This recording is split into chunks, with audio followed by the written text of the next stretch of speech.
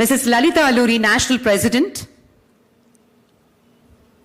She was the President of Confederation of Women Entrepreneurs of India, Telangana Chapter, 2018 to 2020. Under her dynamic leadership, 128 new members joined and did many innovative programs to the members and promoted entrepreneurship through skill training. Please give a huge round of applause, Madam Lalita Alluri, National President.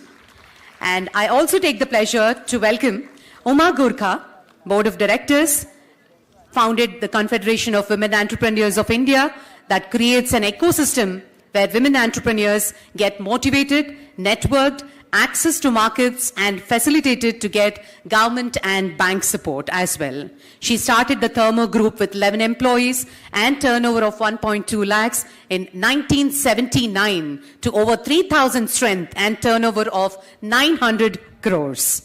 She has diversified to thermo cables, manufacturing specialities, cables for defense, navy, railways, solar, wind power plants, and many more. Madam Uma Gurkha, welcome you, please. And I also take the pleasure to welcome Jyotsna Cheruvu, National Secretary. She's a civil engineer graduate, MBA in HR and behavioral trainer. Jyotsna has more than 2 decades of experience as an entrepreneur. She's also associated with Confederation of Women Entrepreneurs for the last decade, holding various management positions. She is presently on advisory board of construction. Good morning, everyone. It is my privilege to welcome you all to this conference, WISE 2025, on Sustainable and Emerging Technologies and Global Opportunities. In today's rapidly evolving world, technology plays a vital role in shaping our future. As we gather here today, we recognize the immense potential of sustainable and emerging technologies in transforming industries, economies, and societies. This conference brings together innovators, thought leaders, and experts from around the world to share insights, explore collaborations, and unlock global opportunities. Finvesco, SERP, without whom this event would not have been possible. Conference is new partnership, innovative solutions, and policy recommendations. With this conference, we are expecting connections between the entrepreneurs, innovators, investors, and collaborations with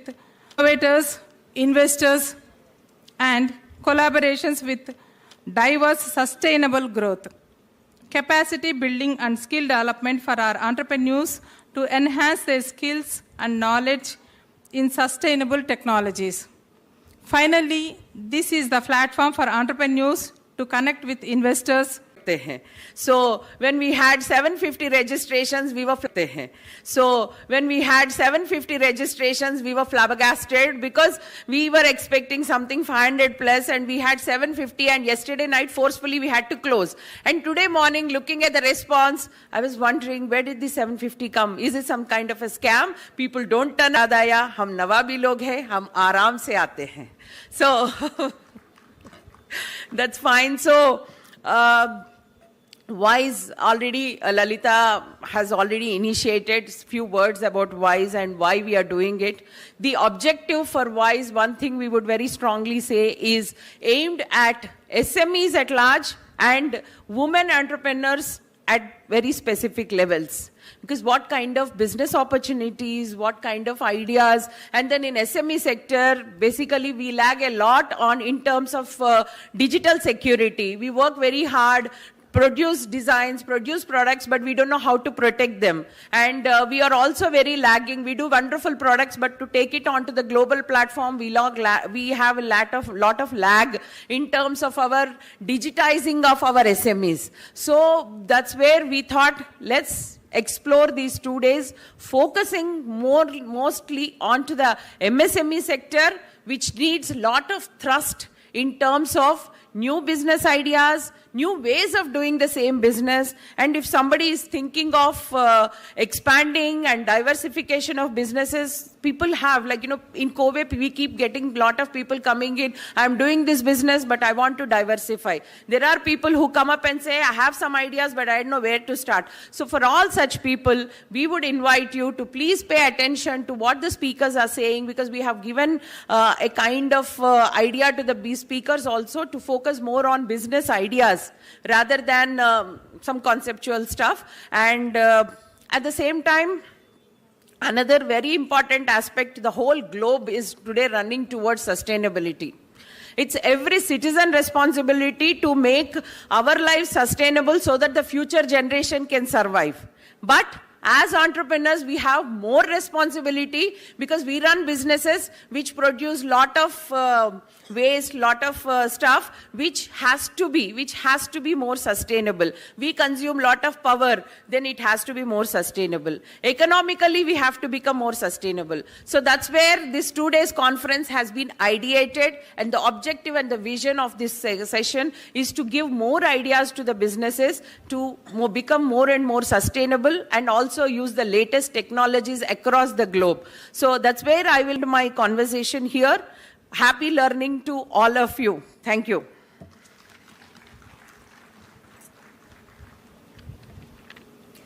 Thank you, Jyotsna. Thank you very much. I now request our Board of Director, Ms. Uma Gurkhaji, to give us a brief about COVE.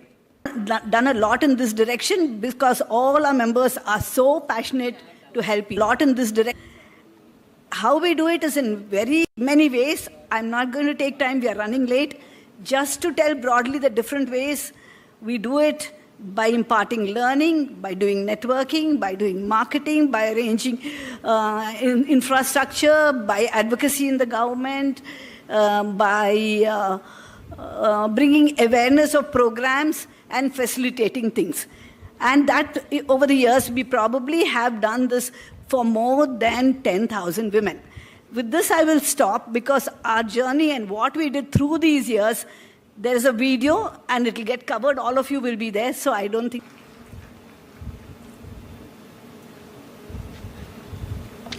Thank you, Madam Uma. Well, ladies and gentlemen, now we have something very, very interesting. You need to open your phone, go to the App Store and download this app called WISE 2025. I request all the three ladies to please come forward and do the honors. We're launching the WISE app. App launch.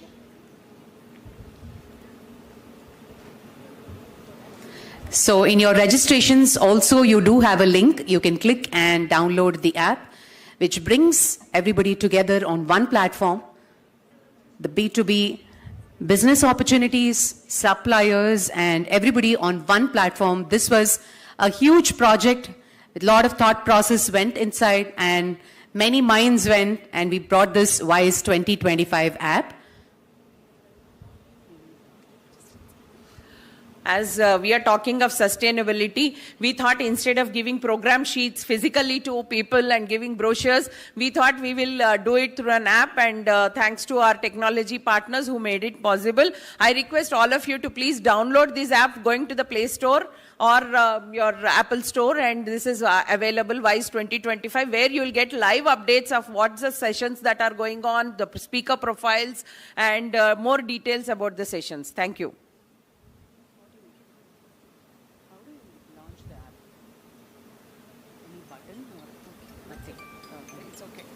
People can just download it. Yeah. All right, I request all of you to please put your hands together. That's the WISE 2025 app, and you can download and start using it. Thank you very much. And we move on to the first session of the day, ladies and gentlemen. Quickly, I shall introduce the speakers onto the stage. I thank all the ladies. Thank you very much.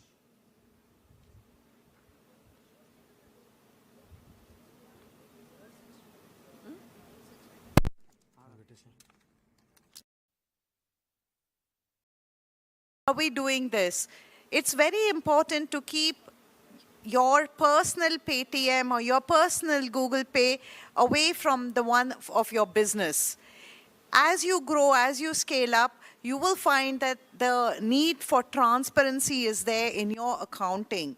And this can only happen if you keep the two accounting systems of your personal life and of your business that you're building separate. And this is what Paid is here to do. We would be very happy to work with all the COE members to ensure that they are able to sell better, both within India as well as in the international market. Thank you. Thank you, Alka. It's a great pleasure for me. Good morning, everybody. It's a great pleasure for me to moderate this panel on building digital culture, the strategies for MSME. This discussion is more relevant than ever in today's rapidly evolving business landscape. The digital revolution is reshaping businesses globally, and MSMEs are at the heart of it. With over 63 million MSMEs in India, contributing 30% of the GDP and nearly 50% of exports, their role in economic growth is undeniable. However, less than 25% of Indian MSMEs have fully embraced digital tools, highlighting the need for a structured approach to digital adoption. How can small and medium enterprises effectively leverage technology to compete and scale globally? That is what we will be discussing here today. And to help me talk about this, I have a very distinguished panel of speakers. Let me just introduce them to you. We have with us Dr. Sriram,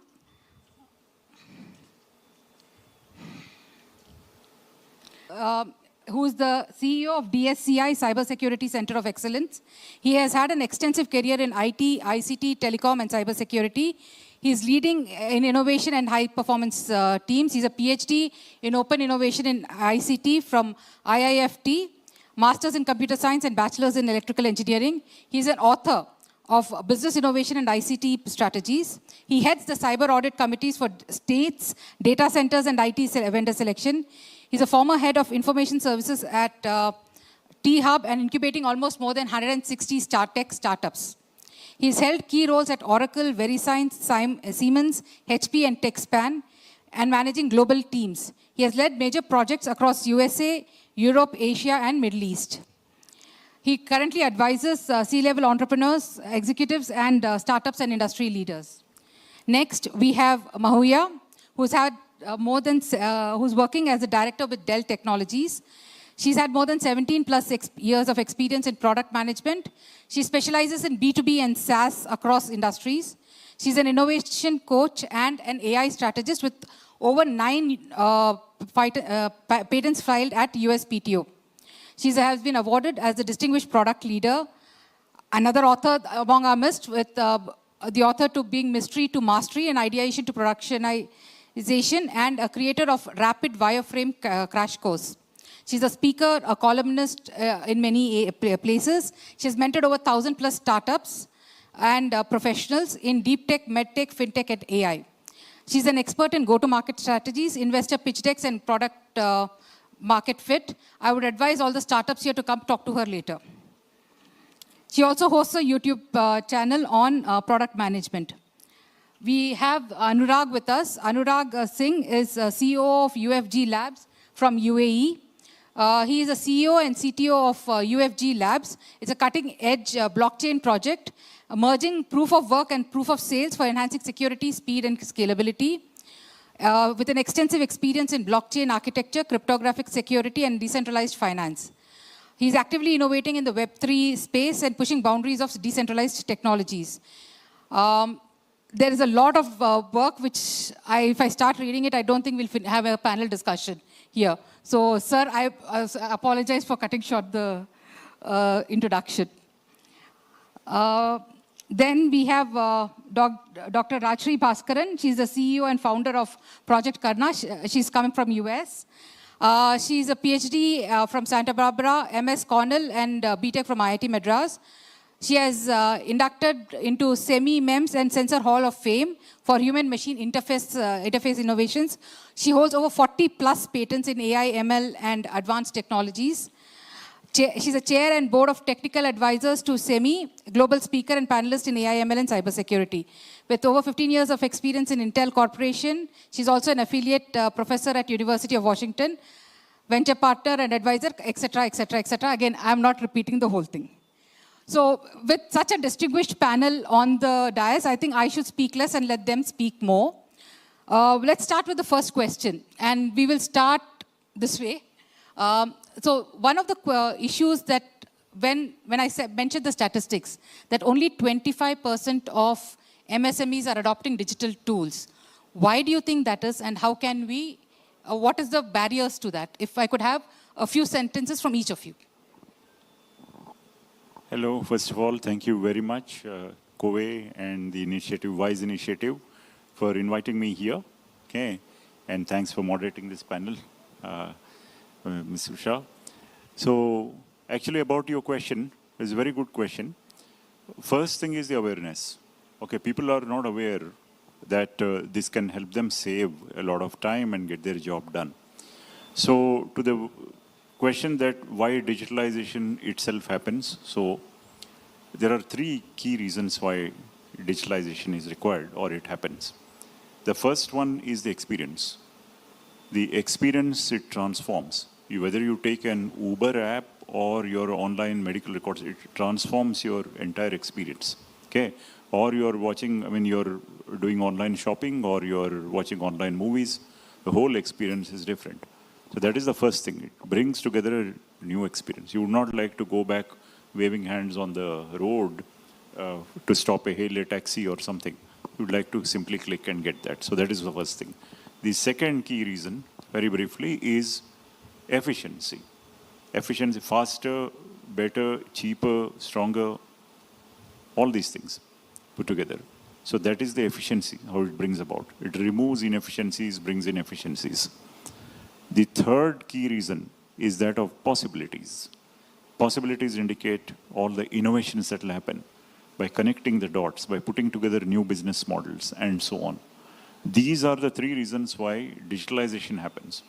Now, what has happened is the people who need it the most, okay, who are in all these departments, for example, MSMEs are there, startups are there.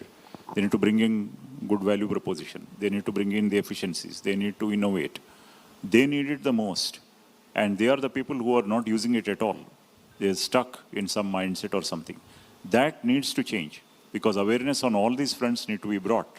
And I'm sure that organizations or conferences like this can help make a big difference. And through demos, and nowadays it's even cloud. You don't even have to invest in infrastructure to take to digitalization. So I would say the topmost reason is that of lack of awareness. The second thing is a hesitance towards investment. They feel that whatever value proposition, they can simply continue in that. That's a mindset thing. You need to break that and show that there are new possibilities of doing things, right? And because everything is being done in the same way and all. So I just want to, I'll call out maybe later in the session or so. Only in India, there is a misconception that MNCs mean big companies. Wrong. Whether you go to Taiwan, South Korea or so, small companies are MSMEs. And this lack of digitalization is what is causing them to be stuck. They can even export globally. They can do a lot of things with it. I'll stop here. Thank you, sir. Maria? Yeah, so I completely agree with what Sir just mentioned. I'd just add a few more points to it. So, of course, I also agree that it is mostly awareness and investment, which are the main hindrance or which are the top two barriers to adopt digitalization. But at the same time, there are, I'm sure, a lot of SMEs who want to go digital, who want to scale and go global, but they don't know how to go about that, how to go about and do that in the best possible way. So yeah, also there are a lot of misconceptions also. Like one is, I would say, a lot of SMEs do not know, and the second part is misconception. I'll elaborate a little bit more on the misconception part.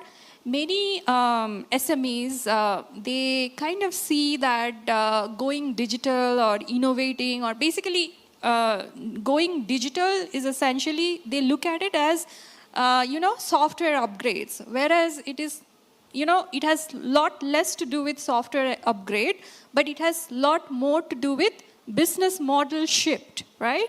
So I'll just give, a few examples so that it kind of sticks.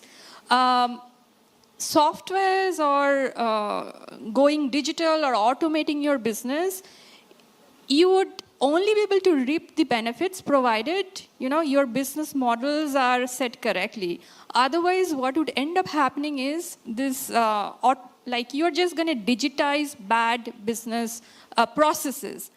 Let me give an example. There is this, manufacturing unit, textile manufacturing company based in Surat.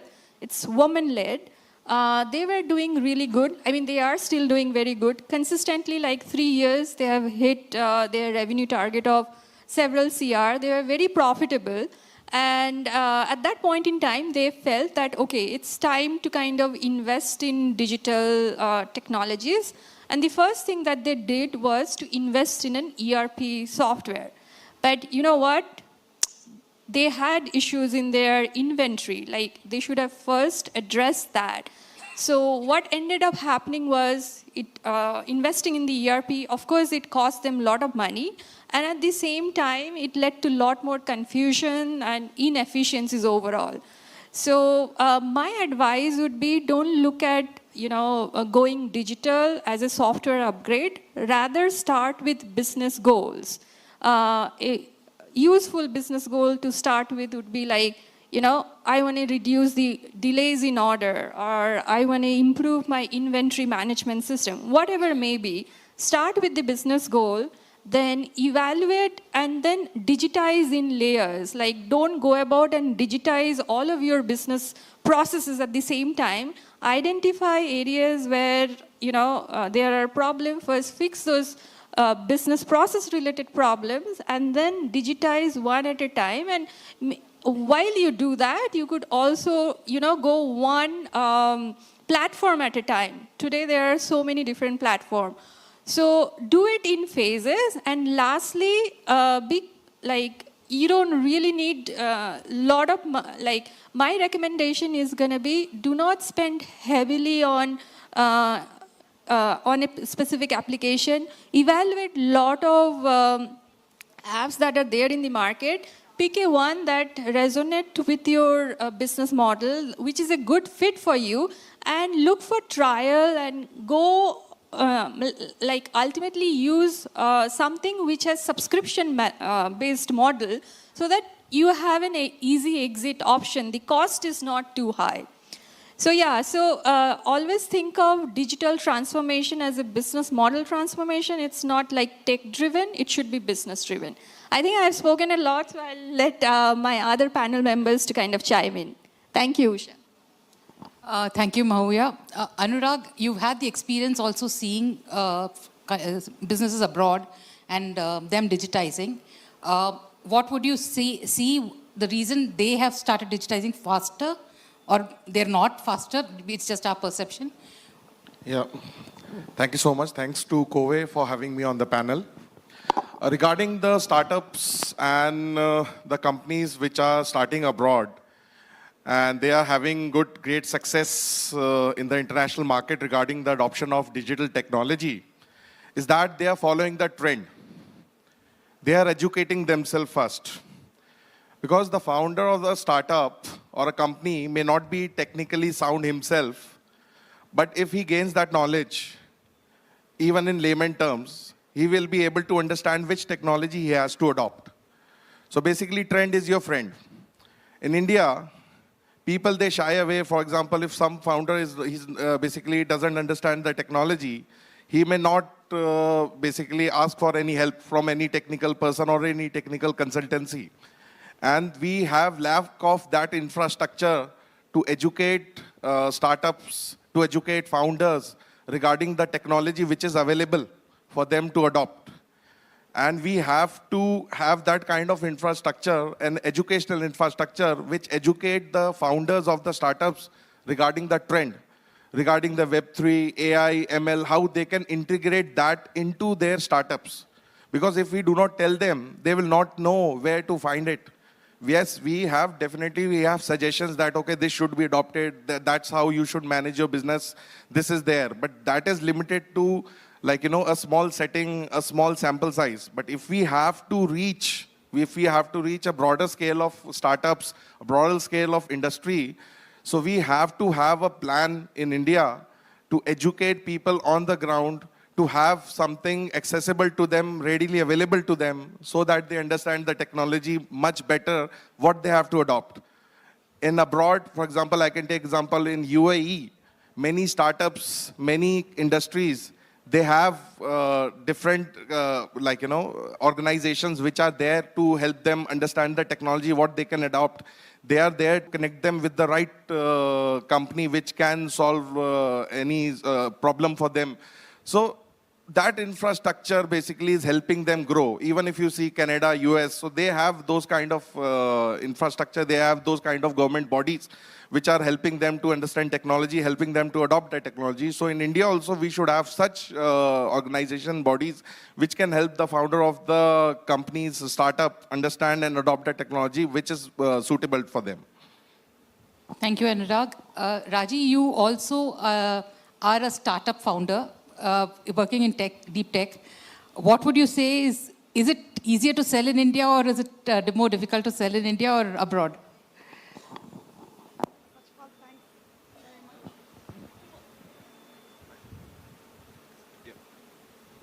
First of all, thanks very much for having me here in this forum. Yes, I'll make a couple of observations about my product, but before that, generally as well, the biggest opportunity in front of us is kind of, I think for the last 2 decades, there's been a lot of digital technologies coming that can help with any business of all scales.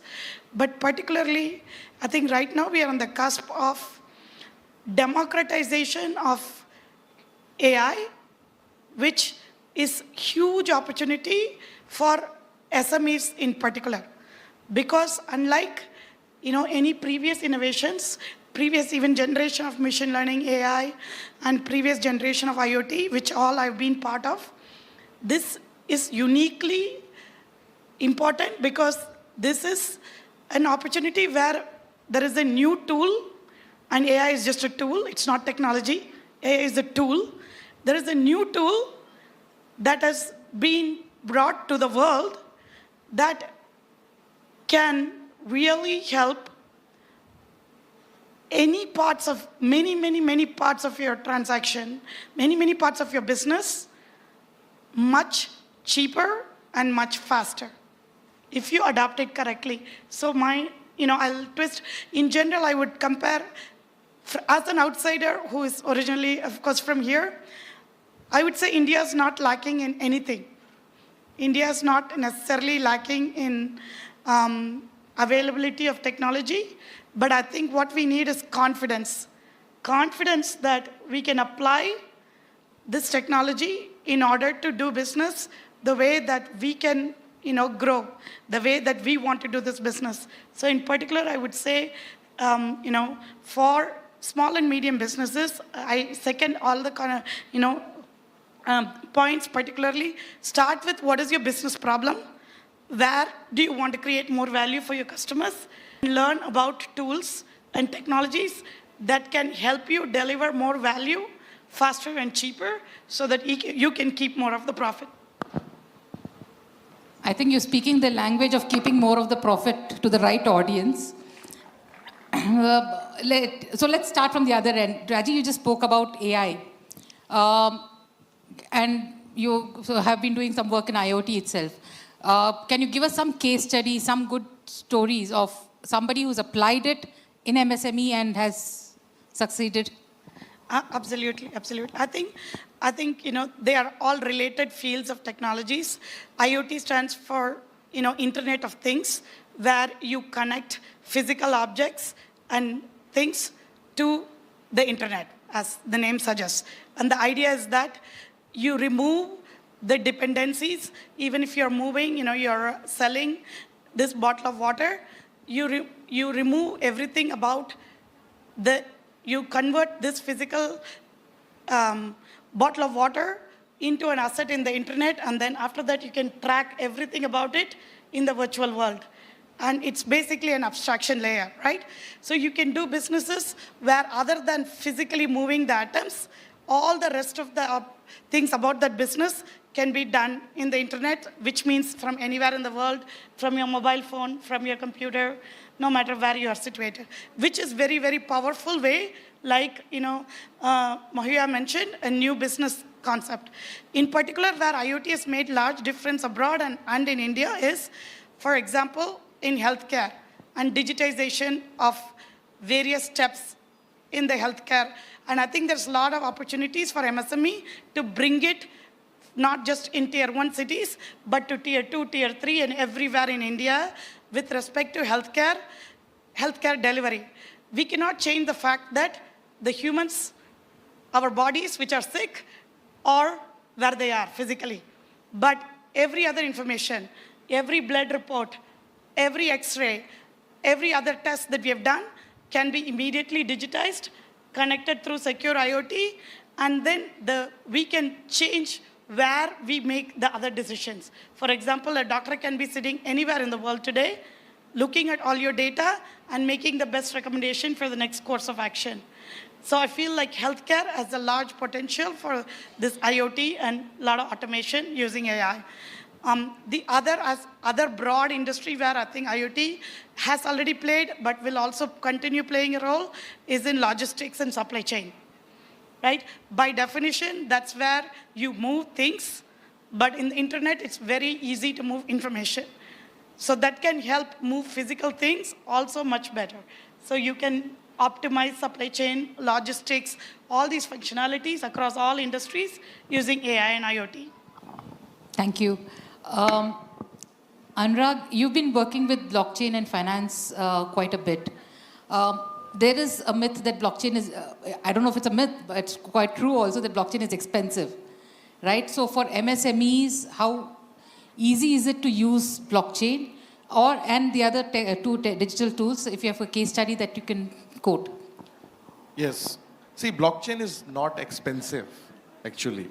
If you see right now, there are blockchain solutions available in the market where companies, startups, and SMEs, basically they can deploy their projects on layer 3 and layer 4. So blockchain consists of many layers. It consists from layer 1 to layer 4. So layer 1 and 2 are the core layer, basically, which is the part of the foundation which is developing it. Then layer 3 and layer 4 are meant for the people to deploy their retail projects on it. And people can deploy it for the fraction of cost. You can just deploy your project, you can deploy a decentralized application, automation, anything, just for few dollars, for few cents.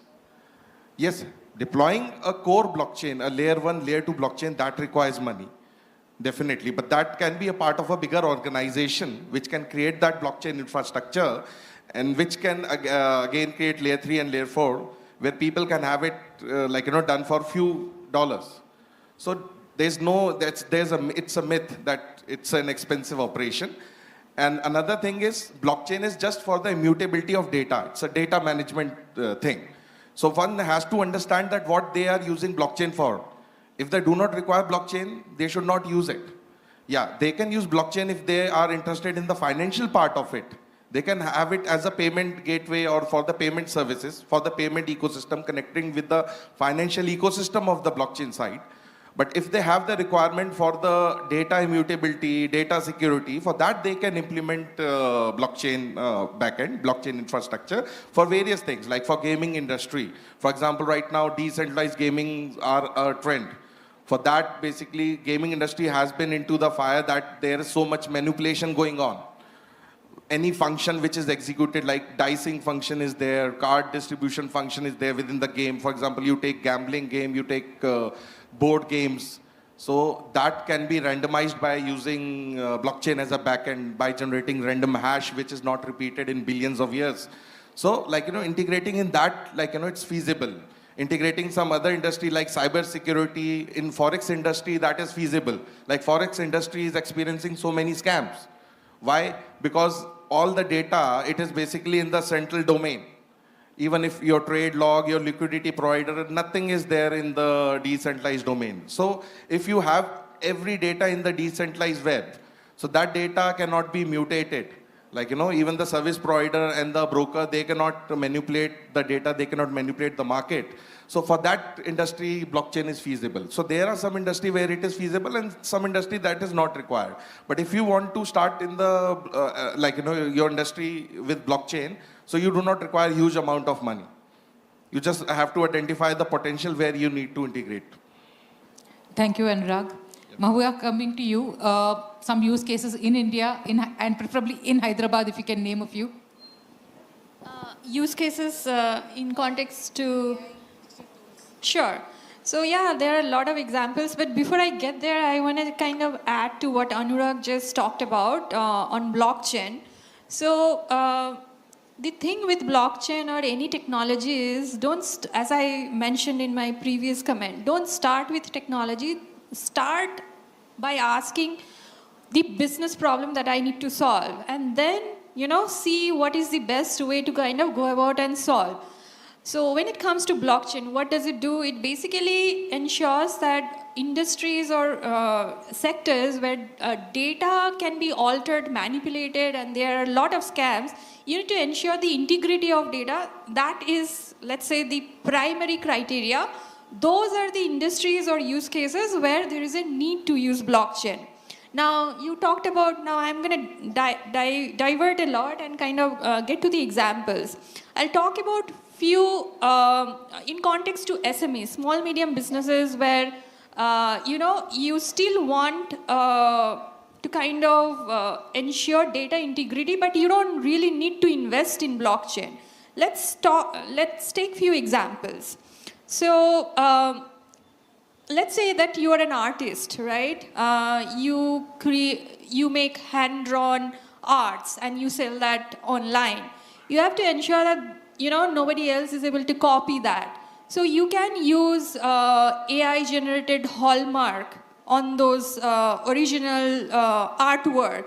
That's a way to kind of identify that it's your original artwork. So there are cheaper and other alternatives. I'll give another example. So there is, I actually know this company. So they create Kanjivaram sarees. They are based out of Chennai.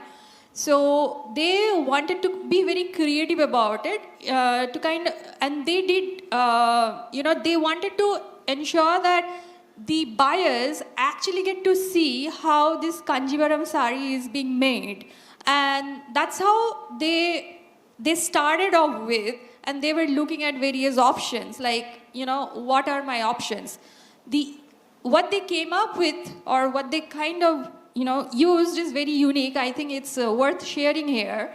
So in the sari, there is like in any sari, like if you go to any local market or any place to buy sari, you would find a sticker, right? That tells you its MRP and all of that. Over there, they have put a QR code. And that QR code takes the user back to a video which shows how that sari was made and, the entire process around it.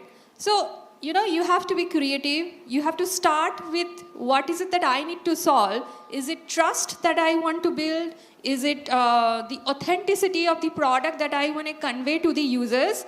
And there are a lot of different ways of getting there. Blockchain doesn't have to be the, one and only solution. So yeah, so these are a few examples that I can talk about. And do you want me to give, there are so many examples in my head, so do you want me to continue or? Okay, yeah, I thought so. So, sir, this thing to you, you've been talking to a lot of entrepreneurs about cybersecurity and data. Somehow in the MSME world, we think we do not have data, we do not have cybersecurity is not a big problem for us. Solve the mystery for us. So yeah, good question. So first thing is, I'll keep it very short in the interest of time. First thing is that The value chain has moved into the cyber world mostly. Physical goods are seen almost as a last leg of the chain, which can be outsourced to highly automated factories or other countries, third world countries. Everything, the value has moved into the cyber world. Even you see all your documents and all, you may or may not take a printout, but bulk of it is there. Money also, you see that most of it is digital. So in that manner, so now what is of value needs to be protected. And unfortunately, in the cyber world, sort of different laws apply. Like the laws of physics is different. You do not have there to protect physical goods and human life. Okay. In the cyber world, for example, to replicate an object in the physical world takes equal number of molecules. In the cyber world, you can make 1 million copies at zero cost. Okay. Similarly, the business of sharing. For example, if someone is sitting in a chair, I can't use the same chair. Or if someone is drinking a bottle of water, I can't take the same. Whereas in the cyber world, the very notion of cloud is that of shit. I get a lot of calls saying that I got hit by a ransomware attack. I got hit by something else. And how do I do that? I didn't have backups and all. So many means and measures are there for cybersecurity world because you do not realize that you're using so much stack. Right from your apps to the network, to your endpoint devices, to the application layer, the platform layer, application, cloud, cyber forensics, many areas are there. So I'll just add a couple of points that if you were to take the GDPs of the world, if cyber crimes were a GDP, it would be the third largest GDP in the world. Okay, today. First is US with $24 trillion, second is China, US with $24 trillion, second is China with some $18 trillion, third is cyber crimes with $8 trillion, the next is half of it, Germany and Japan of equal size, $4 trillion. Then comes India with 3.75 trillion. Something which is of the size of the third largest GDP in the world. That is one thing. The second fact is that if you were to take something like this Alliance group, you must have heard of Bajaj Alliance. Alliance is an insurance group. What are insurance groups? They track risks very closely. Cyber risks are deemed to be the #1 risk in the world today, surpassing every other kind of risk. Climates, catastrophes, natural disasters, terrorist attacks, business interruptions, political unrest, everything else falls behind. Cyber risks are the #1 risk in the world today. So something which is of the size of the third largest GDP in the world and which is deemed as the #1 risk in the world today, how should you approach it? You cannot approach it from the point of view of saying that, what is the big deal? Let me put a little antivirus and one firewall and be done with it. It just won't work. You will simply lose heavily, and many of them, including Fortune 500 companies, have been attacked very badly. So that is there. You need all kinds of measures. Let me close with a simple example, which sums it up, even the ones which I had mentioned about blockchain. Take simple thing like academic degree certificates. Okay, academic degree certificates. Now, you need to protect not only today's data, but 10 years ago, whatever data also. Why? Otherwise, somebody will come with a degree saying, I'm an MBBS from this college, 10 years ago I passed. It could be a fake certificate, right? So how will you protect it? So one of the ways, one of the startups that we have, by the way, Cybersecurity Center of Excellence, we incubate about 60 plus cybersecurity startups here. Okay, and we work with governments, intelligence agencies, policy, organizations, as well as with corporates, large, medium, small, and then with user enterprises like banks, pharma, retail, and all, and with academic institutes, research, faculty development, student development, conferences, hackathons, so on, and with international bodies like Hague Security Delta, Hague Center for Strategic Studies, Netherlands, CyberWest Australia, Israel, US, so many other countries. So UK, the other day Cardiff University, all these people are here. So what we do is, so taking this example, academic degree certificates, if you were to put it on a blockchain, okay, one of the startups does that, then you are protected so that nobody can bribe some clerk and simply enter some data or do something and do that, provided they are validated before putting it. So there is certain business case, as Mahia mentioned, for which it really applies, and you need to use that. And then there are a whole host of tools. There are about 200 areas in cybersecurity. Not delve into that. The rich career, because by the way, an opening for you, it's a $2 trillion market. Okay. So of which, what will happen if people don't invest $2 trillion in it, the ecosystem doesn't invest, there are going to be straight $12 trillion worth of damages. That is the reason why 2 trillion. And we as an industry body, what is a problem we view as an opportunity. because there is such a large gap, sitting here, we can solve the cybersecurity problems of the world. Privacy laws, so one last line on it. We had GDPR in Europe, and here DPDP Act has come out. The highest ever fines in all civil and criminal codes are imposed for breach of personal data, which is 250 crores. And in that, if they find multiple breaches, it jumps to 500 crores. So, and now multiply that by 137. 137 countries have adopted data security, data protection laws and data privacy laws, like GDPR. GDPR, European one, 4% of your annual turnover can be imposed as fines. So given these things, MSMEs should wake up and see that it is of utmost importance. In fact, the contracts themselves, every contract will specify that you are cyber safe, your vendors are cyber safe, everything is cyber safe. So I'd urge everyone to take note of this. Thank you. Thank you. Thank you to the panel. I just want to give you all one last word, a minute for a last word, starting with Raji. Okay, that's a perfect setup because I just wanted to add one thing to it. Absolutely, any problem that's big enough is also an opportunity that's big enough. And in the context of Indian women entrepreneurs, biggest message I want to say is, this is pure white field because cybersecurity, don't be afraid of acronyms. It is just people making up random 4 and 5 letter words for things that they cannot explain more simply. So come join the cybersecurity industry. I'm building in it because I see the opportunity, and I think there's opportunity for people, particularly SMEs, because the flavor of cybersecurity you need depends on the amount of digitization and the understanding local knowledge, local culture, and local ways of doing business in order to also secure them. So while there is big problem, there's also a lot of solutions to be built, and I'll be happy to mentor anyone who wants to build in this space. My last word is that in India, even for women entrepreneurs, we need a technology infrastructure, an infrastructure where people can understand the technology, how to integrate that technology within their business, a right technology within their business. If they have to integrate blockchain, they have to understand that blockchain is required for their business. If they have to integrate AI and ML, they have to identify that it is required for their businesses or not. There are several segments in the digitalization. People have to identify which segment is suitable for them. So we need to have an infrastructure which educates the startups, which educates the industry, existing industries about what is required, what they are lacking in, what is the problem statement. So we have to provide them the solution statement. We have to provide them in a passive mode. Nobody will actively come and fetch for themselves.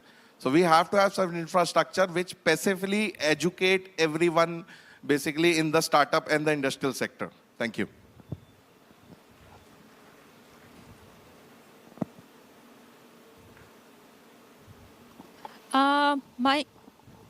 Hello.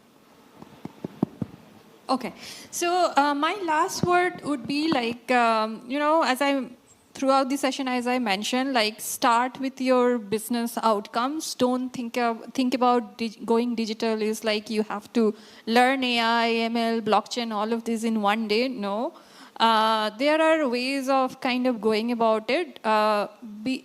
So Anurag talked about an infrastructure which is very much needed in India. Probably, I'm hopeful, I'm an optimist. I believe that those kind of infrastructure would be there in the future.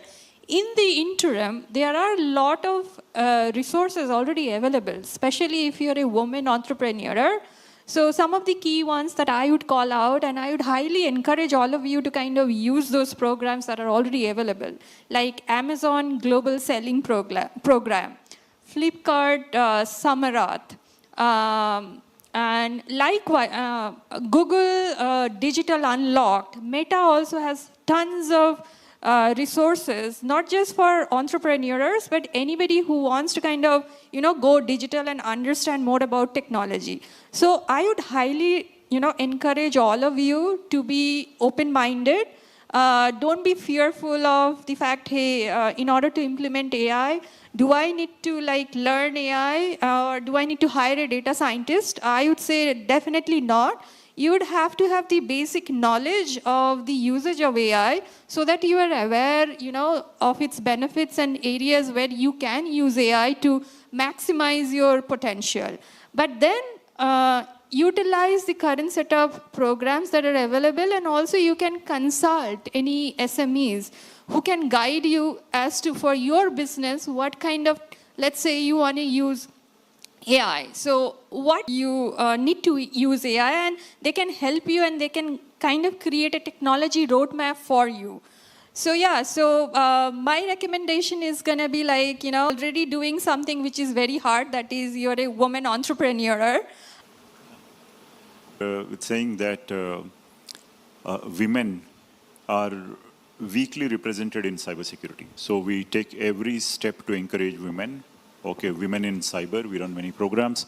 So I'd highly encourage you to enter that field. There is a big misconception that I want to dispel, that cybersecurity is all about techies and all that. No. It's a very, some hooded people sitting in some basement hacking away and all that. It's an absolute misconception. It is a very big, respectable field. Much like, say, you defense. If you're in defense, doesn't mean all the people are running in the front line with guns. Okay? So, like defense. So there are many, many areas in it, ranging from law, legal, like privacy law, cyber law, and all that, to psychology. Okay, cyber psychology, and so many areas, to user experience. And of course, technical. In technical also, there are a wide range of areas. So that is the thing, and it's not some hype that's going to go away. When I talk about cybersecurity, I mean cybersecurity and privacy. Both are like cousins.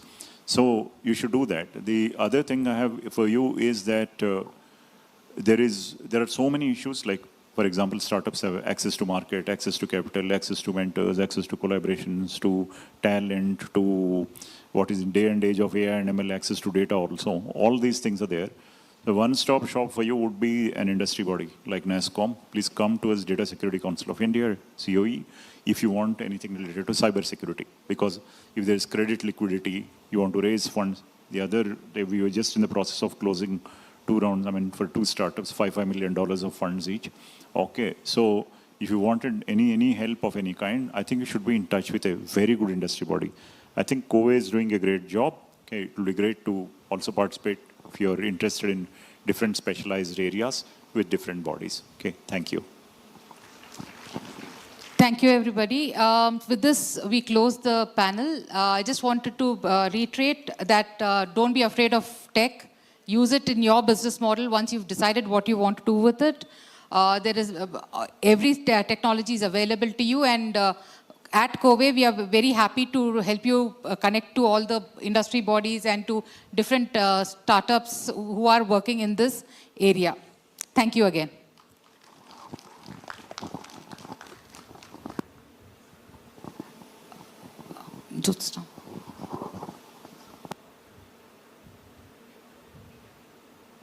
There's mementos to be given.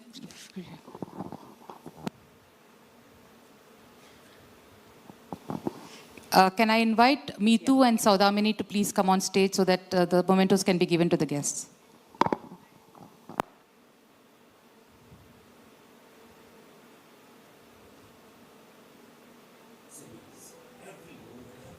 Loan approvals are a key driver of business expansion and success. Now, here comes a solution that's faster, smarter, and more innovative for MSME financing.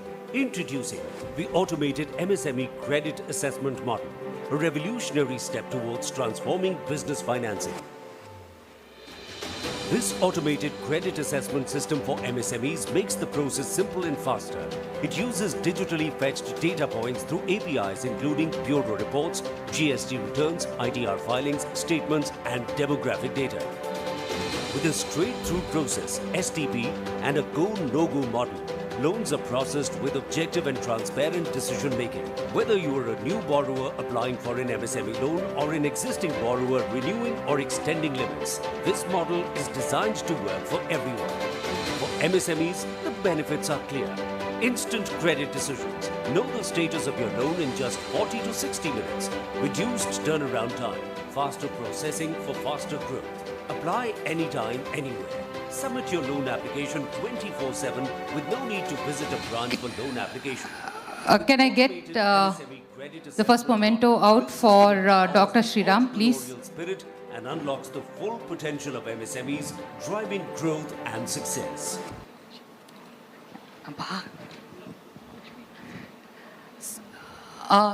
Can you please get Dr. Sriram's? Thank you. Sauda, can you please do the honors?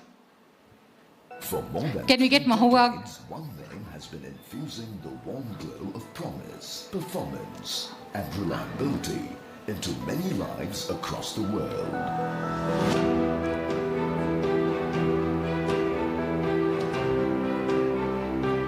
Anurags and Rajis, both of you please come out too. Thermopads, specialists in heating solutions for domestic, commercial and industrial applications.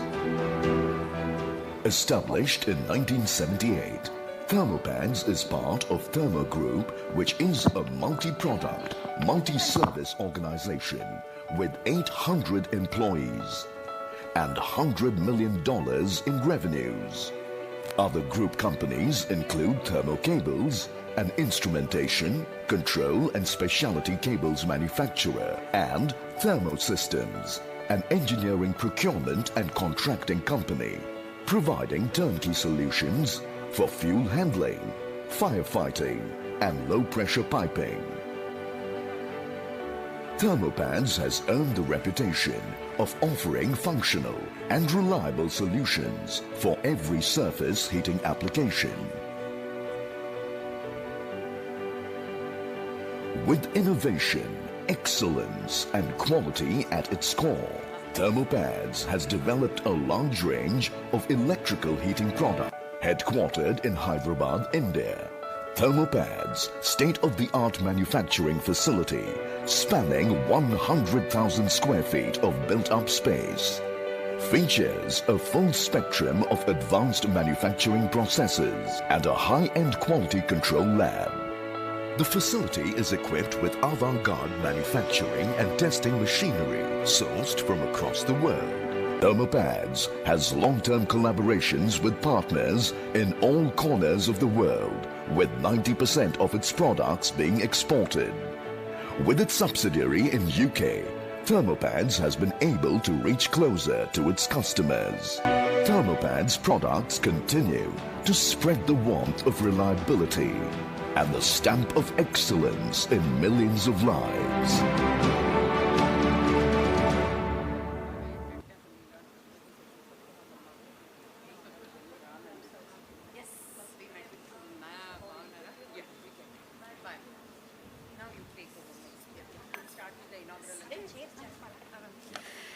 A huge round of applause to all our speakers. Thank you so much.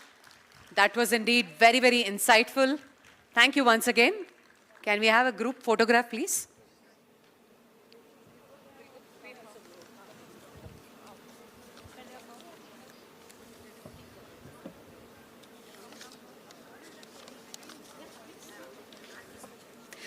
Gauranilu, Senior Congress Politician, Honorable Minister for Forest, Environment and Endowments, Telangana, Srimati Konda Surekha Gariki, Swagatam, Suswagatam.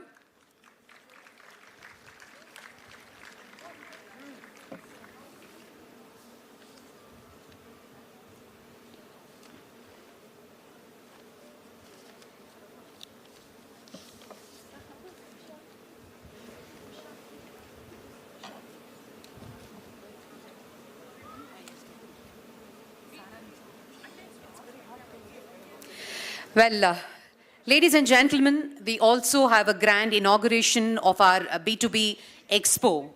We bring together industry pioneers, innovative startups, and visionary business leaders under one roof. This event is your gateway for forging new partnerships, exploring groundbreaking solutions, and unlocking limitless growth opportunities. Let's kick off this expo with enthusiasm as we celebrate the spirit of collaboration and the power of innovation that drives our business community forward. So today, in a short while from now, Honorable Minister will unveil and inaugurate the B2B Expo as well for a successful connection. On that note, we begin with the inaugural session and our Honorable Governor will join us shortly. It gives me great pleasure to invite our Honorable Minister for Forest, Environment and Endowments, Telangana, Gauranilu Konda Surekha Garini Vedik Medaki Savininga Ahvanistunam.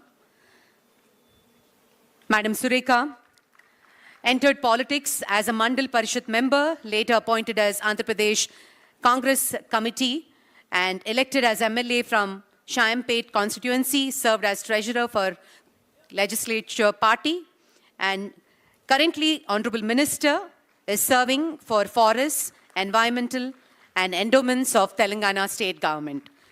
Hearty and a warm welcome to you, madam. And it gives me great pleasure to also invite Mercy Pao, Joint Secretary, Ministry of Micro, Small and Medium Enterprises India, MSME, who has served as an official part-time director of the National Small Scale Industries Corporation. Leadership and responsibilities were efficiently undertaken. She also advocates for MSME's role in clean energy transition. She has participated in Economic Times Now SME Transformation Summit 2024, Central Secretariat Service Officer, appointed Joint Secretary in Senior Administrative Grade, engages in MSME and green energy conferences as well, works to strengthen MSME's contribution to India's economic development and sustainability. Let's all put our hands together and welcome Ms. Mercy Pao. And now it gives me great pleasure to welcome Dr. Sangeeta Reddy, a global healthcare leader, entrepreneur, and humanitarian, serving as Joint Managing Director of Apollo Hospitals, Asia's largest healthcare group. Past President of FICCI, Honorary Consul of Brazil in Hyderabad, member of World Economic Forum, leads health tech advancement in AI, IoT, data analytics, drones, and blockchains. She's been awarded as honorary doctorate from Macquarie University, Australia, for transformative contributions to healthcare. Thank you, madam. Thank you so much for joining us. And I now take the pleasure and honor to welcome the President, Mahila Dakshata Samiti of Telangana and Andhra Pradesh states, Dr. Saroj Bajaj. Being mindful of her mission to empower young ladies and help them lead independent lives through education, she has left no stone unturned to benefit society. Her zeal to educate women and make them valuable citizens has been her life's motivation. She's always wished that girls should be educated because they would have the responsibility of their whole family. It is important to highly educate them. Girls should have moral values, which are another crucial aspect, as education focusing on moral values can reduce societal crime. Indeed, she is a role model for all the young minds for years to come. Welcome, Dr. Saroj Bajaj. I also take the pleasure to welcome Meghana Jupalli, a visionary leader in real estate, education, healthcare, and entertainment. She has been into healthcare and education-led development of JIMS Homeopathy College, Yashoda Nursing College, and 20 lakh SFT Yashoda Hospitals facility during COVID-19. Infrastructure development spearheaded by My Home Avatar and My Home Bhuja, transforming 37 million SFT of Hyderabad skyline. She's been awarded, featured in the Forbes Top Visionary Leader 2024, Entrepreneur of the Year 2024, Education Leader of the Year. A hearty and a warm welcome, Meghna. And may I now welcome Ms. Sita Palachola, CEO VHub. Sita is a startup and technology enthusiast, entrepreneur, fashion designer, healthcare specialist, committed to sustainability and community building. Please welcome Ms. Sita. All right. And Honorable Governor and Honorable Minister will join us shortly.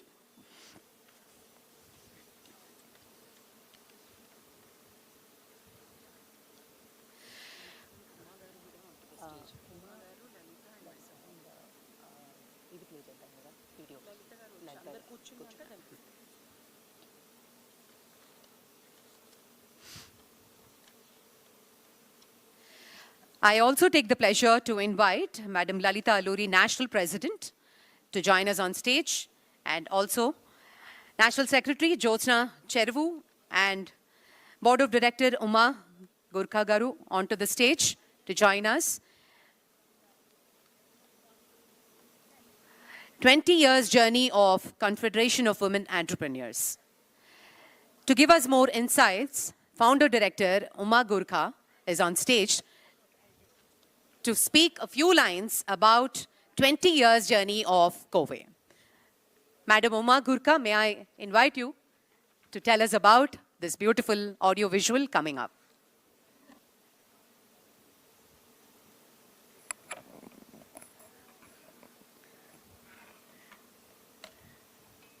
Honorable dignitaries on the dais,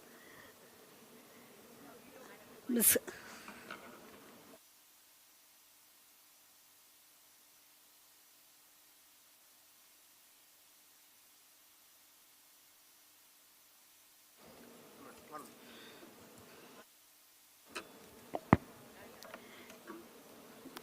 So, honorable dignitaries on the dais, Madam Surekha Garu,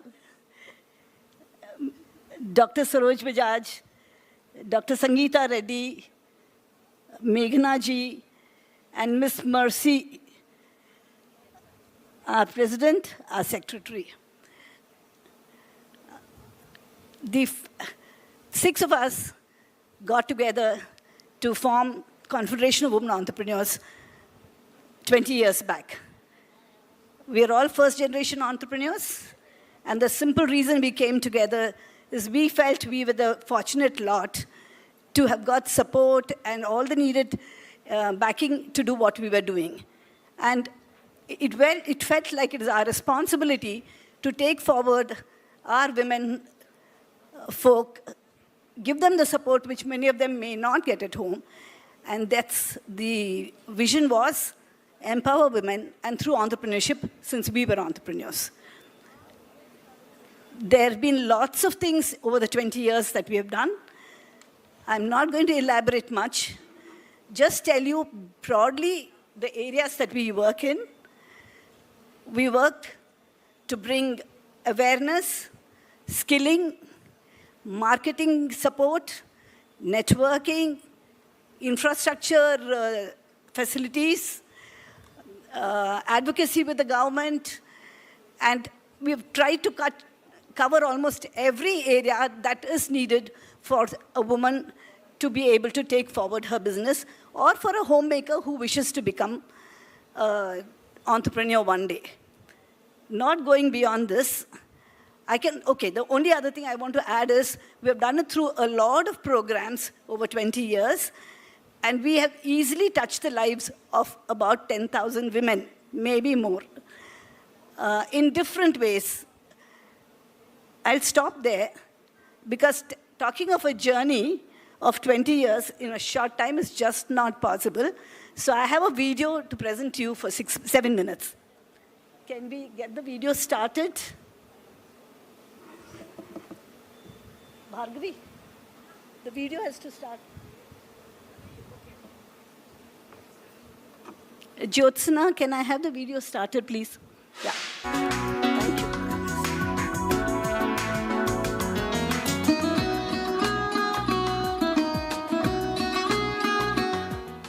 Empowering women entrepreneurs, strengthening businesses, creating a legacy of success.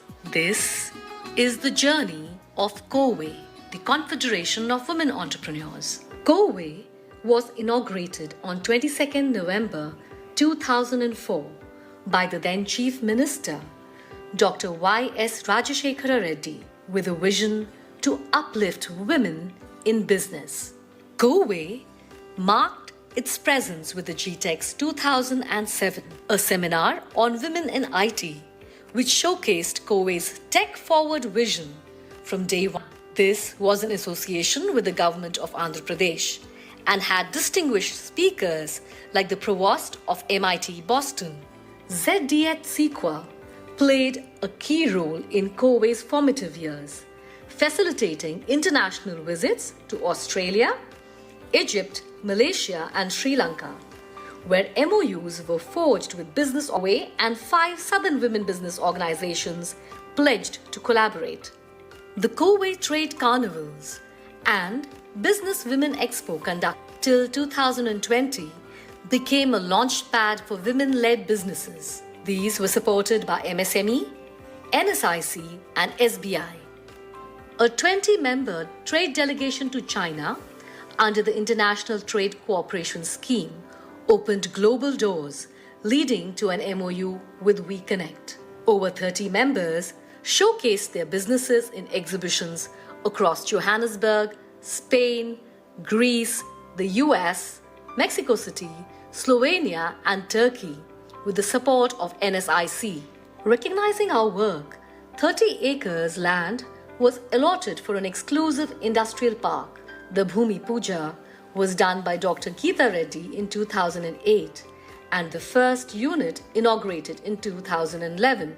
Confident of our potential, the Department of MSME, Government of India, appointed COWE as a member on their board in 2008, and NSIC signed an MOU with COWE, the only organization to take their schemes to the grassroots level in 2009. Now was time to spread our wings, and the first chapter was launched in Karnataka in 2012, followed by Delhi, UP, Uttarakhand, Tamil Nadu, West Bengal, and Andhra Pradesh in 2013-14, Rajasthan and Maharashtra in 2016, Gujarat 2020, and Haryana in 2024, making a strong presence with 12 active chapters. The launch of Young COWE in 2013 led to many MOUs with colleges, inculcating a culture of entrepreneurship while at college. COWE organized walkathons in 2013 and 14 and initiated the Excellence Awards in 2014, a prestigious annual recognition for outstanding women. Identifying talent and directing it towards entrepreneurship has been COWE's forte. Programs like Rasoi Queens, 5 seasons across Uttar Pradesh, Uttarakhand, Punjab, Delhi, West Bengal, and Paushtik in over 10 districts of AP and Telangana identified and motivated talented homemakers to become entrepreneurs. Gujarat's Juice Cart project helped street vendors transform into dignified business owners with SIDBI and IIM Ahmedabad support. In 2015, COWE was named the Best Business Association by FTA-PCI. Adapting to COVID-19, Virtual COWE Mart connected women entrepreneurs nationwide from Andamans to Leh, COWE skilling them with photography, social media, and online banking skills. Another program during the COVID time was conducting 42 webinars that educated women on industry trends, Stand Up India, and linked them to bankers. As an implementation partner for Stand Up India, COWE published an e-book launched by Honorable Finance Minister Nirmala Sitharamanji. COWE was the only women organization to participate in the GOI budget webinar in the esteemed presence of Honorable Prime Minister Shri Narendra Modi ji. Post-COVID, COWE resumed physical exhibitions with Jaipur Bazaar in Jaipur, Nari Swavalamb Sashakt in Ahmedabad, and COWE marts across Telangana, AP, Uttar Pradesh, and Delhi. COWE goes beyond businesses. Its Haldi Cluster initiative is empowering 500 tribal women farmers through technology and training supported by MSME. Under the Aveksha project, COWE has set up 18 free creches benefiting about 400 underprivileged children of women workers in industry and construction with the support from SIDBI and My Home. Through Strive, a World Bank initiative, COWE facilitates 10th grade students with training and placements. The IGSSP, a GIZ initiative, promotes green skills for women. Under the Manage scheme, COWE is building entrepreneurs through agri-clinics. And the STEM program fosters entrepreneurship by mentoring women from ideation to execution.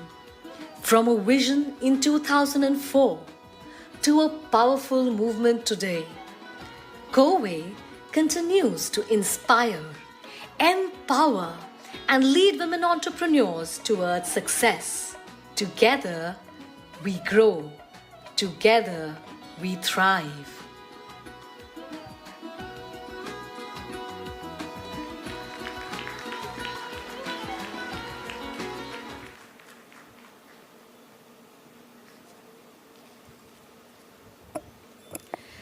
That was the journey of Kowe, ladies and gentlemen. How is the Josh? Can we have more energy, please? That's wonderful.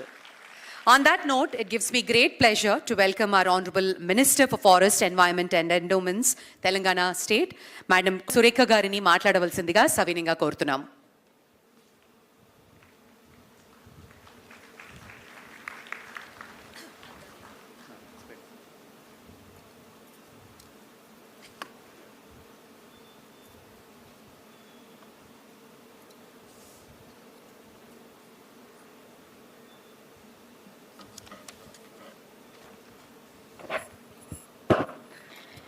ముందు అందరికీ నమస్కారం. ఈ Kovai international 2025 సెమినార్కి నన్ను ఆహ్వానించిన పెద్దలందరికీ, వేదిక మీద కూర్చున్న మరి నా తోటి సోదరిమణులకి, ఇక్కడ విచ్చేసినటువంటి ఎంటర్ప్రెన్యూర్స్కి, ఇంకా ఇతర ప్రముఖులందరికీ నా హృదయపూర్వక నమస్కారం. ముఖ్యంగా ఇందులో పార్టిసిపేట్ చేస్తున్నటువంటి గవర్నర్ గారు రావాల్సి ఉంది.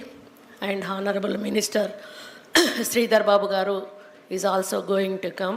Srimati Mercy Ipao, Joint Secretary, MSME, Government of India. Sri Jayesh Ranjan, Principal Secretary, is also going to come, IT and Industry. Srimati Lalita Alori, National President of Kowe, India. Distinguished guests, women, entrepreneurs and students. It is my great privilege to be a part of the Women's International Summit of Entrepreneurship and B2B Expo 2025, a celebration of women's entrepreneurial spirit and contribution to our society. Telangana's people government, under the leadership of Honorable Chief Minister Sri A. Revanth Reddy Garu, is committed to create an inclusive and empowering ecosystem where women entrepreneurs thrive and lead the state's economic growth.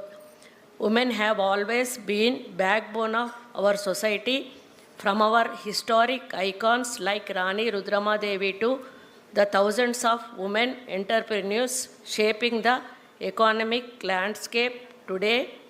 The empowerment of women is not just a matter of social justice, it is a catalyst for economic development. Our forming SHG women into wealth creators through the Indira Mahila Shakti program. This flagship program will enable 1 lakh crore in bank linkages over 5 years with a vision to create 1 lakh women crore-pities. Interest-free loan to SHGs. Loan without interest, we are giving loan to SHG groups. Establishment of Indira Mahila Shakti Bazaars. Skill development and capacity building programs. Integration of SHG products with e-commerce platforms. Custom hiring centers for agriculture implements. SHG managed Mahila canteens, mini supermarkets and generic medical shops. SHG based micro enterprises. Our SHG women are leading enterprises in mini dairy units, handlooms and ready-made garments, food processing units, mother poultry units, agri-commodity marketing and custom hiring centers. Apart from, Telangana government has launched several flagship programs to empower women entrepreneurs. Here are some of the key initiatives. We have India's first state-led incubator for women entrepreneurs, providing access to funding, mentorship and resources. We have aims to promote and foster women entrepreneurship by offering incubation, access to government schemes and building a collaborative ecosystem. T-IDEA, State Telangana Industrial Development and Entrepreneur Advancement Intensive Scheme, offers various incentives including stamp duty, reimbursement, land cost rebate, interest subsidy and seed capital for first generation entrepreneurs. Telangana Women's Cooperative Development Corporation, Telangana Women's Cooperative Development Corporation, established to empower rural women through vocational training, marketing facilities and working women's hostels. Special assistance to women entrepreneurs. The state government provides incentives including additional investment subsidies to women entrepreneurs, especially those from socially deprived categories. Additionally, Telangana is enabling women SHGs, self-help groups, to venture into solar power plants, IT services and logistics, opening new avenues for sustainable livelihood. COVE, a partner in empowerment. I commended the Confederation of Women Entrepreneurs, COVE, for its 2 decades of remarkable work in fostering women entrepreneurship across India. With over 1,800 members in 12 states, COVE has empowered women through training, mentorship and entrepreneurship development programs. Their contribution in developing women's specific industrial estates, skill trainings and grassroots mentorship has created transformative opportunities for women entrepreneurs. The stories of women in Telangana state are a testament to how women's entrepreneurship is reshaping our society. We need to build a network where women support women, mentoring and collaborating for mutual growth. As we stand on the cusp of a new era of women's entrepreneurship, the Telangana government reaffirms its commitment to supporting women as leaders, innovators and wealth creators. I congratulate COVE India on its 20-year journey and wish all the participants of WISE 2025 great success. Together, let us create a future where women empowerments become the cornerstone of Telangana's economic growth. Thank you. నాకు కొంత English ఇబ్బందికరం, ఎందుకంటే నేను తెలుగులో చదివాను. ఇక్కడ international లెవెల్లో అవుతుంది కాబట్టి I want to read in English. అది చదవడం జరిగింది, ఏమైనా తప్పులుంటే మన్నించండి. నిజంగా ఈరోజు ఈ కార్యక్రమాన్ని నన్ను ఆహ్వానించినందుకు వేదిక మీద ఉన్న పెద్దలందరికీ కూడా హృదయపూర్వకంగా ధన్యవాదాలు తెలియజేసుకుంటా ఉన్నాను.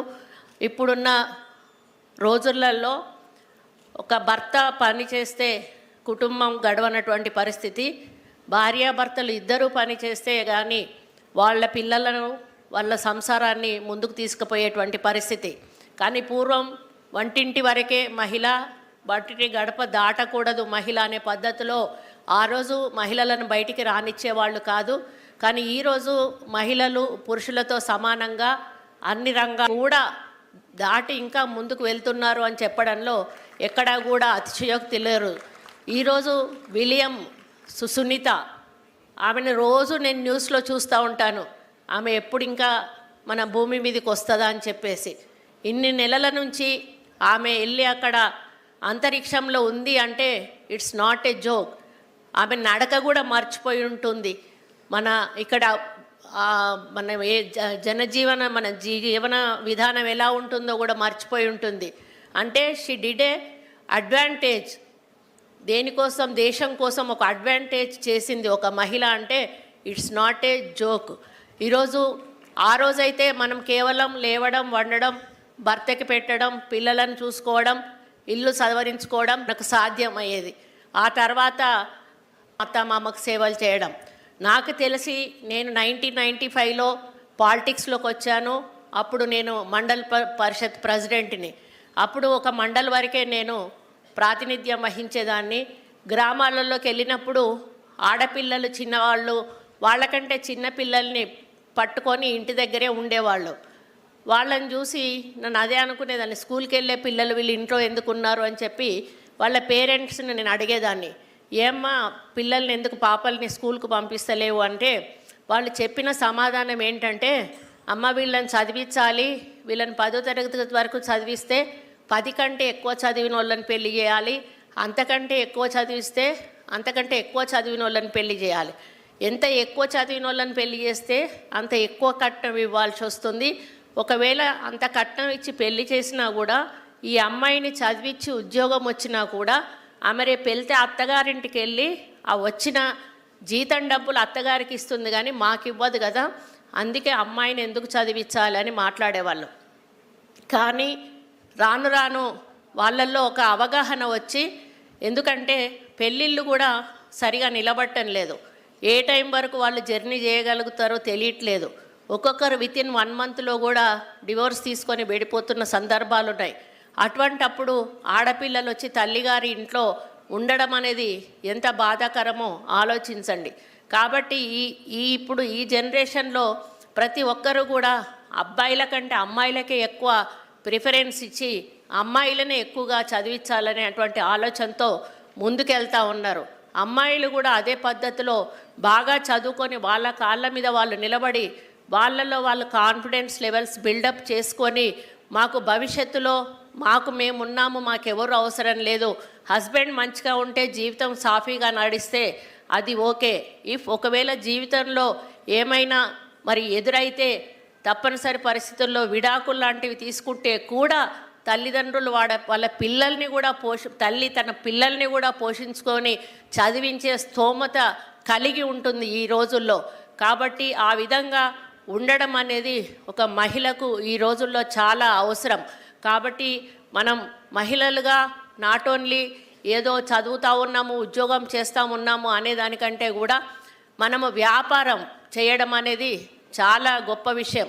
ఎందుకంటే ఈరోజు మనం ఒకసారి ఫోన్ ఓపెన్ చేసి చూస్తే ఆన్లైన్లో ఎంతమంది ఇళ్లల్లో కూర్చొని వాళ్ళ వ్యాపారాలు నడుపుతున్నారో మనం చూస్తూ ఉన్నాం.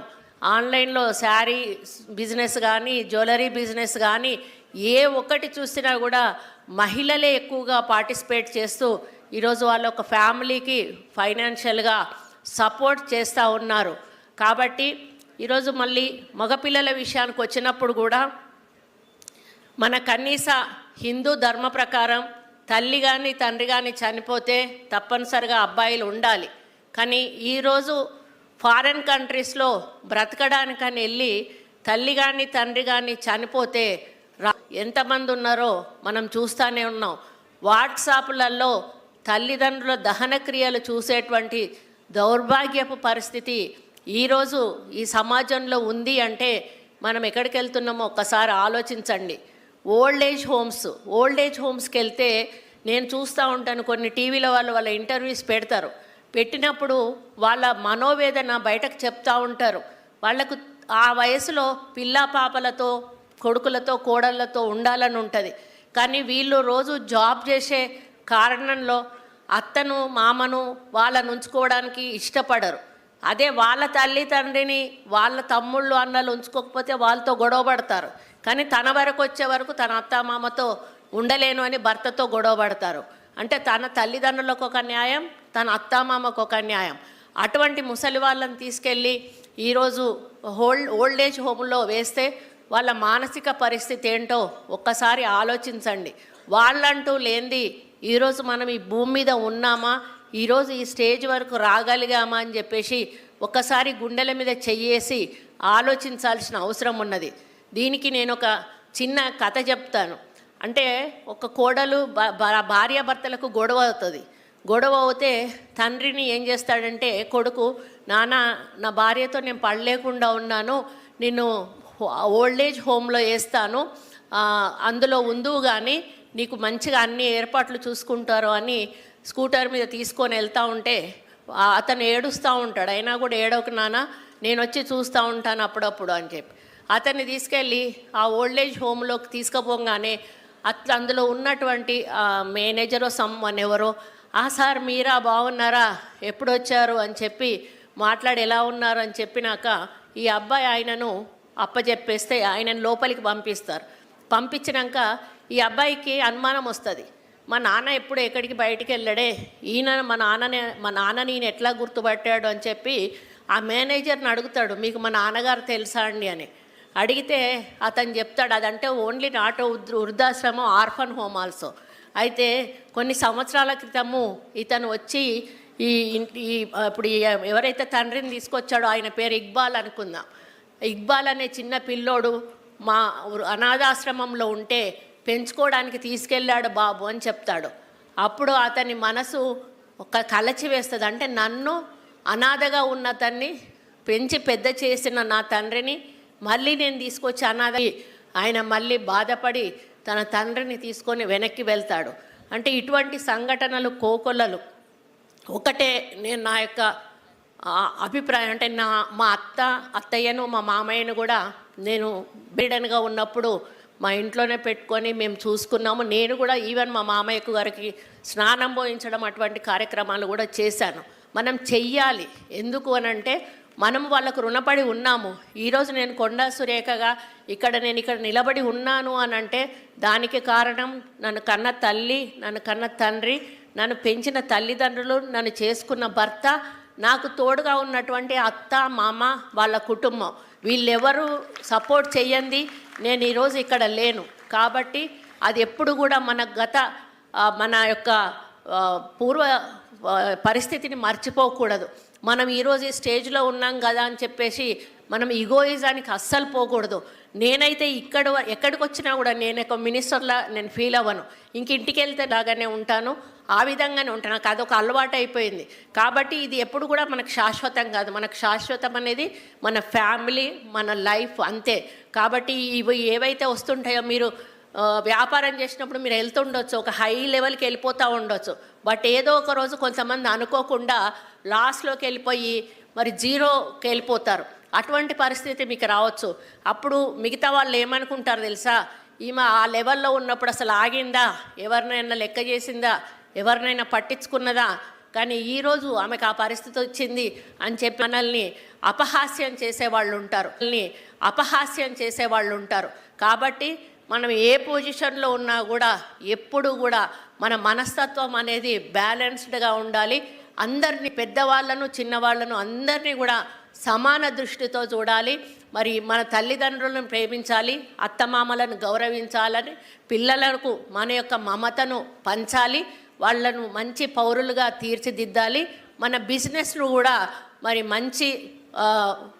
మంచిగా అభివృద్ధి చేసి ఒక మంచి పేరు తెచ్చుకొని మనం ఒక మంచి మహిళగా గుర్తింపు పొందడం. మరి ఇక్కడ పెద్దలను నేను ఒకటే రిక్వెస్ట్ చేశాను, నన్ను పిలిచినందుకు మీ దగ్గర నుంచి నేను ఒక లంచం అడుగుతా ఉన్నాను. లంచం అంటే నా నియోజకవర్గంలో మహిళలను మీరు అభివృద్ధి చేయాలి, దానికోసం మిమ్మల్ని రిక్వెస్ట్ చేస్తూ ఉన్నాను.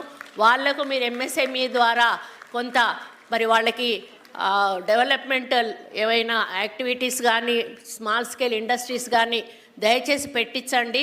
మాదంతా కూడా అర్బన్ ఏరియా, వాళ్ళకి ఎక్కడ పనులు ఉండవు. కాబట్టి ఒకరోజు మీ అందరూ కూడా మా కాన్స్టిట్యున్సీకి వస్తే మీ ద్వారా ఒక కార్యక్రమాన్ని తీసుకొని మా నియోజకవర్గ మహిళల అభివృద్ధి కోసం మనం అందరం కూడా కృషి చేద్దామని తెలియజేసుకుంటూ, మరి ఈ కార్యక్రమానికి మొత్తం అందరికీ కూడా మెంబర్స్కి ప్లస్ చైర్మన్ ఎవరైతే ఉన్నారో అందరికీ నా యొక్క హృదయపూర్వక ధన్యవాదాలు. ఇక్కడికి విచ్చేసిన ఎంటర్‌ప్రెన్యూర్స్ అందరికీ కూడా ప్రత్యేక ధన్యవాదాలు తెలియజేసుకుంటూ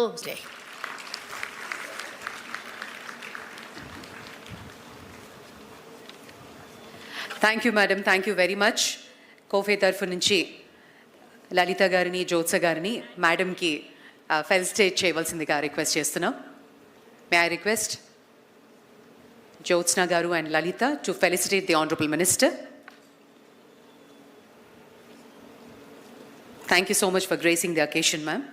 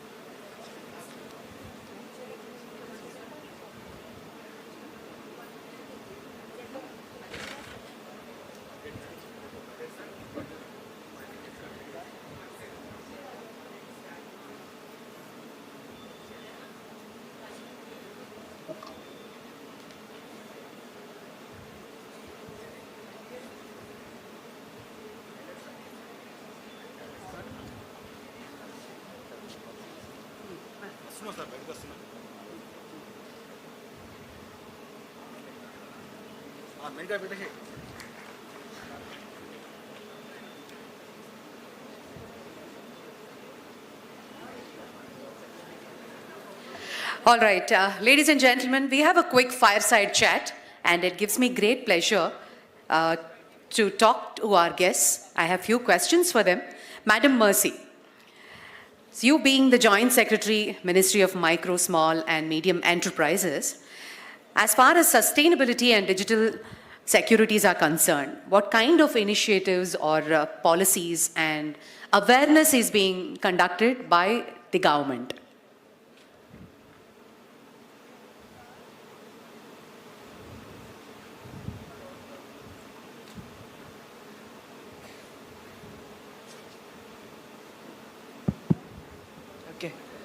Hello.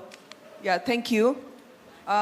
Very inspiring to hear the first session speakers. It has added to a lot of my knowledge. And so today, congratulations, Kowe, by the way, for arranging this beautiful conference where you call all the key stakeholders, knowledge partners, and champions in the industry, especially to handhold women entrepreneurs.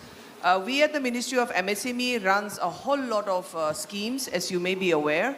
And so for me to be able to speak all what we do at the ministry level, at the policy level, perhaps it may not be possible because of the time constraint and as we wait for our Governor, His Excellency. I know time is limited also. But there are several schemes that we do for frontier technologies as well and for green and transition to green energy, and also sustainability. So if you are looking for some of these schemes that you would like to access, kindly look up the GIFT scheme and also the Z, Zero Effect, Zero Defect. I know Telangana is a very advanced state, one of the best state, I would say, as far as the MSME ecosystem is concerned. So knowledge as far as what we do at the Government of India level and also the very active state government, the schemes that I'm going to share may not be very new. But we do have ONDC. We are trying to onboard all our MSMEs on ONDC, and also we have a team scheme being launched that is to help the, and 50% of these benefits will be for women.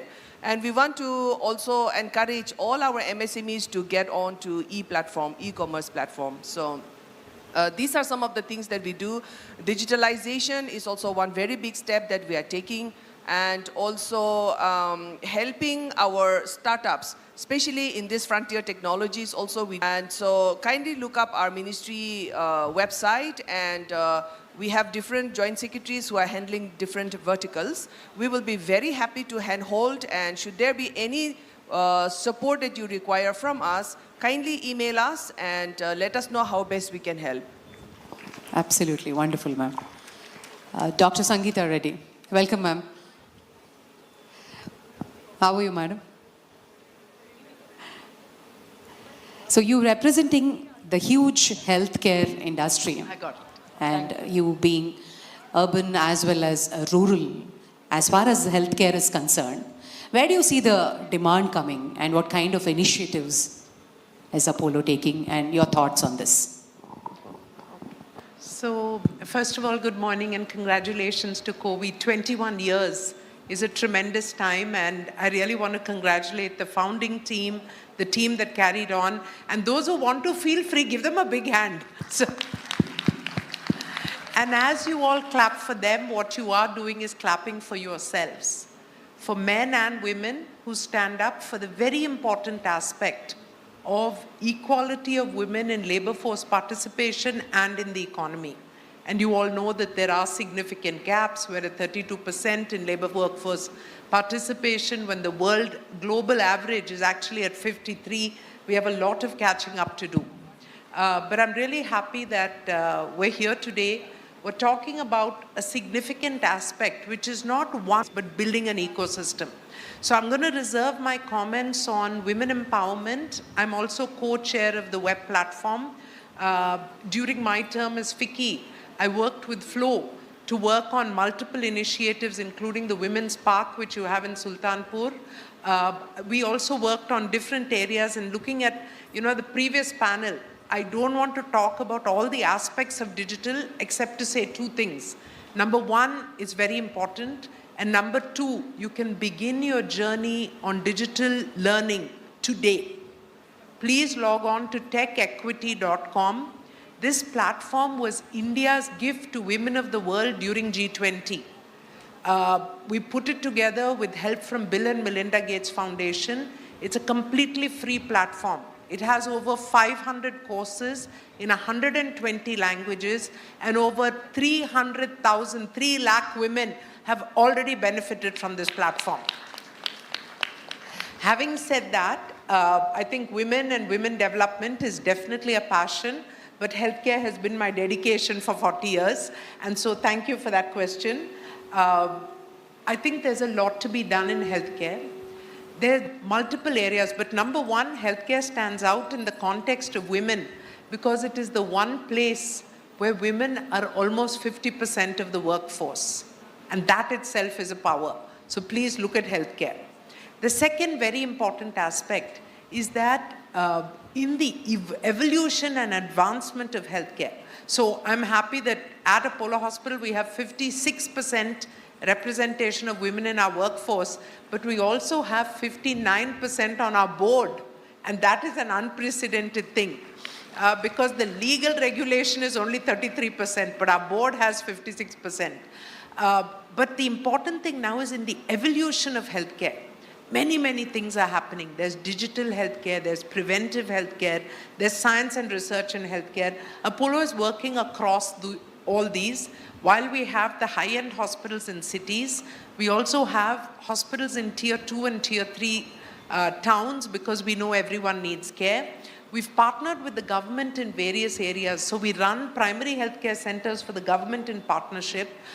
We are among the largest telemedicine networks and becoming a telemedicine entrepreneur by adding this service into a common service center is a very good business stream. I think Shailaja and I have discussed this. This is an option I'm happy to throw open to women in MSME or women who want to start their entrepreneurship journey.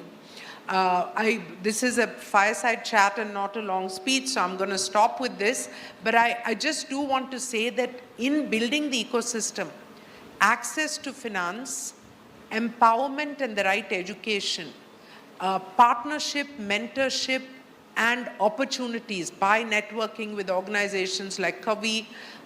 Niti Aayog has the Women's Entrepreneurship Platform, which can help Kavi and other organizations also. Access to finance is something which we're pushing in the banking sector, that women should not be denied loans because women don't have assets on their name. The denial rate is very high.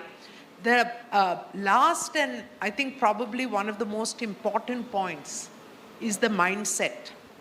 Please go out there with the knowledge that you can make it happen. You have friends, The industry needs you. You can make it happen. And all of us are here to help in any way that you can. So all the very best to every single entrepreneur in this room. Think big. Wonderful. Thank you, ma'am. And of course, take care of your health. So. Health is the only wealth, as we keep saying. Absolutely, ma'am. Thank you for that. Madam Saroj Bajaj, you are a veteran. You have initiated so many things: financial freedom, bank, junior college, nursing college. Then and now, this Gen Z's generation, what is the one change have you seen? Can you tell us about?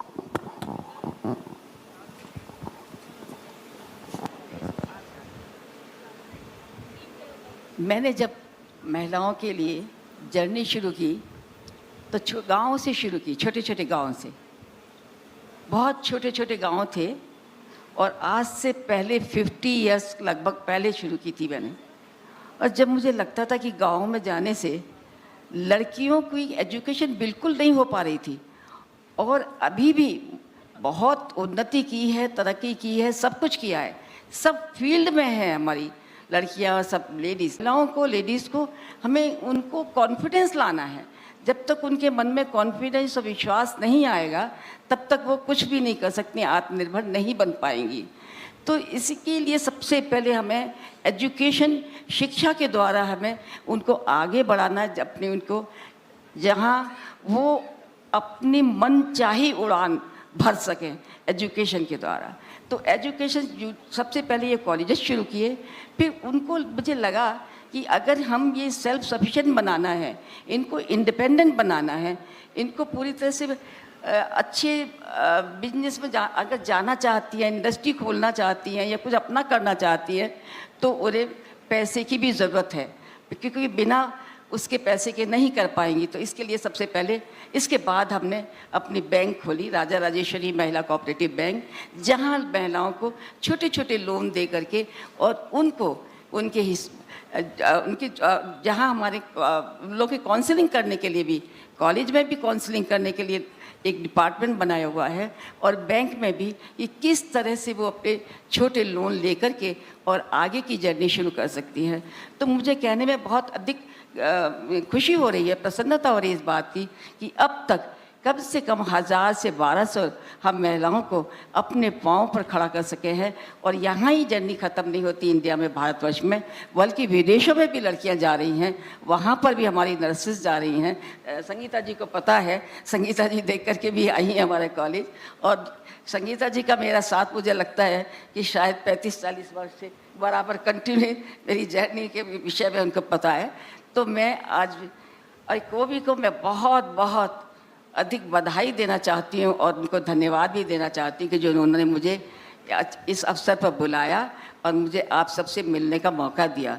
लेकिन अधिक न बोल पाऊँगी क्योंकि अभी हमारे governor साहब भी आने वाले हैं, तो सभी जो आयोजक हैं मुझे लग रहा है कि सब जल्दी में ही हैं, तो मैं आयोजकों को भी बहुत बहुत बधाई देती हूँ और आगे बढ़ने के लिए, और भी दिन प्रतिदिन उन्नति के शिखर की ओर बढ़ती जाएं और ये अपनी दिन प्रतिदिन ऊंचाई के शिखर पर जिस तरह से हिमालय होता है उस तरह से आगे बढ़ती जाए। और दीदी नहीं तो आने वाले तो हैं ना, तो आपको व्यवस्था तो करनी होगी ना, 5 मिनट पहले तो व्यवस्था, अभी इनको भी बोलना है ना।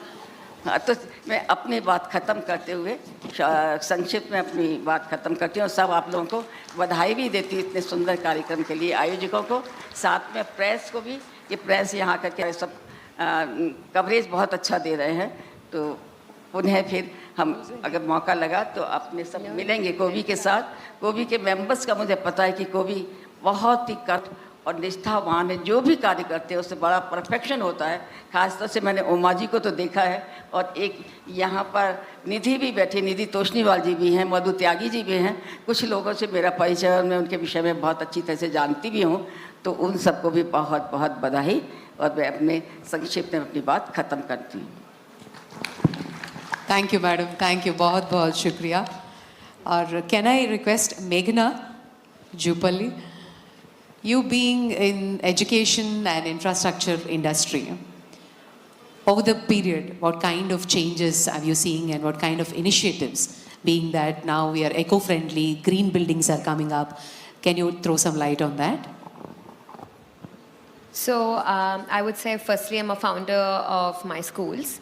And with respect to real estate and infrastructure, I'm going to shed a little light a little later. So I would like to take the line of building the ecosystem, right? So it starts from school, it starts from home. So at Meru International Schools, what we have currently done is we have ensured that the entrepreneurship skill within children is always kindled and there is a way forward. So we have started something called as Meru Pravinya, where we've had at least over the past 3 years 600 pitch decks, out of which 70% were women or girl-led teams, right?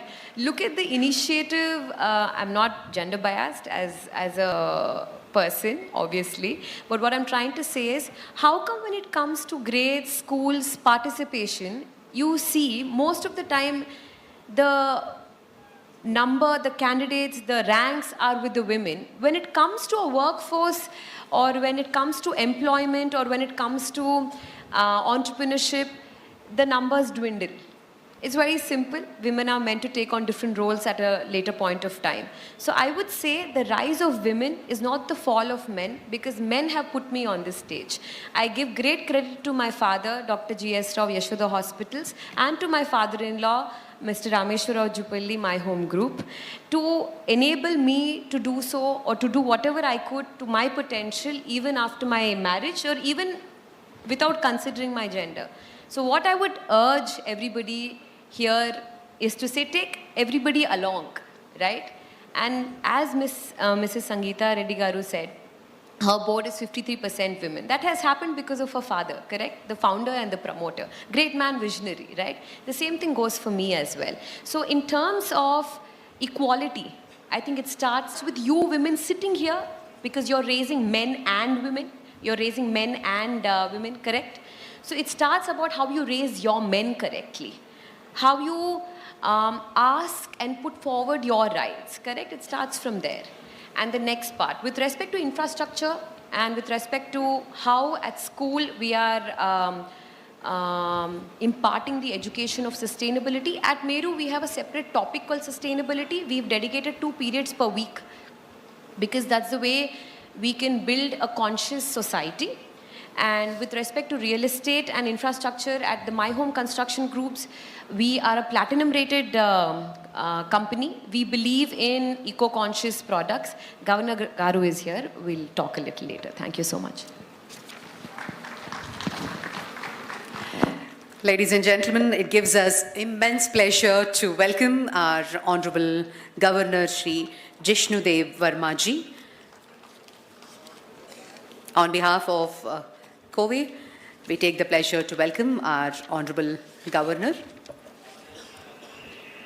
Distinguished politician from Tripura, former Deputy Chief Minister of the state, Northeastern Council Advisory Committee, who played a key role in shaping regional policies, commitment to tribal development, education, health and cultural preservation, Shri Jishnudev Verma ji, our Honorable Governor. It gives us great pleasure. Thank you so much for joining us, sir. May I request everybody to please rise for the national anthem.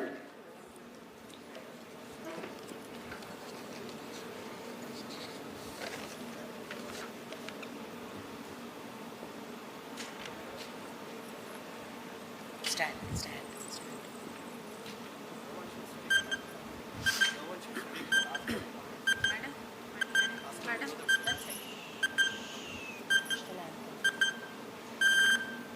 जनगण मन अधिनायक जय हे भारत भाग्य विधाता पंजाब सिंध गुजरात मराठा द्राविड उत्कल बंगा विंध्य हिमाचल यमुना गंगा उज्जल जलधि तरंगा तव शुभ नामे जागे तव शुभ आशीष मांगे गाहे तव जय गाथा जनगण मंगलदायक जय हे भारत भाग्य विधाता जय हे जय हे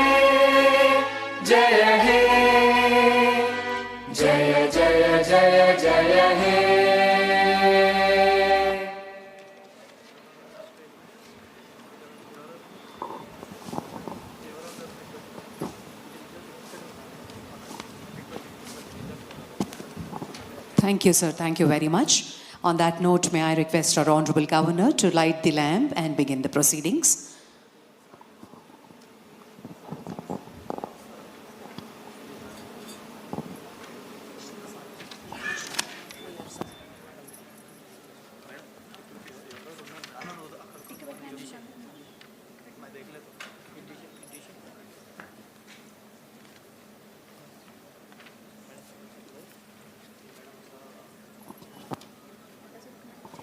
I request the board members also to kindly join onto the stage, please.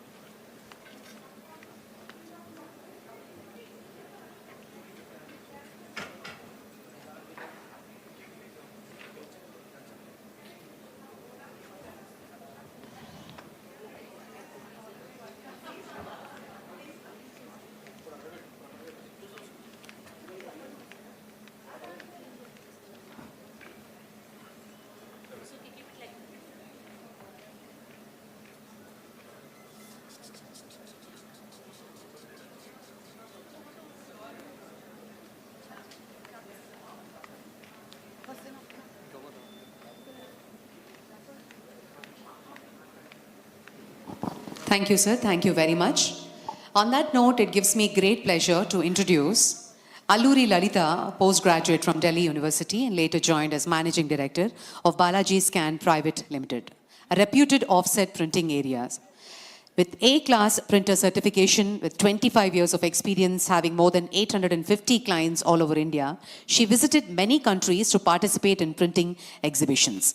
She is associated with BNI, Rotary, Premalayam, I Go Green Foundation, and she joined COVE in 2004 and served many posts.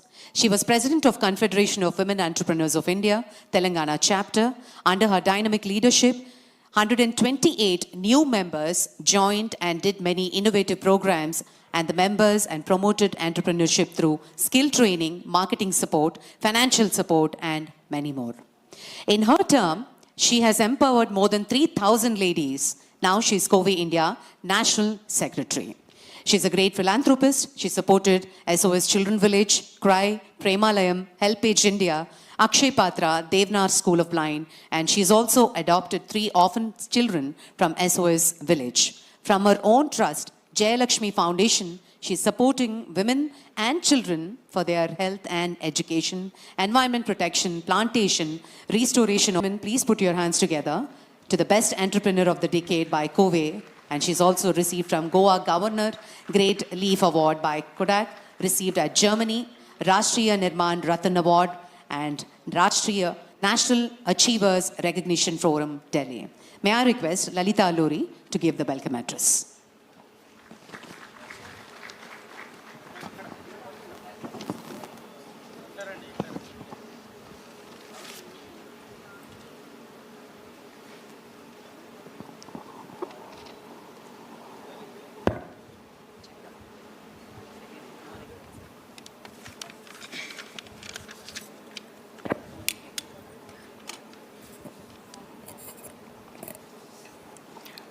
Honorable dignitaries, esteemed guests, and visionary entrepreneurs, a warm welcome to WISE 2025, Women's International Summit and B2B Expo, a platform dedicated to empowering women entrepreneurs and fostering global opportunities.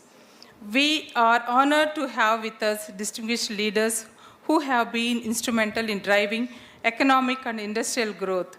I extend a special welcome to our chief guest, Honorable Governor Garu, Sri Jishnu Dev Verma ji, whose presence strengthens our mission. Our sincere gratitude to Sri Konda Sureka Garu, Minister for Environment Forest, for her support towards entrepreneurship and sustainability. So, I welcome Sangeeta Reddy Garu from Apollo and Meghana ji from My Home Groups, and Saroj Bajaj from President Mahila Dakshata Samiti. A warm, and our director Uma Gurkhaji, a warm welcome to this occasion. I welcome our sponsors and partners, MSME, My Home Groups, SIDBI, SBI, NABARD, UFG Labs, NMDC, Sriram Finance, Care Hospitals, Apollo Hospitals, Finvesco, SERP, MTAR, and TV5, whose support has made this event possible.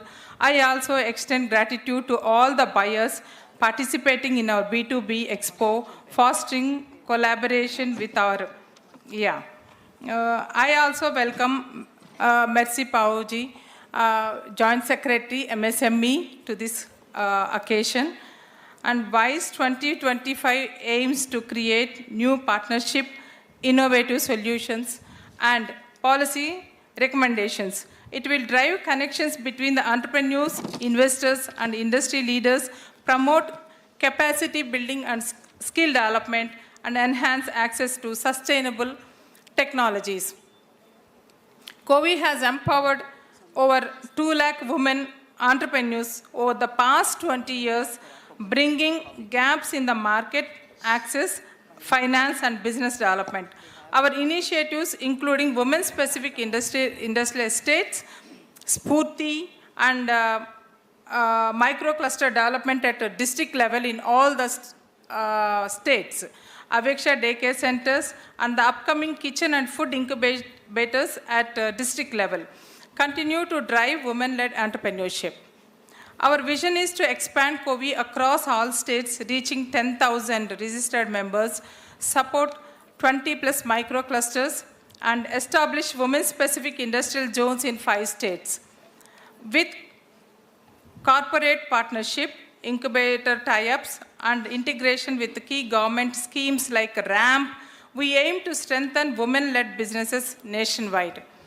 As we embark to this transformative journey over the next 2 days, let us seize opportunities, explore financial linkages, embrace technology, and create sustainable growth. WISE 2025 is not just an event, it is a moment. Let WISE 2025 be remarkable for sparks, deals signed, partnerships forged, and dreams ignited. The world awaits for you all. Thank you. Jai Hind. Jai COVI.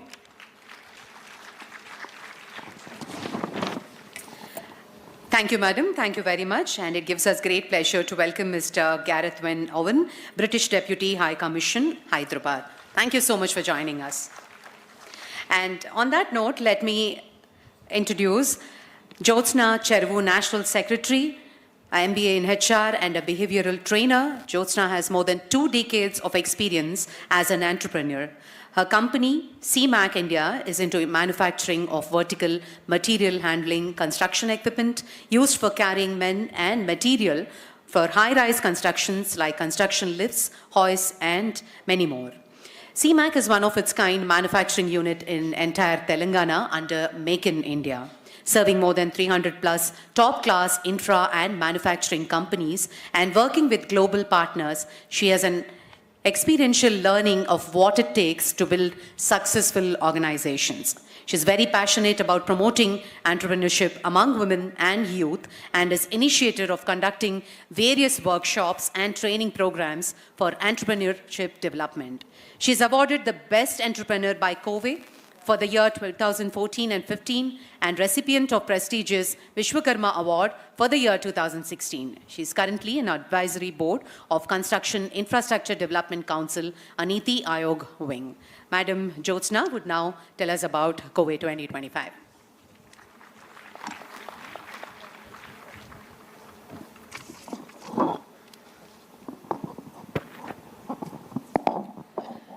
Honorable Governor of Telangana, Shri Vishnudev Vermaji, other dignitaries on the dais, dignitaries of the dais, my COVI sisters, and other entrepreneurs and students.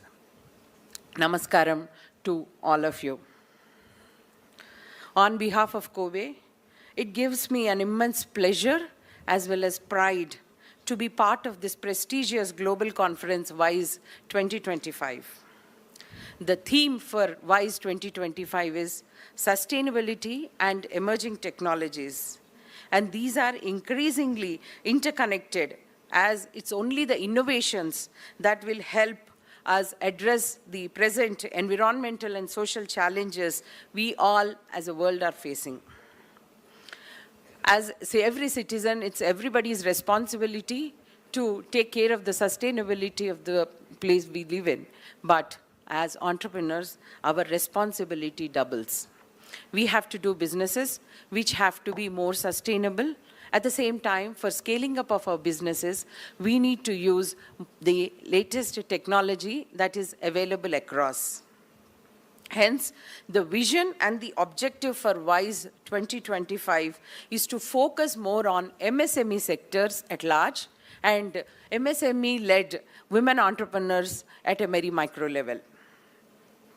And we wanted to create a platform for learning and also to understand the various tools that are available across the globe. So we have called many global speakers also to share their experiences and stories so that we know what kind of technologies are across. And while designing the theme, we have kept three things majorly in our mind.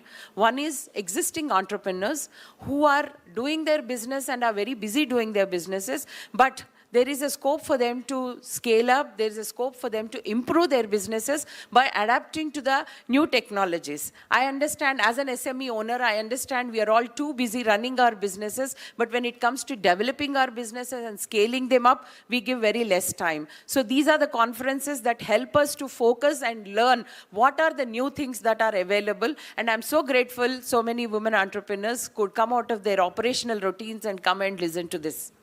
And then we are also focusing on other SMEs where people in Kowe, they keep asking us, we have some business set and we want to diversify into new business areas. So now the whole world is looking at sustainability as a solution. So we are looking at how many opportunities are there across the globe for diversifying into sustainable business opportunities. And then third is Young Kowe, where we are working with many entrepreneurship development cells of many colleges. There are many startups. Even so many women come and say, we want to do something. For all such kind of people also, we invite them into this conference to explore more and more opportunities where you can start up. And now all startups have to look for sustainable solutions which give us social, economic, and environmental solutions. So that's where we have kept the objectives. Now, 2 minutes I will take on exploring into the sessions that are there in the 2 days. Now the whole world is running towards use and throw. So we wanted to introduce the concept of circular economy. So reduce, redesign, repair, and reuse. So that's the kind recycling. So that's where one of the sessions is aimed at knowing what kind of businesses are available, what kind of opportunities are there, how do we enhance our own businesses.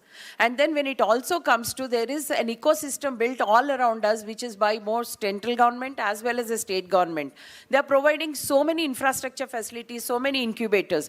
But then what is happening to the startups post these incubators? So that's also another session which we are going to discuss. Post incubation, where are these people and how do we support as an ecosystem? So that's also there, and we have some policy makers also coming in into these discussions. And of course the digital transformations and sustainability, all these are there. And then another topic which we wanted to introduce or think about is global to rural. To stop the migration of rural people to urban areas and to give this technology back to them at their own roots. So that's the way we can make entrepreneurs develop more and more in rural areas. At the same time, develop a strong supply chain system that will help the rural entrepreneurs to go global. So that's where we want to resolve the problem which is faced for many of us. So to help in the reverse migration, we are also having sessions which are called as global to rural, because when we named this, many people said it's rural to global. We said no. This time we are focusing on how to bring global back to the rural areas and lead our rural areas into more and more enterprising and more wealthier. So that's one of the concepts. So with these all kinds of concepts and with the support of many partners with us who have been there in the ecosystem, we dare to start this 2 days conference. And thanks to all the speakers who have come across the borders, who made this day possible. So I request all the entrepreneurs, stay focused for the 2 days, have a happy learning, and we also provided spaces for networking. And then we have the B2B opportunity where there are many big companies, PSUs, MNCs, and other companies which are coming in, telling you directly what is their vendor registration process. So we request you all to please make use of this, because individually a person going to Apollo or individually a person going to railways is not possible. But here is an opportunity where you can walk into the hall, you can do the vendor registration and make best use of your branding, promoting your businesses. So once again, thank you so much for giving us this opportunity to host this event to MSME, and thank you one and all. Happy learning.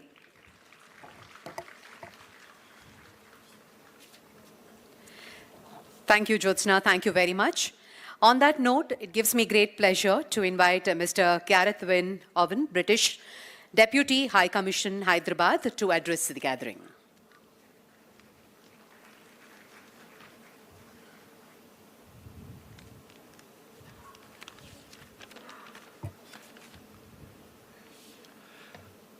Thank you very much. And apologies, I was delayed slightly. It's an honour to be on the stage with the Honourable Governor and friends and colleagues who are very focused on ensuring there is advancement on women entrepreneurship. And it's an honour to speak to such a fantastic audience as yourselves, of some of the best and the brightest entrepreneurs and innovators that are helping India to grow. We do a lot of work on female entrepreneurship, and it's a vital element of what we try to do with India, because we fully believe that for India to achieve its potential, there needs to be fully inclusive growth, and that means women entrepreneurs fully taking the role that they deserve across India. So thank you, Kowi, for everything you do in this area. You do brilliant work to help advance what is a very, very important agenda. A lot of what we do in India is focused on education. One of the mainstays of our work is at the grassroots of education, at the lower end of education, to make sure that there's 12 years of quality education for all women across India and across the world. This is something we are really focused on as the UK government, and we're really pleased about what we achieve. We also have a fantastic scholarship program called the Chevening, which focuses more on women from maybe tier 2 and tier 3 cities as well. And one of the key elements of where we want to utilise our Chevening scholarship team, our Chevening scholarship scheme, is to ensure that women can study postgraduate degrees in some of those more male-dominated areas, whether it's cybersecurity, science and innovation. We are funding more and more Indian women to study postgraduate STEM degrees in the UK, and we will continue on that track. But we are not just investing in education, we are also investing in leadership. We have a flagship capital investment program in India that is worth over $2 billion, and gender and inclusion is a key part of that work. And at the moment, we have supported over 13 million women across 8 states with our capital investment program. So it's something we're very, very proud about. To give you a couple of examples, we work with an organisation called Avana Capital, which is a woman-led startup investment fund where 75% of the investment managers are women. We also support an organisation called Green Cell Mobility, which operates a woman-only electric vehicle bus service between Delhi and Agra.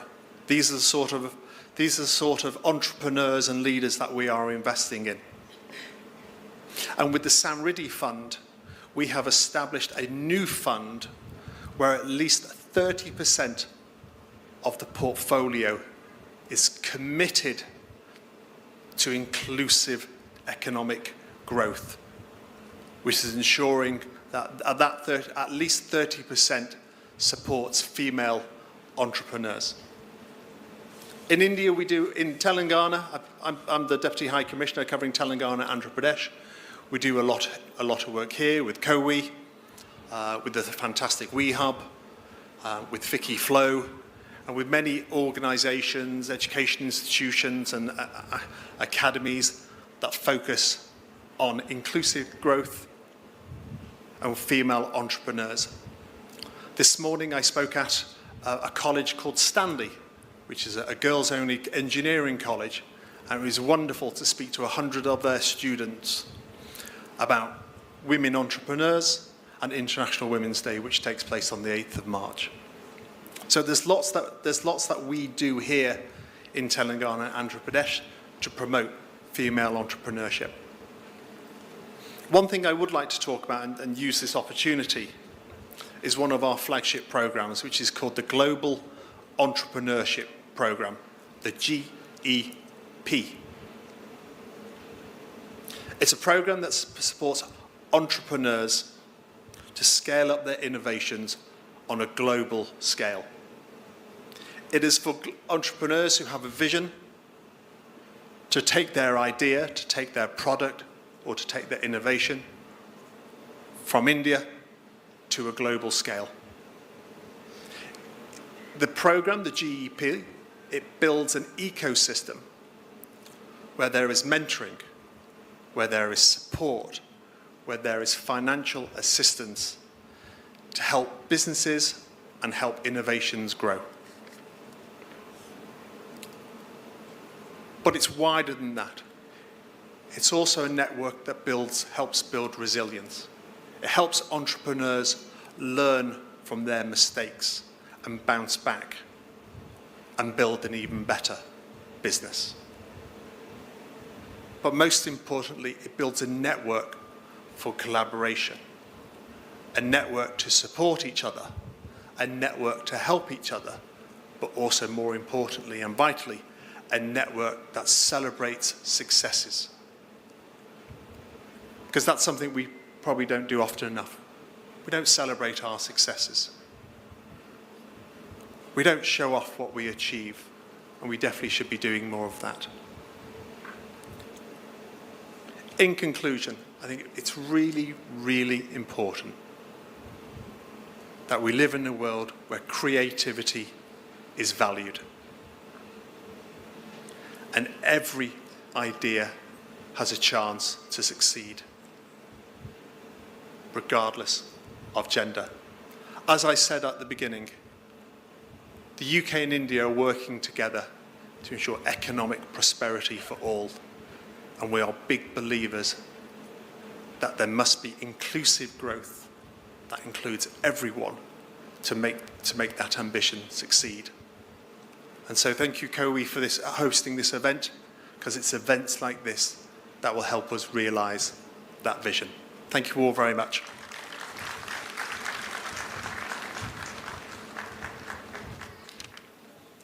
Thank you very much, Mr. Garrett. On that note, ladies and gentlemen, we now move on to the Memorandum of Understanding Exchange. COWI is proud to collaborate with the Inclusive Supplier Development Program, ISDP, an initiative focused on connecting India-based SMEs, including women, minority, disabled, and LGBTQA+ business enterprises with corporate and government procurement opportunities.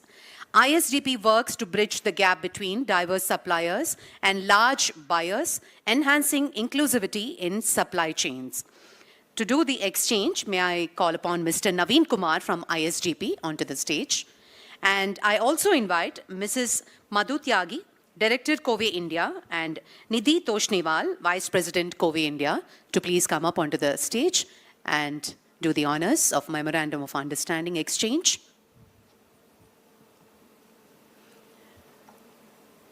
In the presence of Honorable Governor,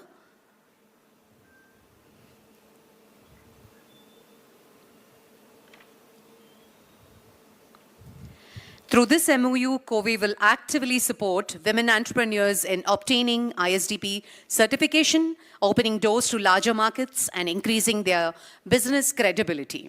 The partnership will also involve capacity building programs, mentorship, and advocacy efforts to promote supplier diversity. This collaboration is a step towards empowering women-led enterprises to access global procurement networks and scale their business successfully. Congratulations. We also have another MOU, COVE HP India MOU. COVE is thrilled to partner with HP India Sales Private Limited, a global leader in IT solutions and digital printing technology. This collaboration focuses on empowering women entrepreneurs and startups in the COVE network by introducing them to HP Indigo's cutting-edge digital printing solutions. Through this MOU, HP will provide startups with access to its network of Indigo print service providers, insights into sustainable and innovative packaging solutions, and guidance to branding through high-quality packaging design. COVE in turn will facilitate outreach, awareness programs, and workshops to help women entrepreneurs leverage these advanced printing technologies to enhance their businesses. Congratulations. And the next MOU is between COVE and IFEFA MOU. We are pleased to partner with the International Federation of Electric Vehicle Association, FEVA, to promote women entrepreneurship in the growing EV sector. A key industry body working under TII-CCI supports electric mobility by fostering innovation, market linkages, and industry collaboration. Through this MOU, COVE and IFEVA will work together to equip women entrepreneurs with the skills, knowledge, and industry connections needed to thrive in the EV ecosystem. This partnership will facilitate training, job placements, B2B networking, advisory support, helping women-led business gain access to emerging opportunities in the EV space. Congratulations, and thank you very much.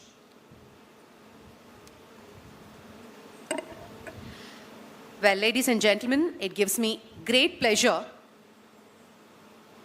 The Honorable Leader, he is also an inspiration for many more. Through his spirit and through his experience, he has inspired many people.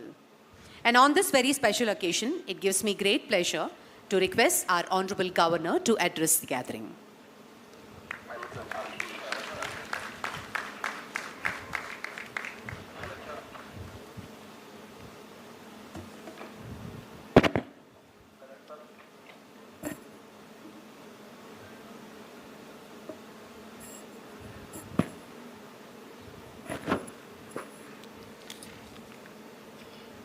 On the dais,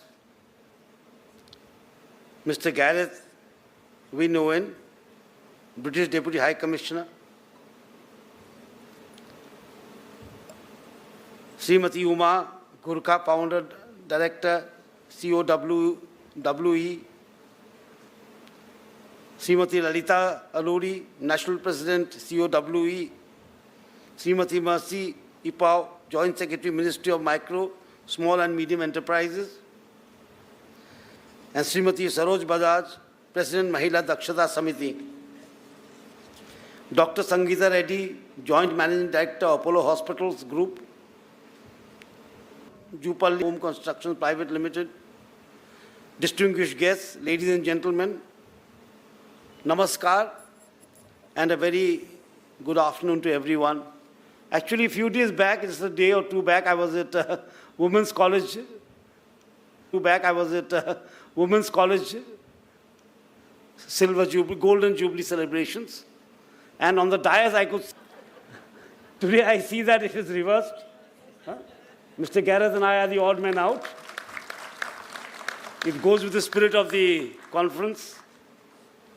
I'm happy to be here at the Women's International Summit on Entrepreneurship, WISE, and B2B Expo 2025 and Sustainability. Today, as we discuss empowering women entrepreneurs through technology, we recognize that the future of business is digital, inclusive, and globally connected. Women-led enterprises are driving India's economic growth. They constitute 20% of MSMEs, employ over 23% of the workforce, and contribute nearly 15% of India's GDP. However, we must go beyond participation and work towards equity, access, and expansion. Technology is the key enabler that can bridge gender gaps, open new markets, and make businesses scalable. The renowned economist, Professor Amartya Sen, once stated, empowering women is key to building a future we want. A truly progressive future is one where women entrepreneurs have equal opportunities to innovate, lead, and reshape industries. And women entrepreneurs have equal opportunities to innovate, lead, and reshape industries. Been brought up in an atmosphere where the women are empowered. There's a Joint Secretary also, Government of India. She will verify that. And in Manipur we have, one of the world's largest women market. One of the world's largest women market, known as the Ima market or the Mothers Market. In Mizoram also, you'll find, women running successful businesses. Or in Meghalaya, you'll find most of the shops, run successfully by women for years to come. So this is the environment that we know in the Northeast. And my experience as a minister in Tripura, I worked with the self-help groups. It was very inspiring. Very, very inspiring. Because the percentage of NPA was just below 1%. That is unimaginable in the Northeast. So that NPA rate testifies two facts. One is that women do pay back. And second is that the businesses are running well. The small businesses that, the SHG groups, self-help groups, more efficiently. So I came to Telangana as governor, and with the chief minister, I went to a SHG Sammelan here also, SHG meeting, and here also the same story. So now the women of India have woken up. Whether it's in Hyderabad or in a remote village in the Northeast, they are coming forward. They are, doing startups at the micro level, but they're doing it. That is important. And they're doing it successfully. The success story is almost pan-India. That is very, very encouraging. Because as a minister, I had attended several, seminars and meetings on the SHG group, and then each time I would, boast that my state was doing that, I heard the other minister saying exactly the same thing. The SHG groups in his state or her state were also very efficiently run. This shows us that the rural women or her state were also very efficiently run. This shows us that the rural women have woken up. They are participating. They are homemakers. They are family makers. They are also become society makers now.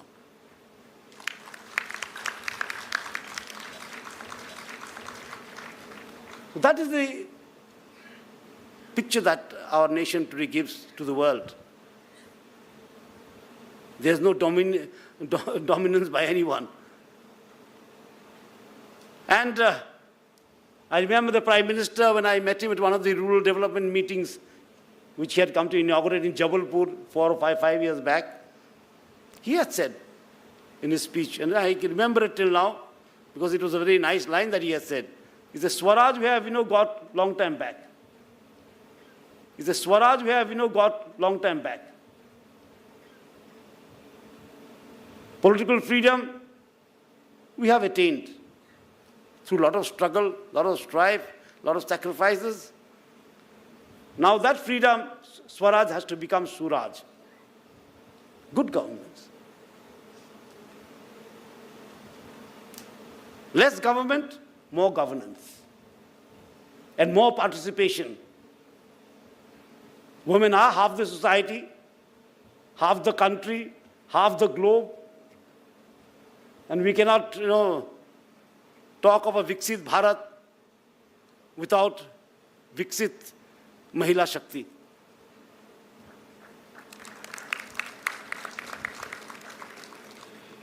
So he was talking of Suraj, take Suraj to the villages. And his thrust was on last mile delivery. That is the most difficult part, to deliver to the last mile. How to awaken that woman working in the margins. How to see that, how economic welfare, how social welfare progresses. And that is the progress that we aim at. When we say Viksit Bharat, we talk of harnessing all the Shakti that is. As we talk of a progressive Bharat, we have to include everyone. And in the most important part of it. And I'm very happy to see that here too, there's a lovely meeting here. A lot of documents have been exchanged. But we must take it further into the villages, into the hamlets, into the homes of people. Because entrepreneurship is not only financial security, it is also empowerment. It is the empowerment of the people. Today, education is just not information that I know textbook by heart. It is empowering the woman. So how to empower? Through education, through entrepreneurship. I had gone to T-Hub. I had gone to T-Hub in Hyderabad. And it's a very nice experience. I could see a lot of women were there working on startups. And when they showed me the startup that was successful, I saw many startups that were done by women. Then I also went to the W Hub, I think Women's Hub. That was also very encouraging to see women from rural backgrounds, not only in Telangana, from other states also come. And make successful small enterprises. And how they were being handheld. And hand-holding has to take place at every stage. Earlier we used to hand-hold and let go the hand. As soon as they will start. Make them go back again. It should be comprehensive. It should not be a photo op. Our work should not be photo ops. Photos look nice. But it is limited to her, Facebook post or X post or Instagram post. So we have to take it forward. These are things to discuss. How to do that last mile empowerment. How do we empower that woman in that, tribal village? How do we bring her up to a certain level so that she also joins in the, march towards Viksit Bharat? That is the aim that we all speak of nowadays, and I am very happy to see that this conference is taking place in Hyderabad. I'm happy to be here. I can see a lot of men participants also. That's very encouraging. Otherwise, some of my colleagues earlier when I was in active politics, my colleagues used to say, "Sab kuch chala gaya, 33% bhi aa gaya, wo bhi aa gaya, wo bhi aa gaya." Hamara. So they were very threatened by this, but everyone has to go hand in hand. There is no question of being threatened. It is just that everyone has to work hand in hand to reach a certain level, if the country has to reach a certain level of development or become a developed nation, it is the national effort that counts. And we talk of the national effort, it means everyone.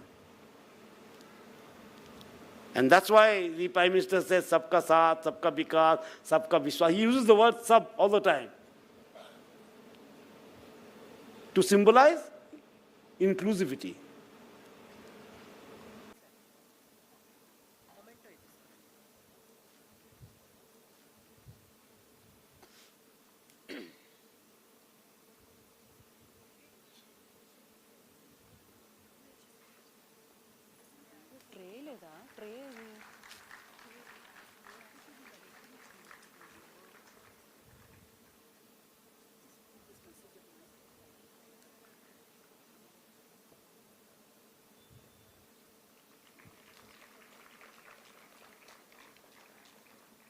And I request Madam Jyotsna to felicitate Mr. Gareth Wynne Owen from the British High Commission.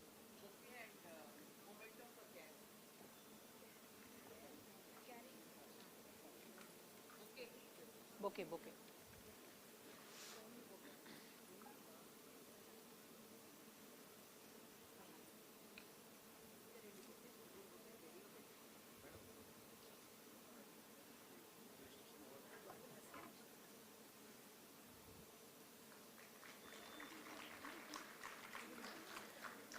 I request Lalita to felicitate our eminent speakers on stage.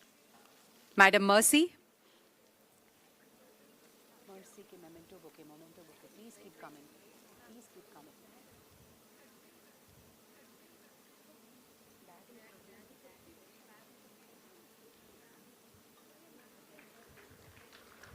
Dr. Sangeeta Reddy.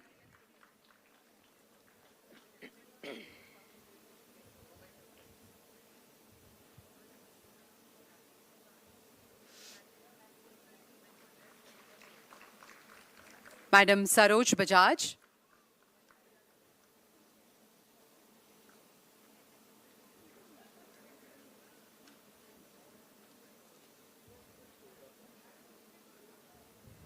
And Ms. Meghna Rao.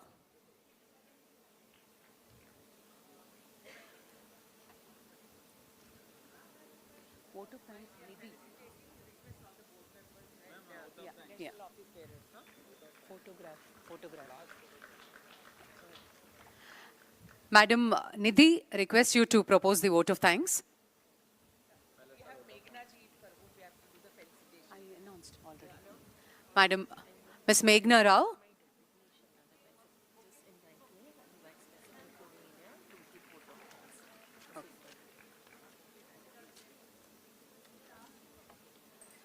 I now request Nidhi Toshnewal, Vice President, COVE India, to propose vote of thanks.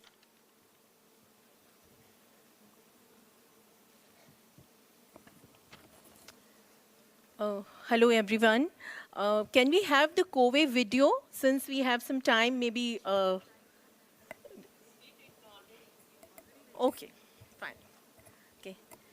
Respected dignitaries, esteemed guests, and honorable speakers, on behalf of COVE India, I would like to take a moment to express my heartfelt gratitude to each one of you for gracing us with your presence today. Heartfelt gratitude to our chief guest, Honorable Governor of Telangana, Shri Jishnudev Verma ji. Sir, we are deeply honored by your presence, and thank you for your support and words of wisdom to the women entrepreneurs who are present here. Thank you for joining us and supporting and blessing us today. Srimati Konda Surekha ji, Srimati Mercy Apau ji, and Shri Jayesh Ranjan ji, sir, we truly appreciate your valuable time, value to this event. To our eminent guests, Srimati Sangeeta Reddy ji, Srimati Meghna Rao, Srimati Saroj Bajaj, your contribution to various fields are truly inspiring, and we are grateful for your participation and support. To our international speakers, Mr. Anurag Singh, Mr. Nicholas Carey, Ms. Gareth Owen, Mr. Gareth Owen, Mr. Gareth Owen, Mr. Oasis Sarmat, and Ms. Rubil Hernandez. We appreciate your global perspectives and insights, which are adding immense value to our event.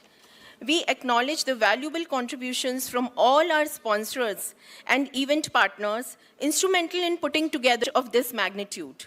We are deeply thankful to the press, print, and digital media representatives, and the support from various institutions and women's organizations for their rock-solid support to curate and promote this event.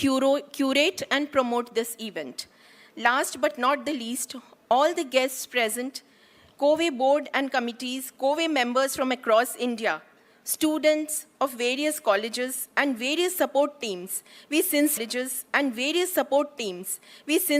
appreciate your support and presence. Valuable time in support of COVE's vision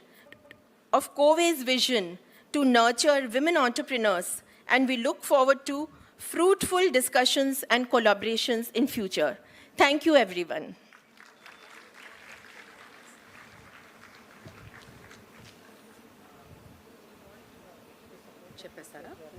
Sudha Mitra and Anurag ji to all the speakers to come on to this thing for group photo.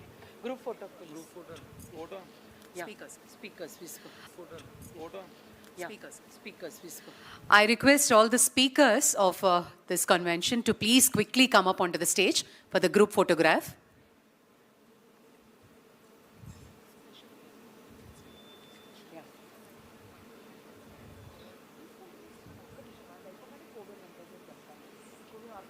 And post that would be the COVE members. Please be ready. Organizing team.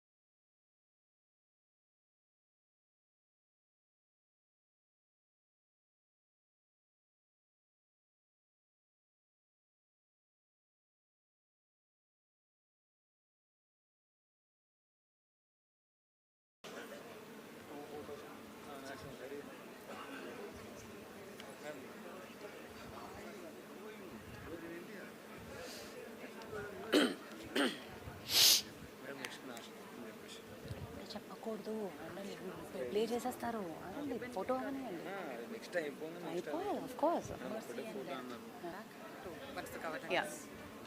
I request Madam Mercy and Gareth to kindly remain for the inauguration of B2B Expo post the stage program. COVE board members and organizing committee members, please come up for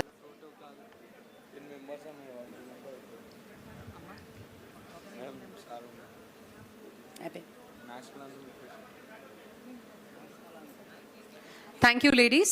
Thank you very much. I request everybody, please rise for the national anthem.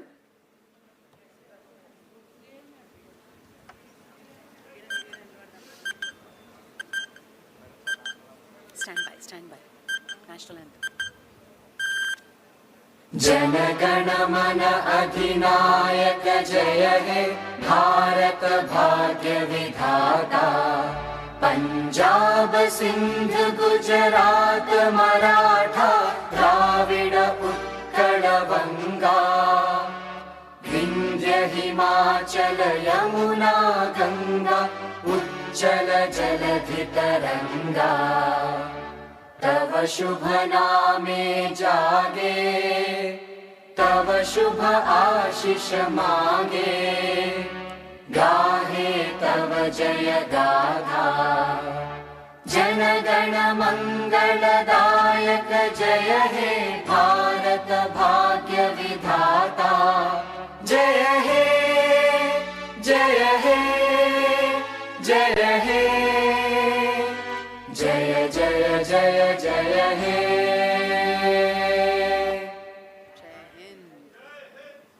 जय Hind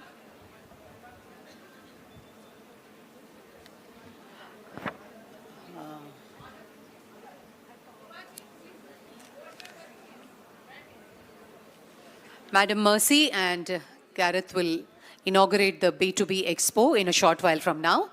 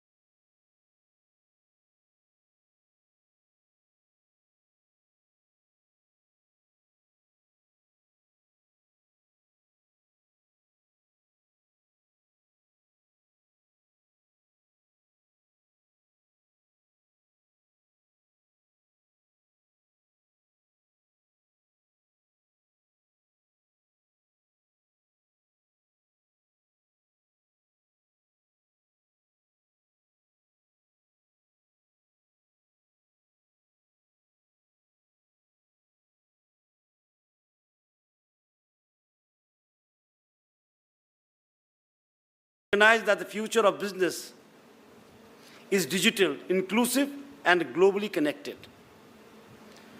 Women-led enterprises are driving India's economic growth. They constitute 20% of MSMEs, employ over 23% of the workforce, and contribute nearly 15% of India's GDP. However, we must go beyond participation and work towards equity, access, and expansion. Technology is the key enabler that can bridge gender gaps, open new markets, and make businesses scalable. The renowned economist Professor Amartya Sen once stated, "Empowering women is key to building a future we want. A truly progressive future is one where women entrepreneurs have equal opportunities to innovate, lead, and reshape industries." And women entrepreneurs have equal opportunities to innovate, lead, and reshape industries. Been brought up in an atmosphere where the women are empowered. There's a Joint Secretary also, Government of India. She will verify that. And in Manipur we have, one of the world's largest women market. One of the world's largest women market, known as the Ima market or the Mothers Market. In Mizoram also, you'll find, women running successful businesses. Or in Meghalaya, you'll find most of the shops, run successfully by women for years to come. So this is the environment that we know in the Northeast. And my experience as a minister in Tripura, I worked with the self-help groups.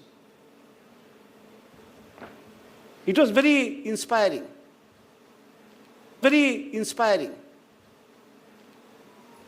Because the percentage of NPA was just below 1%. That is unimaginable in the Northeast.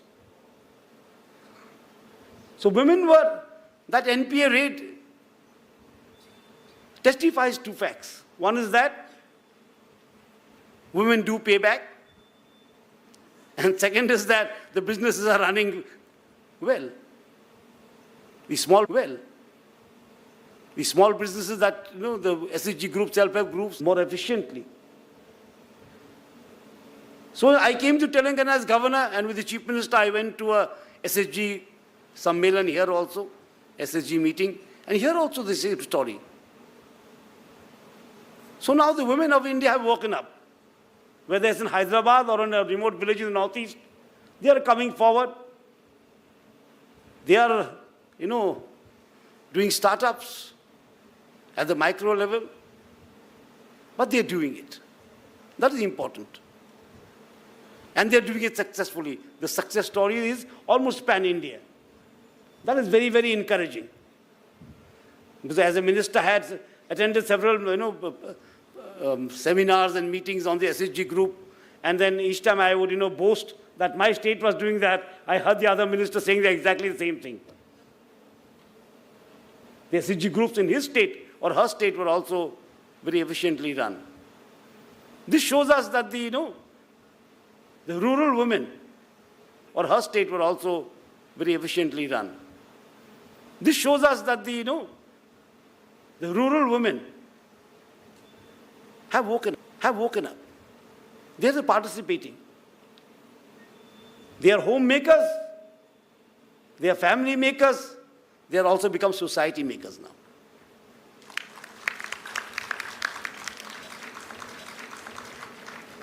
So that is the picture that our nation today gives to the world.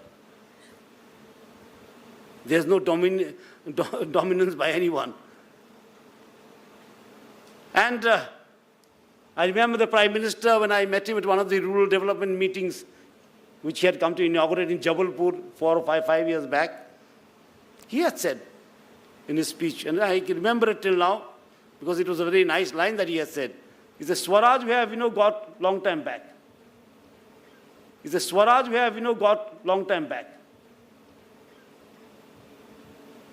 Political freedom, we have attained through a lot of struggle, a lot of strife, a lot of sacrifices. Now that freedom, Swaraj has to become Suraj. Good governance. Less government, more governance. And more participation. Women are half the society, half the country, half the globe.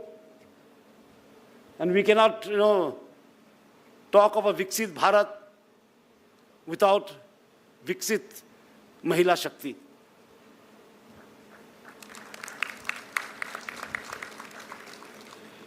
So he was talking of Suraj, take Suraj to the villages. And his thrust was on last mile delivery. That is the most difficult part, to deliver to the last mile. How to awaken that woman working in the margins. How to see that, how economic welfare, how social welfare progresses. And that is the progress that we aim at. When we say Viksit Bharat, we talk of harnessing all the Shakti that is. As we talk of a progressive Bharat, we have to include everyone. And in the most important part of it. And I'm very happy to see that here too, there's a lovely meeting here. A lot of documents have been exchanged. But we must take it further into the villages, into the hamlets, into the homes of people. Because entrepreneurship is not only financial security, it is also empowerment. It is the empowerment of the people. Today, education is just not information that I know textbook by heart. It is empowering the woman. So how to empower? Through education, through entrepreneurship. I had gone to T-Hub. I had gone to T-Hub in Hyderabad. And it's a very nice experience. I could see a lot of women were there working on startups. And when they showed me the startup that was successful, I saw many startups that were done by women. Then I also went to the W Hub, I think Women's Hub. That was also very encouraging to see women from rural backgrounds, not only in Telangana, from other states also come. And make successful small enterprises. And how they were being handheld. And hand-holding has to take place at every stage. Earlier we used to hand-hold and let go the hand.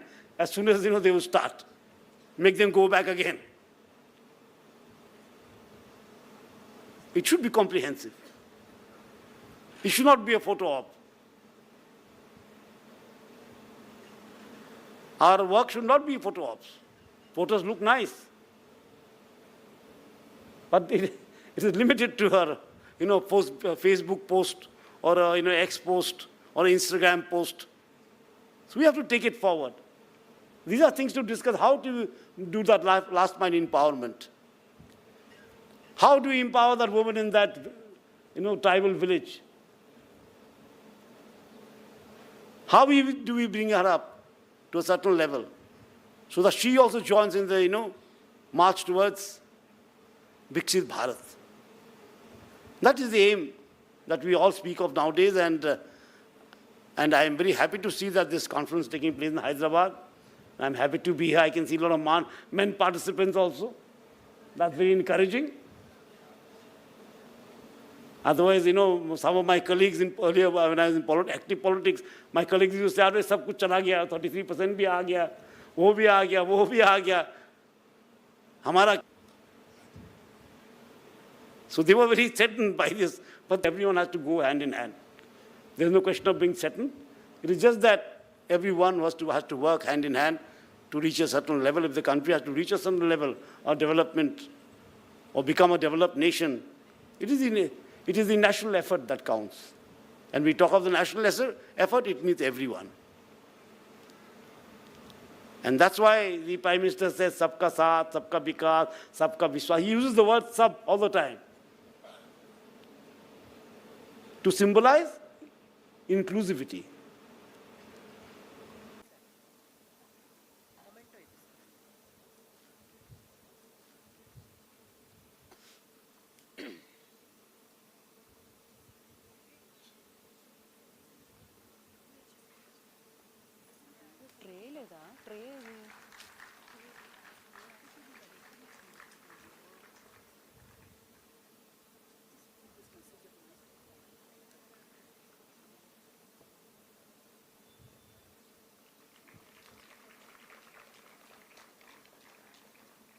And I request Madam Jyotsna to felicitate Mr. Gareth Wynne Owen from the British High Commission.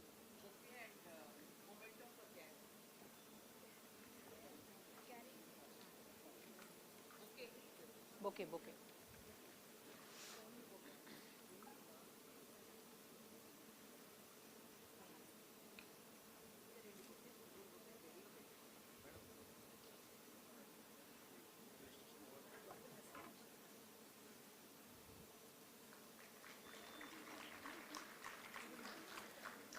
I request Lalita to felicitate our eminent speakers on stage. Madam Mercy. Mercy ki memento bouquet. Please keep coming.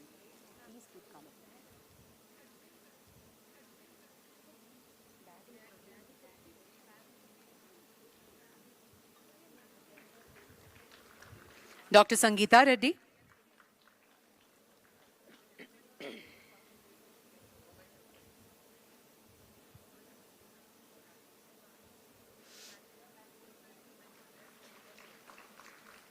Madam Saroj Bajaj.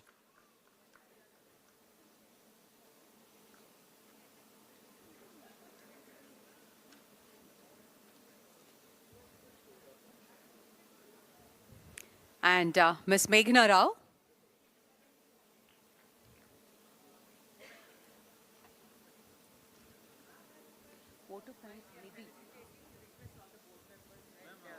Yeah. Photograph. Madam Nidhi, request you to propose the vote of thanks.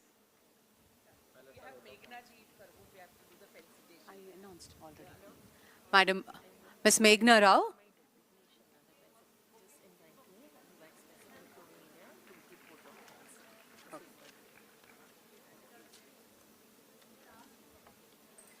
I now request Nidhi Toshnewal, Vice President, COVE India, to propose vote of thanks.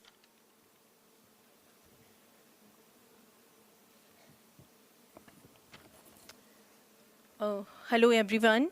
Can we have the COVE video since we have some time? Maybe. Okay, fine. Okay.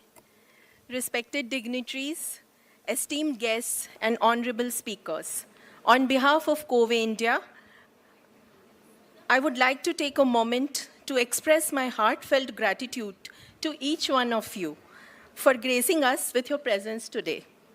Heartfelt gratitude to our chief guest, Honorable Governor of Telangana, Shri Jishnudev Verma ji.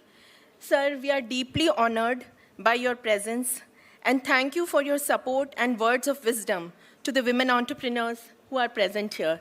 Thank you for joining us and supporting and blessing us today. Srimati Konda Surekha ji, Srimati Mercy Apau ji, and Shri Jayesh Ranjan ji, sir, we truly appreciate your valuable time, value to this event.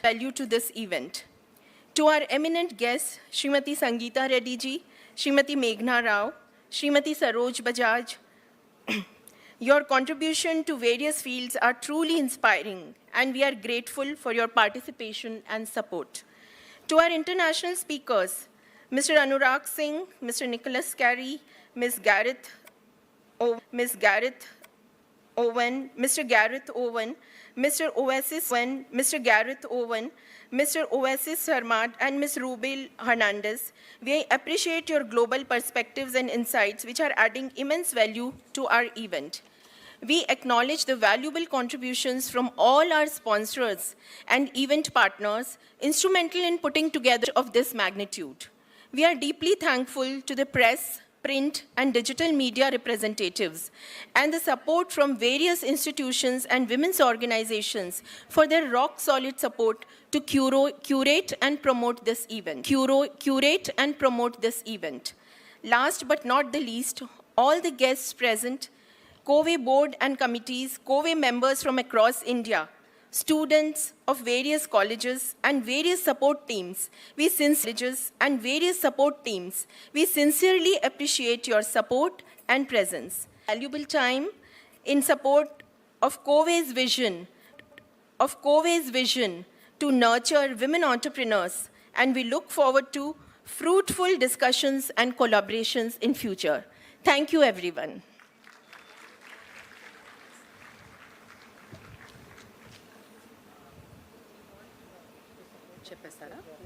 Sudha Mitra and Anurag ji to all the speakers to come on to this thing for group photo.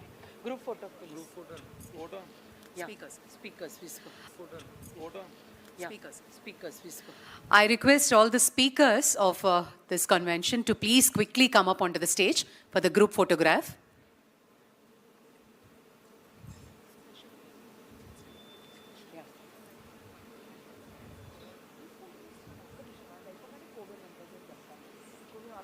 And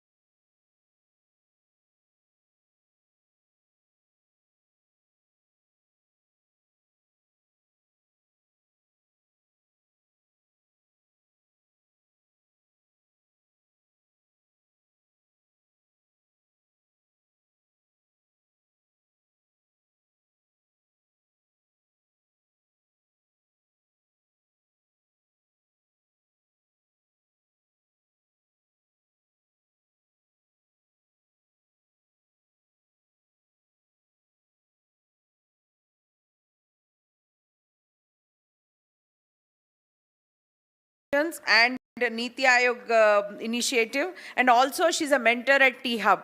Rumana ji, please welcome back to COVE again and again. Please take your seat. Thank you.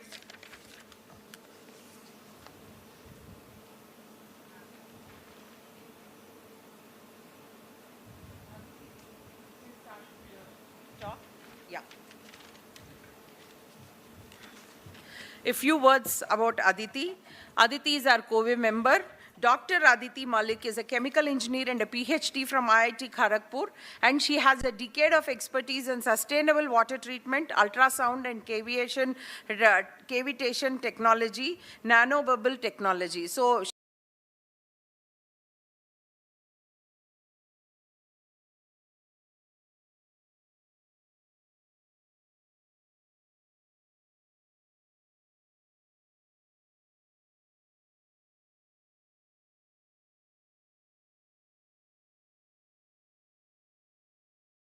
we will talk more about her. Any of you.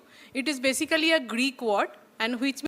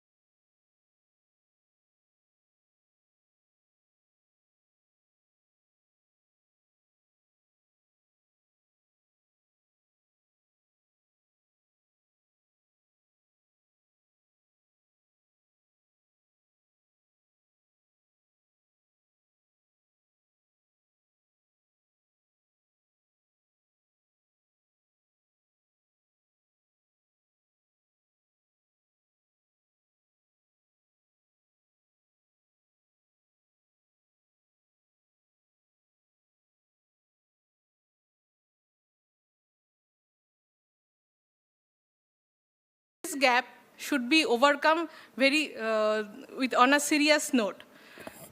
So, any idea from the theoretical background, innovative ideas generate, but translating the same idea into practical and implementable solution often becomes a long and challenging process. In our earlier days, we also have faced a lot of such challenges while we tried to materialize our innovative ideas into practical solutions, but we did not give up. We have a great team also, and we kept on trying. We interacted with many researchers, different professors, industrial personnel, took their opinion, did a lot of rigorous testing, changed our designs, and finally we could come up with several commercial models which are right now already implemented in several industries all over the India. With municipal corporations also we are working for their natural water body restoration. So these are the small steps or the milestones that have helped our growth or shaped our growth. Now here, since all of you are present, I have two major asks from all of you. That is, one is collaboration and partnership. So if any of you are already in the field of research, technology development or industries, majorly in the area of environmental challenges, mitigation and all, so I would love to explore the potential partnership, because I believe there is a lot of untapped potential hidden while we come up together with the combined solutions, because not a single technology, but if we can integrate multiple technologies, then only we can come up with a more sustainable approach to any environmental challenges. And the second ask will be to help for scaling our impact. So if you can connect us with some network or the decision makers through their advocacy, we can join hands so that we can bring a more tangible solution for a sustainable future. Thank you. Thank you. That's wonderful. You not only explained your business, but also opened up doors for many more initiatives. That's great, Aditi. Yeah, so before we go on to the panel discussion and ask questions, I would like to introduce our guests at the panel. So first, I would like to go with Dr. Madhu Chandrika Chattopadhyay. She is the head of the Green Energy Center and is in charge of Water Recycling Center at EPTRI, which stands for Environment Protection Training and Research Institute. It's an autonomous institute of Government of Telangana. And she has 17 years of expertise in renewable energy, environmental sustainability, and waste management. And she is an excellent person for advocacy, administration, research, innovation, and skill development within these fields. And that's where we connect with you, madam, for your skill development initiatives. She is a recognized expert in renewable technologies, and she has authored numerous research papers and articles in national and international journals, and she spent 14 years as a woman entrepreneur leading the Chandradeep Solar Research Institute and making significant contributions to solar, wind, biomass energy technologies advancements. Dr. Chattopadhyay's work has had a lasting impact on both renewable energy industry and the environment, positioning her as a key figure in promoting sustainable practices and technological innovations. It's really wonderful to have you here, madam, for the topic on sustainable technologies. Thank you. And then I would go to the next speaker. As I said, he's Mr. Suresh. He's a solar hero. That's what he is known for. And I have seen a couple of your videos, sir. I'm very, very thrilled to see them and connect. He is a postgraduate in management from IIM Ahmedabad, and he's an engineering graduate from IIT Madras. Oh, he has about 50 years of experience in textile and real estate industries, and his entrepreneurial journey starts with Sachs Ancillaries. He was manufacturing auto electrical components, wiring harness, supplying OEM to Japanese collaborated two-wheelers, and he also had Computer Access Private Limited, a telecommunication industry, a man with a wide variety of industry exposure. He's a chairman at Gaura Leasing and Finance. So on finance side also he has a great hold. So not only the product and innovation, he's good at finance too. And he's a committee member at Kuppuswamy Sastry Research Institute, a Sanskrit research body. Wow. So he's a visiting faculty and at teaching management subjects, and he's given 2 TEDx talks. And is passionately involved in green initiatives such as rainwater harvesting, rooftop solar, biogas, terrace, kitchen garden, hydroponics, air-to-water machine, and dry waste management. And he's developed prototypes of solar car and solar scooters. And he's just 80 years young. You are really, really into many things. So very happy to have you here. It's a pride moment for us to have you here. Yeah, yes. Thanks to Umaji, who has introduced us to him. And then now we come to Dr. Romana Sinha Sehgal. She is a founder and CEO of Serendipity. She drives innovation, sustainability, and social impact. She's an engineer and a leader in IT industry with an experience at Fortune 500 companies like Oracle and ADP. She is presently a mentor at T-Hub, Niti Aayog Mentor of Change, and she is with IIMK Fostering Entrepreneurship. She is a recipient of top awards including Karmavir Chakra Platinum, which is given by Congo and United Nations, and Nelson Mandela World Humanitarian Award and Social Entrepreneur of the Year 2023. And then she's a TEDx speaker and world record holder advocating for health, education, and the arts. She's a champion for cancer awareness, menstrual hygiene, women's empowerment, and child rights. Sustainability advocate, integrating eco-friendly practices with social impact. A true architect of change, advancing global humanitarian efforts and inspiring equity. And she's been our COVE member for a very long time, and I know her beautiful creations which came from a lot of waste material. She used to create beautiful pieces, and she's our beauty with brains. Welcome to this session, Romana ji. Thank you so much. Yeah.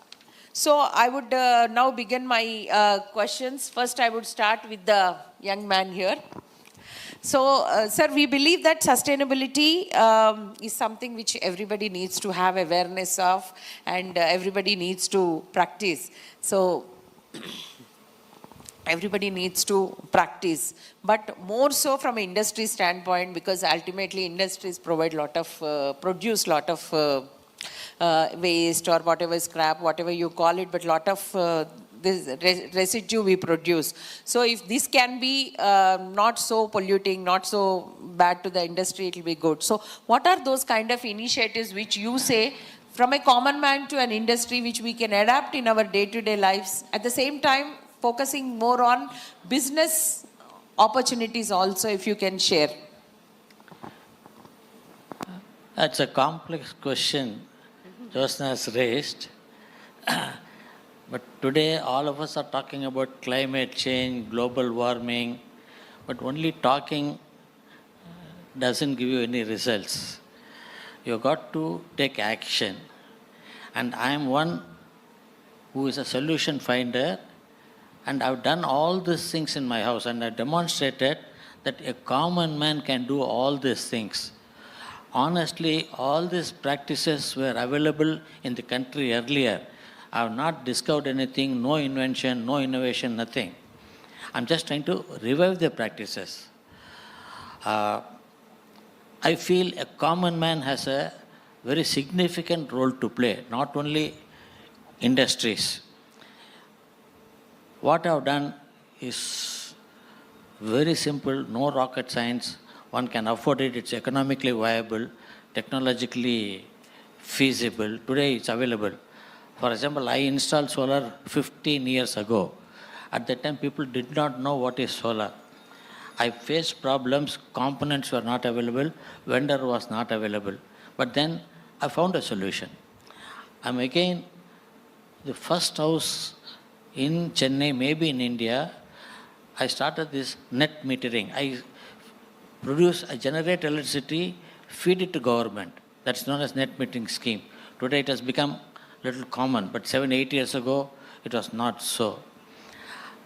I also combine waste management along with renewable energy. I do lots of work. I got a biogas plant. From kitchen waste, I produce cooking gas. I use that cooking gas to produce electricity. I connect it to diesel generator and produce electricity. So you can produce electricity in any corner of the country, small towns, villages, tier 2, tier 3. In this context, I see a lot of potential, especially for women entrepreneurs. If you take rooftop solar, a new scheme has now come, Prime Minister's Surya Ghar Yojana. Not many people are aware of it. In fact, there are several myths and misconceptions. People think it's very expensive, we cannot do it. It's not like that. Women entrepreneurs can be trained. I'm willing to train them free of cost. You get to know what it is, start marketing this. There are vendors available, so you don't have to reinvent a wheel. They will do it for you. You do the marketing, they will do it for you. Huge potential is there. But when I say huge potential, people are not going to line up. You have got to do your work. So in renewable energy, rooftop solar plants, there's a very, very, very good scope. Then waste management, biogas. You install biogas plants to produce cooking gas. Again, now of course, houses are getting converted into flats. We have developed a smaller model which you can install it in the flats also. Here this is conversion of waste into cooking gas. Again, there's a good potential for women entrepreneurs to take it up. Women entrepreneurs do only marketing. There are sources available, there are vendors available. They are looking for orders. You book the orders, pass it on to them, you enter into a commercial arrangement. Either you buy it and sell it, add your margin, or they will sell it, you take a commission. All this, there are only arithmetics, but there is a good potential. Similarly, water management is a big problem. Chennai is supposed to be water deficient. Last 40 years, I installed rainwater harvesting 40 years ago. I have never bought a single bottle of water or a single tanker of water. You can save rainwater, filter, store it and reuse it. All these concepts are available. You please understand these concepts, start marketing it. There's a huge scope available. You should.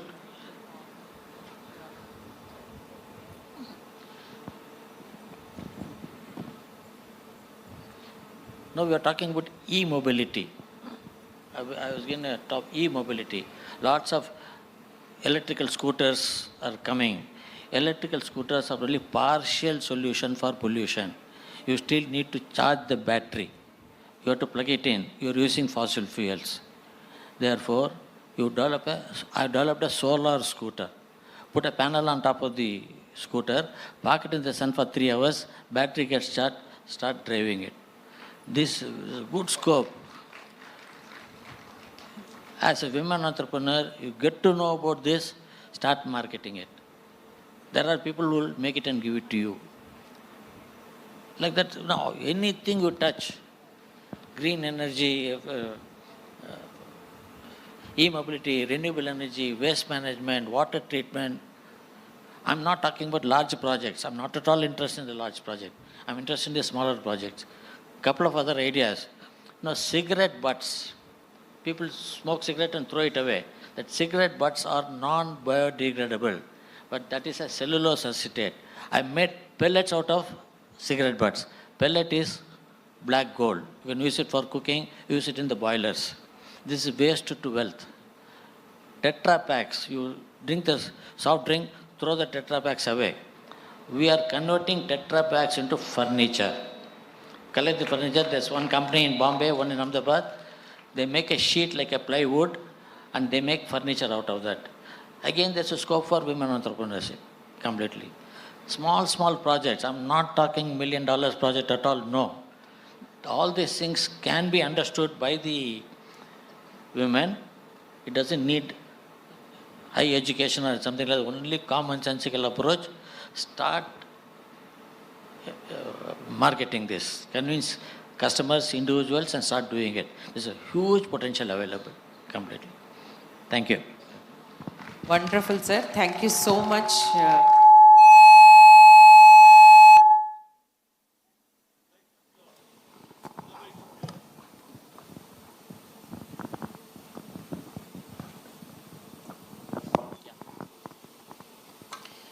Thank you, sir. Really wonderful ideas and initiatives you have taken and you have given us also. Now, ma'am, you are with the government initiatives, and so how do you see this whole buzzword of sustainability?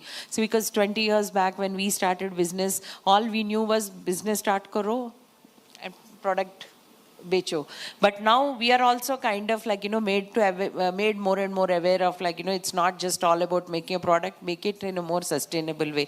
So how do you see these policies or things implemented from the government's initiatives? So you can talk about the policies that are coming up and and also some kind of incentives that we'll get because we are doing these things. Is there any such thing? I would like to understand.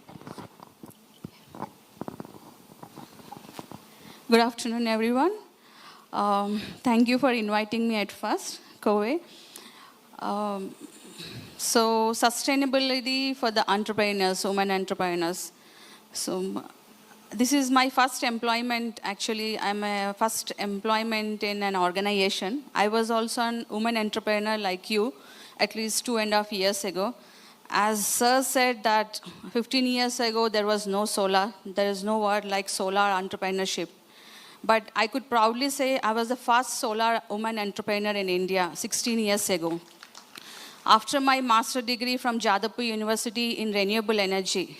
So I was the only woman in the class who was there for the master degree in renewable energy. So that time everybody were into the different sectors, but by the call of the former president, APJ Abdul Kalam, that time he was the president of India, on his call, I entered into the renewable energy. And after my MTech, in campus interviews, all my batchmates got jobs into CTS, TCS.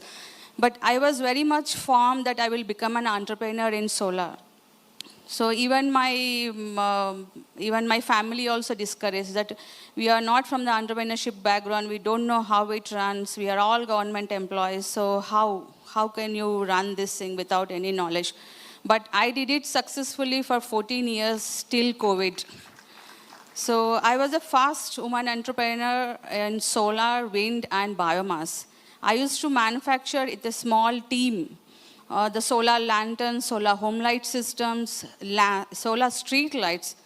When my worker was absent to install a solar street light, I used to climb and install a solar street light. That time I was the first person to design a rooftop solar power plant in West Bengal, 16 years ago. So I proved my family wrong that I can run. But of course, one thing I should certainly acknowledge here, not without the support of my husband. It's a huge, tremendous support from him because I'm a Telugu. I'm a native of Telangana, but married to Bengali.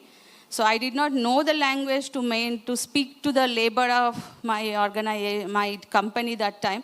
But I could do it for 14 years successfully with a turnover of 10 lakhs per month.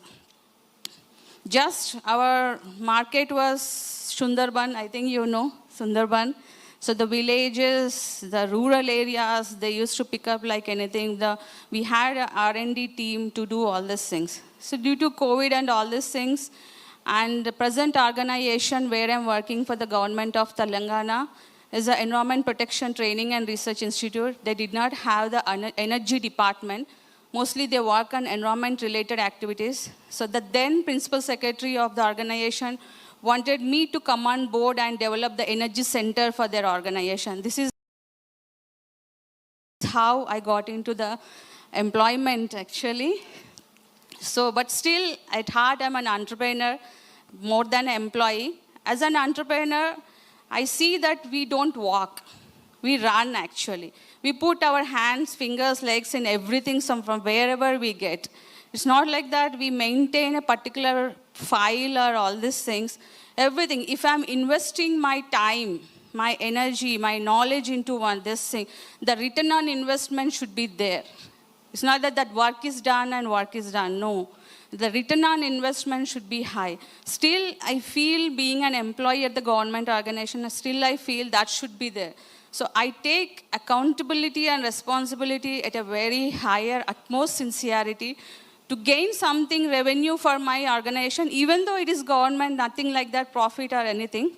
But still, I feel like that. So as a woman entrepreneur, what if even just an entrepreneur woman, support from the family is the most important. Single-handedly, maybe 10%, 20% are very successful, but it is a tremendous pressure on mental.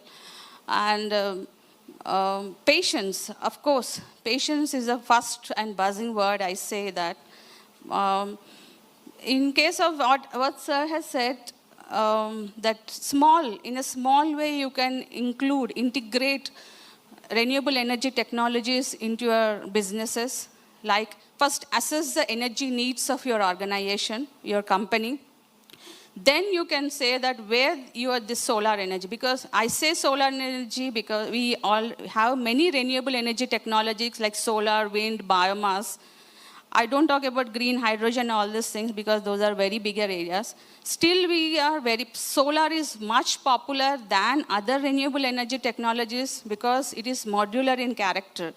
Suppose your requirement at your home is 2 kilowatt system. 2 kilowatt enough energy is enough to run your home. So you can modularize, means you can customize it. Instead of investing for 2 kilowatt at a time, you can divide it into 4 parts or 2 parts. 1 kilowatt now, after 6 months, when you have another some amount of money, 1 kilowatt later.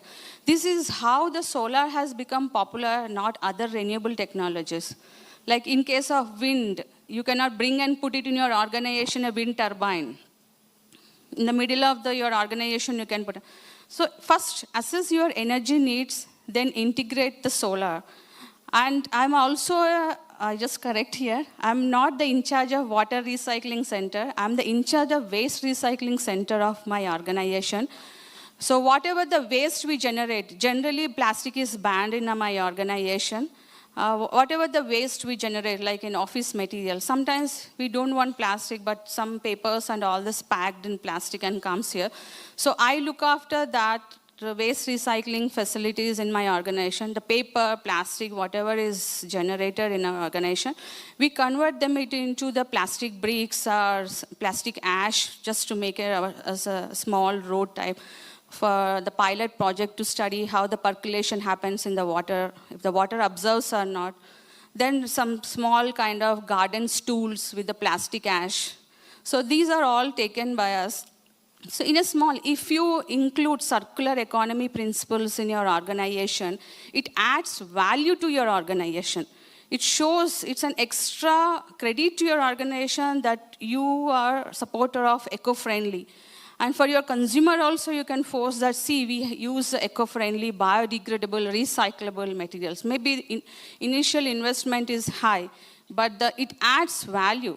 In that case also, you can get, as a environment awareness company, you can get some kind of low-interest loans, grants, as you are aware of the environmental sustainability, you are practicing the sustainability initiatives. This is how you get it. And when it comes to Telangana, just clean energy policy is released in January 2025 by the Chief Minister. So in that, for women entrepreneurs, whatever you are investing, the SGST is reimbursed totally. So that, for a rooftop. And for self-help groups also, we are forcing, we are also part of that program, we are forcing 500 kilowatt to 2 megawatt plants with the help of self-help groups, mostly women. So as a head of the Green Energy Center, my work is to train these self-help groups to maintain, troubleshoot these solar plants, and also to give training to them that how it can be installed if any problem comes. So these are the things which you can do for your organization. And energy conservation is one most important. You should train your employees, your staff with the energy conservation initiatives. And also with the, as I said, circular economy is also one of the most important. So all these things adds value, and your investment will be less and profit will be high. And also you can add value like that, sustainable, you are practicing the sustainability in your organization. Thank you.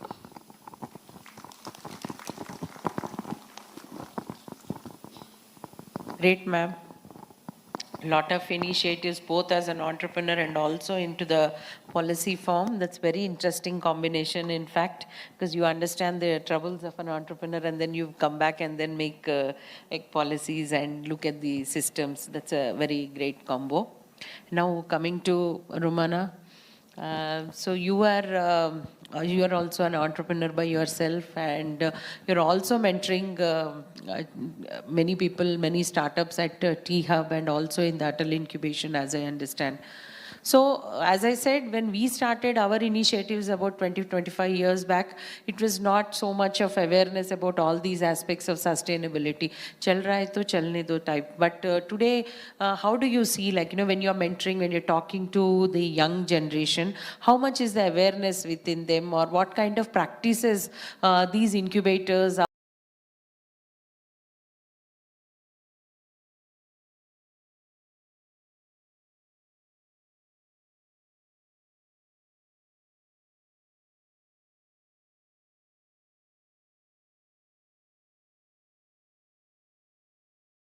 creating, you meeting for sustainability? Awareness is there in the entrepreneurs who are coming up in the next gen, and what kind of work you people as mentors are also taking up? If you can enlighten us on that, it will be great.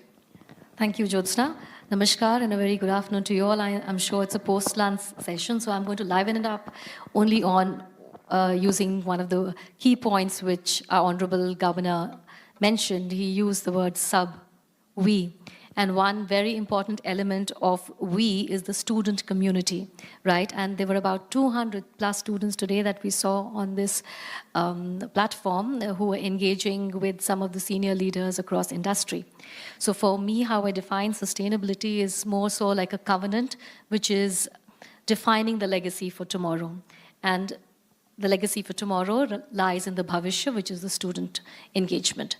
In the capacity of several roles that I have been in, and it's been almost 3 decades in the industry, through IT, ITES, manufacturing, and entrepreneurship, I see a great intervention, especially in the young minds, and that engagement, comes out in a very powerful way with the mentoring element, right?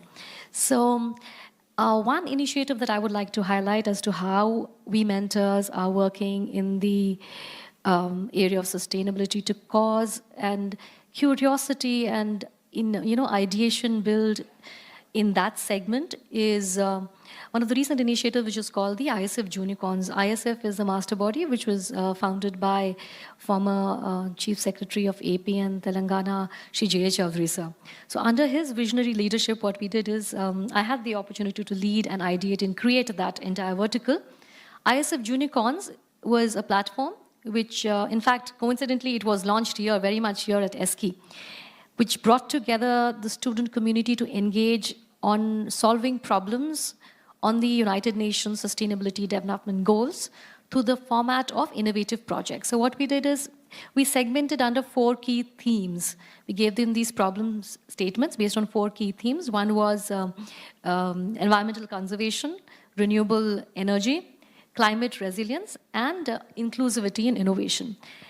When we did that, we had thousands and thousands of applications from the students, especially the school students I'm talking about.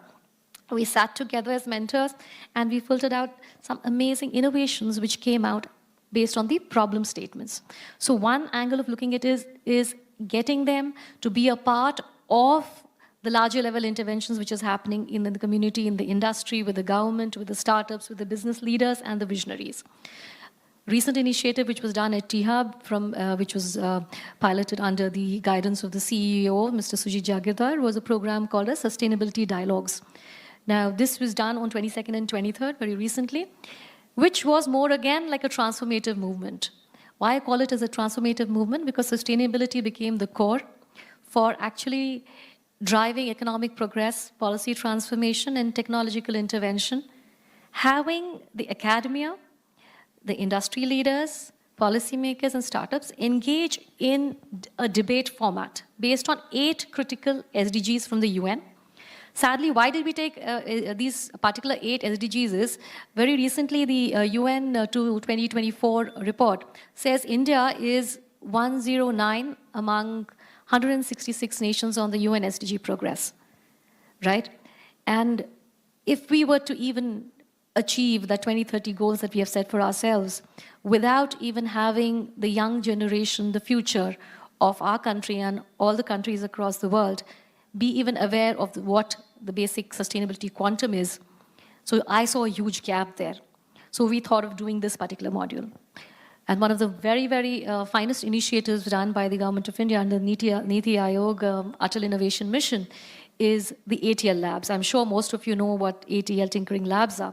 Currently, we have got 10,000 labs set up across the country, and these are being run by the ATL school in charges. And what happens there in this ATL labs is there's scientific research, there's ideation, and that leads to developing projects and prototypes, all under the supreme umbrella of sustainability. Why are we planning to expand it? As you know, that the recent budget, which was presented for 25-26, has been allocated a segment of 400 crores to up the ATL labs in the country to 50,000. So you know where the growth is happening, and you know where the future leaders are. And in fact, I should say the future leaders have already arrived. They're already here. We just need to actually acknowledge their presence. So thank you, Jyotsna, for the question.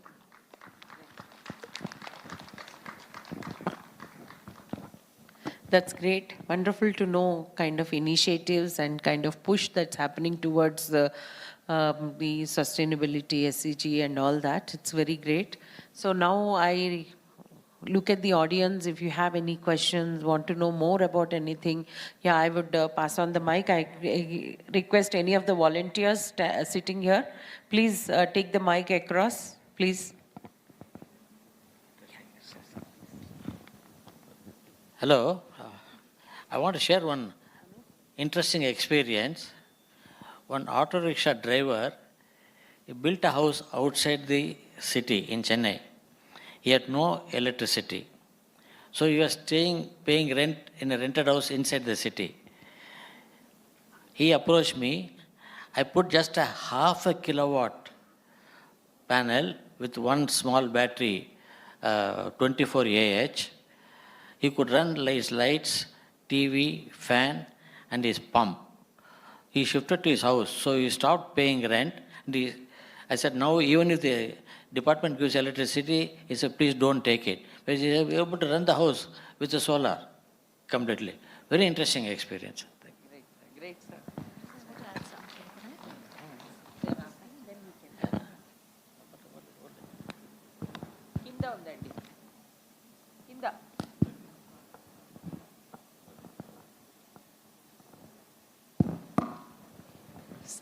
Namaskaram Andi. Hearty congratulations for all the organizers and the participants. And I'm very proud of you all. And we are organizing Research and Development Center. We have Research and Development Center. In there, we are working for the environment of India.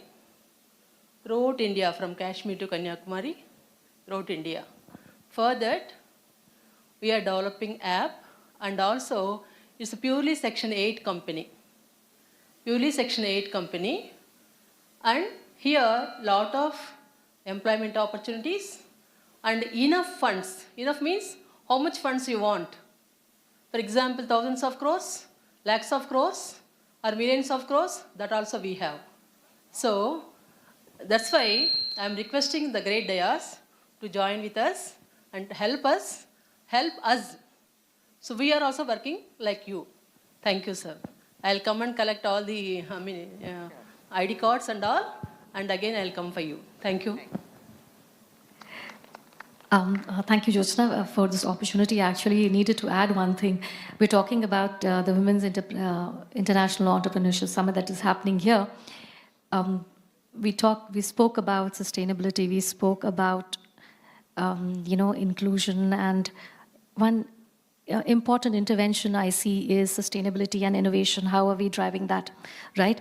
So for the benefit of the delegates who are present here, I would like to share an initiative which is being supported by the IT department of the government of Telangana. I've been working on it and driving it as a part of my organization, Serendipity. We are talking about inclusion, which was one of the core areas of discussion in the open forum at the World Economic Forum, which I was present at. And we're talking about inclusion in education and inclusion in, say, arts, for example. This initiative that we are trying to pioneer out of here with the support of the Honorable IT Minister, Dr. Sridhar Babu, and with the mentoring of Shri Sai Krishna sir, who is the IT advisor. The idea is to extend virtual reality to the visually impaired people. When you're taking the virtual world, we, the supposedly abled, have the opportunity to experience VR. Imagine for the visually impaired, using tactile mobility in the VR world with the support of haptic technology. We will be able to, hopefully, in the very coming time, soon enough, give them a method so that they can experience VR with haptics and experience art. It could be a piece of art, it could be an object, it could be something from the heritage, probably one of the monuments. You will just be able to bring that out and give them and enable the opportunity to the ones who are finally able than us to experience it, touch it in the virtual world. So huge thanks to the government of Telangana, and I'm really, really glad that I'll be doing it as a CEO and founder of my company. And there's extensive research that has started out on it. And I think inclusion is very, very important when you talk about sustainability or innovation, because again, when we speak of we spoke of the student community. When we speak of we need to include everybody else within the country and beyond. Thank you.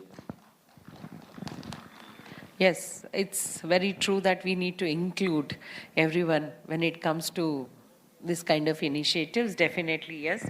And have any questions? Just quick, yeah.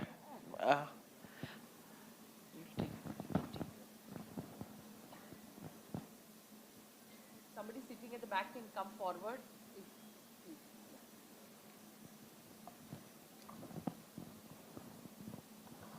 Hello all. I'm Anika. I am a co-founder of Axol Management Services. And we provide asset management services. And one of the vertical that I lead is I provide NGO services, and I'm an NGO consultant. So one thing I found is there are many grassroots level SHGs. We are from Tamil Nadu. So there are many people who are very much in need of funds. So I have a question for Romana ma'am. How do we access those funding? The ones that NGO Durban is providing, Nidhi Aayog, and as well as CSR initiatives. Is there any link that we can get? We are definitely looking at a linkage that you're speaking of. Of course, there is. I do see there is a dotted line connect, and there's not a straight line linkage to that. However, with organizations like COWE, Confederation of Women Entrepreneurs of India, where we are seated at, can be a huge intervention point for enabling something like this. Of course, the banking is something which is very much open to everybody, but an organizational Niti Aayog, there is a system wherein you need to apply for it with streamlined, and we will be able to engage with the women entrepreneurs at that level, with the entrepreneurial cell set under Niti. Okay, thank you. Thank you, ma'am. Thanks. And one last question. I would like to add here one, just sure. hold on. As an individual, implementing the green technologies in SMEs may be difficult. I can suggest here to form a cluster. All the SMEs, women entrepreneurs, can form a cluster and start doing the innovation or manufacturing of the components for the renewable energy technologies. And I feel that COWE should take the initiative and educate the women entrepreneurs to practice this sustainability and to form the cluster and educate the women how to be successful. I heard that an SME organization in Balnagar here has been exporting some components for the submarines for the Norway. So you can imagine. So I request COWE to educate the women entrepreneurs who wants to transition their business into sustainability, to form a cluster and start doing the work. Great, Yeah. ma'am. If we can really do that post this event, I think we have achieved the major objective of conducting a session like this and form the cluster. Definitely, we will be seriously looking into it and implementing it very soon, forming a cluster on this kind of initiatives, definitely. Any last one lady there? Sir, one, the student, young girl. After that, I'll give you Andy. Just 1 second. Yeah. Please come forward, ma. Come. Thank you. Good afternoon to all the esteemed speakers. I'm a grade 11 student, and I'm the founder of a nonprofit organization. It's called InspireEd. So it started on September 1st. It usually started as for a competition from University of Sydney. Though we didn't win, we still wanted to continue it. And right now we have 3 government schools under us, and we're providing them free education. So me and my team, which is 8 more people, we go to 3 different government schools every Saturday to teach them and create a few fun activities. And it's sad to say that the first time I got to know about SDGs was when I took an extra course on AI, and we had to learn about SDGs in class 10. So I wanted to incorporate it in the extra syllabus that I create for the next academic year. So I want to ask this to all of you, that which SDGs do you think that I should first incorporate into it? Thank you. I'll ask any one of the panel members to answer this due to the lack of time and conscious of the next session starting. So any one of you can. Me. The recent report that I mentioned, sorry, I didn't get your name. Vidya. Vidya, the recent report that I mentioned from the UN, you should take a look at that. And it clearly shows that the CSR intervention from the corporates aligned to certain SDGs is at a high level compared to the ones. Quality education, gender equality, inclusion is picked up by anybody and everybody, most of the corporates, but there are certain ones which are absolutely untouched. So you could take a look at which are the ones which are at the peak and which are at the trough. So the ones which are falling on the trough, things like your sustainable cities and communities, probably climate resilience. Climate resilience is different from climate change, by the way, you know. So you could look at things like that. And I'm glad that you brought up a question like that, and very much happy that you're already thinking. So like I rightly said, the generation is already working on it. Thank you so much. So if you're thinking about SDGs, then from the background of renewable energy, I say SDG 7. So right now, what we are teaching means, as you are saying that how to train. So right now, I'm into the artificial intelligence, into the solar, wind, and EV. And also focusing on the agrivoltaics, agriculture plus energy.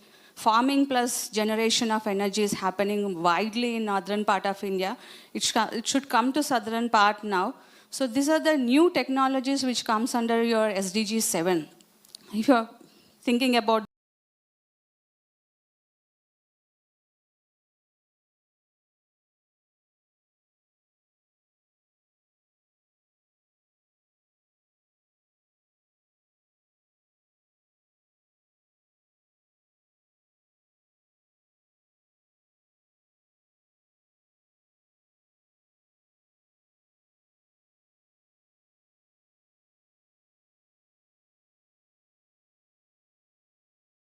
energy conservation and efficiency. That we as COVE can take up, which we have many partners like CE and BNN, BNI, and we have many other partners who are joining us. COVE can take up, which we have many partners like CE and BNN, BNI, and we have many other partners who are joining us in these initiatives. So we could form a cluster on that. Lalita Garu is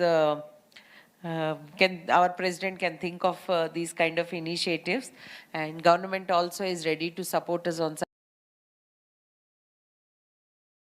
And government also is ready to support us on such initiatives. So wonderful, wonderful. Thank you so much. I now request Lalita Garu and Sandhya Garu, please come on to the dais to give the mementos to the speakers. Please.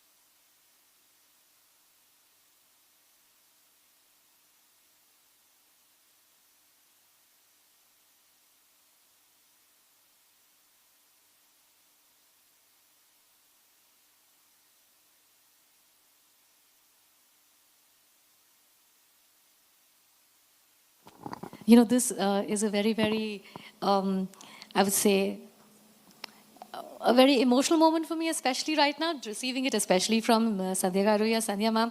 I remember the first time I walked into the COVE office way back in 2011. She was seated at the table in the office in Somajigura.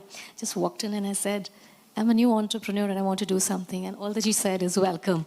And that's what it was. So thank you very much. And I my humble gratitude to you and to all the founding directors. I see Shailaja ma'am, Uma ma'am, Saudamini ma'am, Suman ma'am. Thank you so much. It has been an incredible journey.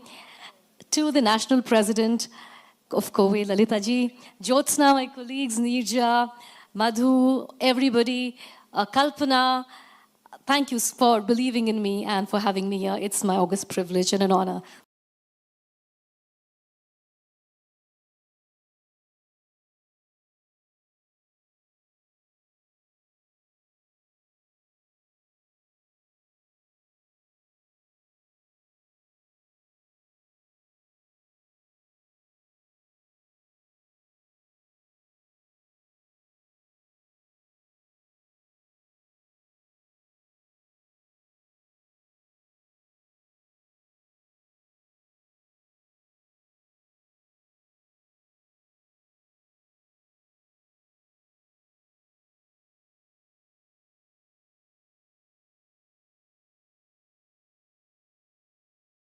Thank you.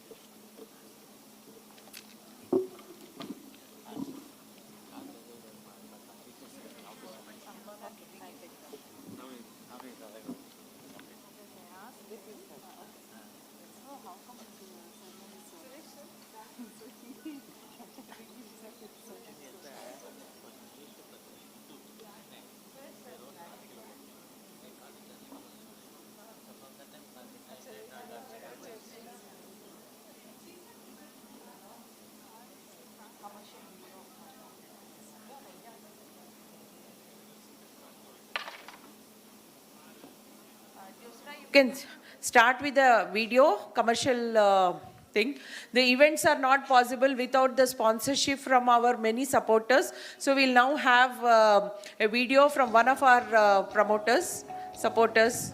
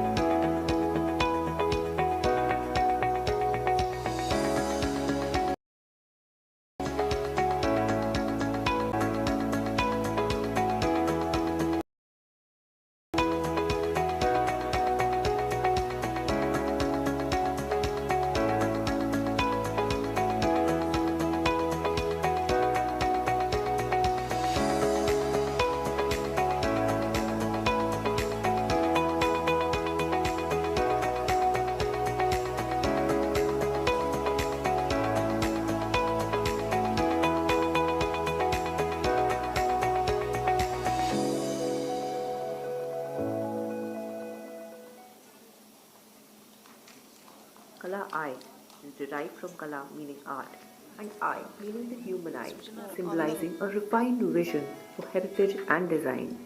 Founded 2 years ago under 100% female ownership, it is working on its mission to create innovative, heritage inspired, sustainable home textiles and lifestyle accessories. With a small but skilled team of 13 artisans, Kalai specializes in Sanganeri block printing, using hand-carved wooden blocks and natural dyes to craft timeless pieces. Every product is made in small batches, ensuring exclusivity, quality, and sustainability is at the core of everything we do. We work exclusively with organic cotton, ensuring that our fabrics are free from toxins, gentle on the skin, and kind to the planet. Our commitment to zero waste production means fabric offcuts are repurposed into accessories. Plastic-free packaging is prioritized, and every step minimizes waste while maximizing impact. In just years, Kalai has supplied designers and brand owners in over 7 countries, helping them build conscious, high-value collections. Whether you need private label manufacturing, white label solutions, or premium corporate gifts, we've got you covered.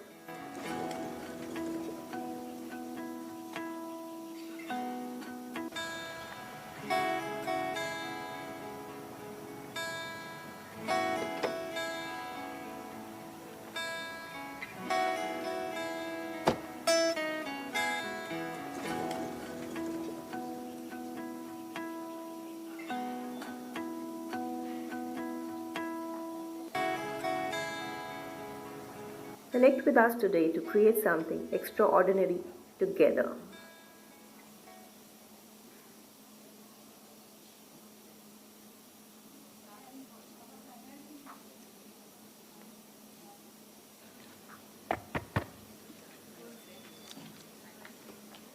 Hello.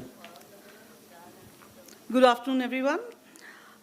Our third session for this afternoon is Future of E-Mobility in India, Learning from Global Experience. Chetna Jain, President, Kovi Telangana, and CEO, Drumataru Consultants, is our moderator for this session. Please give her a big hand.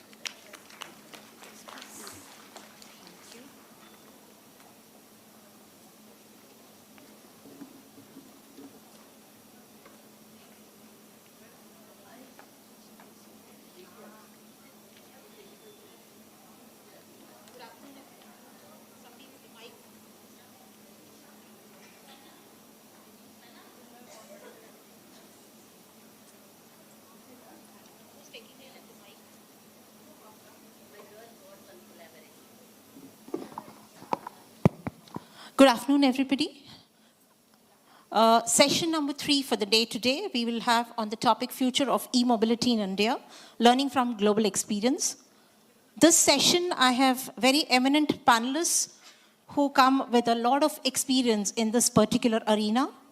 And let me take this opportunity to welcome them.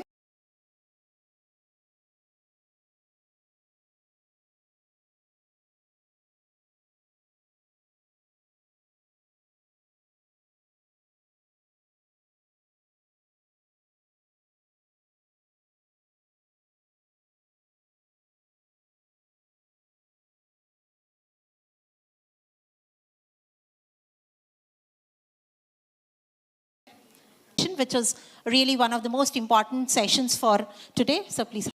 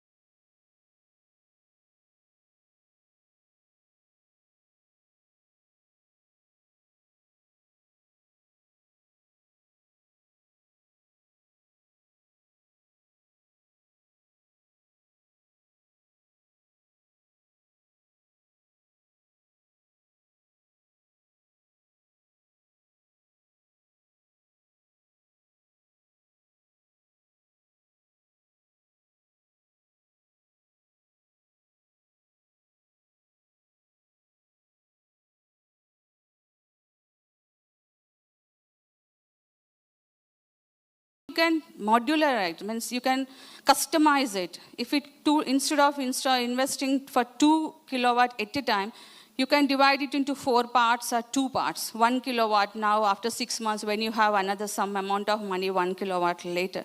This is how the solar has become popular, not other renewable technologies. Like in case of wind, you cannot bring and put it in your organization a wind turbine. In the middle of your organization, you can put it. So first, assess your energy needs, then integrate the solar. And I'm also, just correct here, I'm not the in charge of water recycling center. I'm the in charge of waste recycling center of my organization. So whatever the waste we generate, generally plastic is banned in my organization. Whatever the waste we generate, like in office material, sometimes we don't want plastic, but some papers and all this packed in plastic and comes here. So I look after that waste recycling facilities in my organization. The paper, plastic, whatever is generated in our organization, we convert them into the plastic bricks or plastic ash just to make it as a small road type for the pilot project to study how the percolation happens in the water, if the water absorbs or not. Then some small kind of garden stools with the plastic ash. So these are all taken by us. So in a small, if you include circular economy principles in your organization, it adds value to your organization. It shows, it's an extra credit to your organization that you are a supporter of eco-friendly. And for your consumer also, you can force that, see, we use eco-friendly, biodegradable, recyclable materials. Maybe initial investment is high, but it adds value.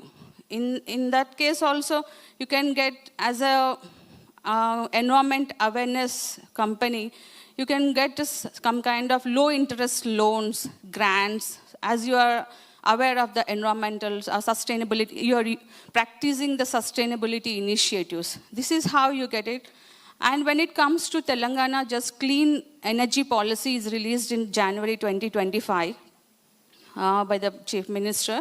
So in that, for women entrepreneurs, whatever you are investing, the SGST is reimbursed totally. So that, for a rooftop. And for self-help groups also, we are forcing, we are also part of that program, we are forcing 500 kilowatt to 2 megawatt plants with the help of self-help groups, mostly women. So as a head of the Green Energy Center, my work is to train these self-help groups to maintain, troubleshoot these solar plants. And also to give training to them that how it can be installed, if any problem comes. So these are the things which you can do for your organization. And energy conservation is one most important. You should train your employees, your staff with the energy conservation initiatives. And also with the, as I said, circular economy is also one of the most important.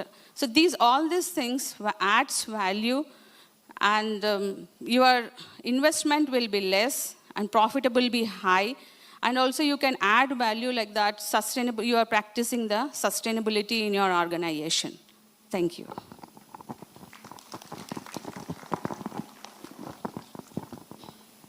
Great, ma'am.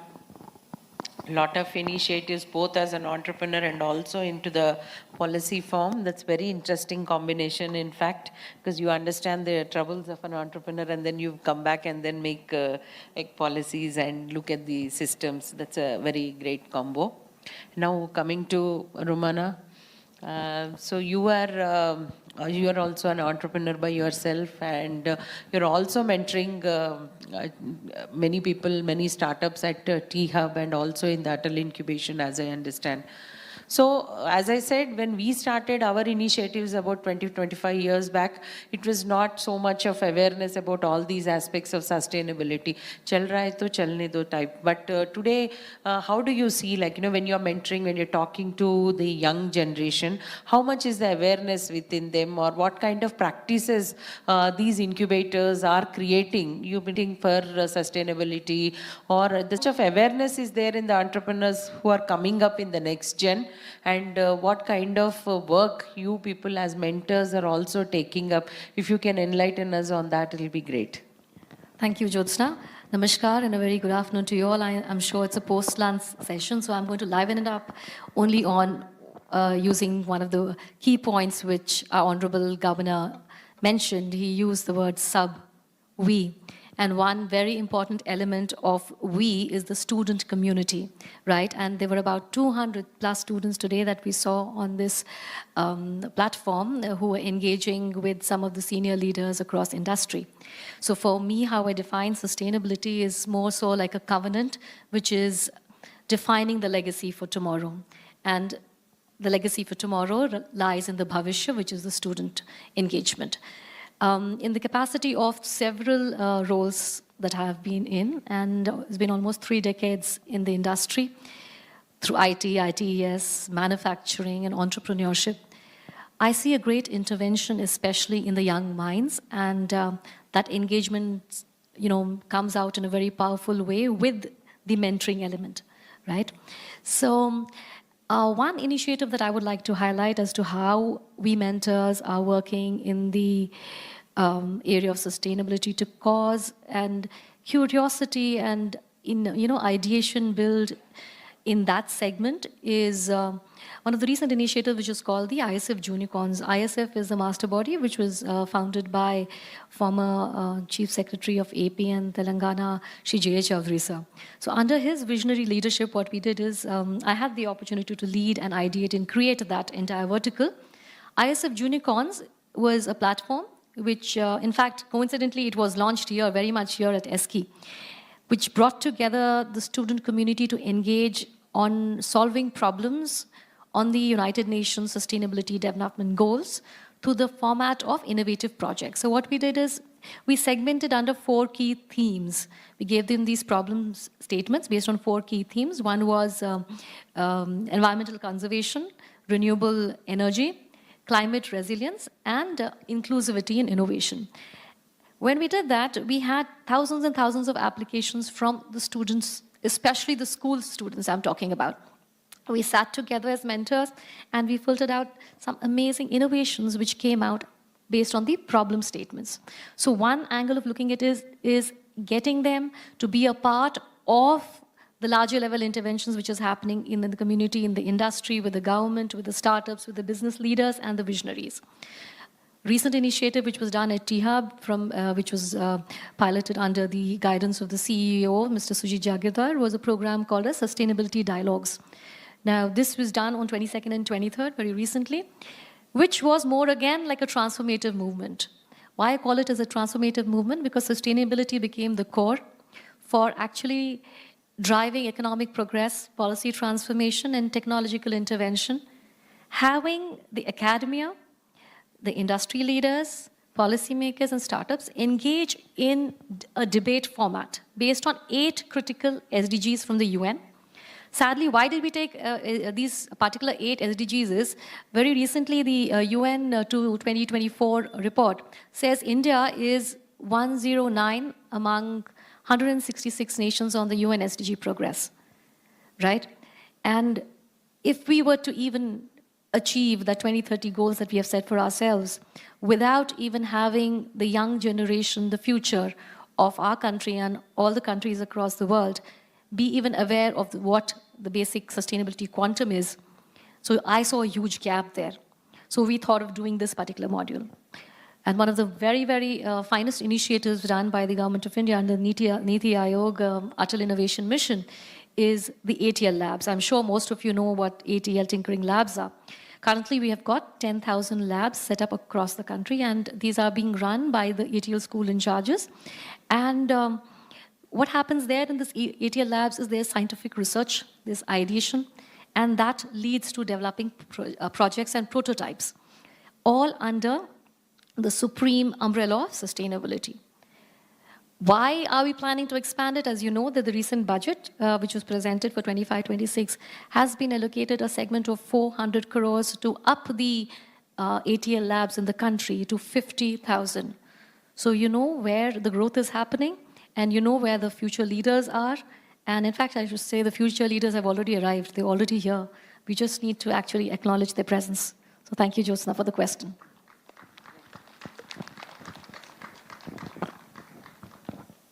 That's great. Wonderful to know kind of initiatives and kind of push that's happening towards the sustainability, SCG and all that. It's very great.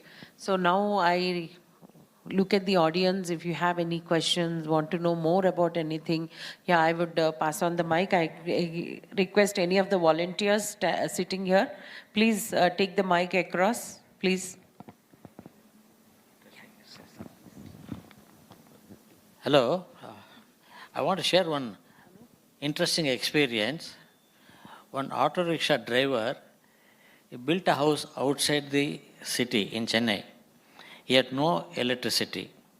So he was paying rent in a rented house inside the city. He approached me. I put just a 0.5 kilowatt panel with one small battery, 24 Ah. He could run his lights, TV, fan, and his pump. He shifted to his house, so he stopped paying rent. And I said, now even if the department gives electricity, he said, please don't take it. But he was able to run the house with the solar completely. Very interesting experience. Great, sir.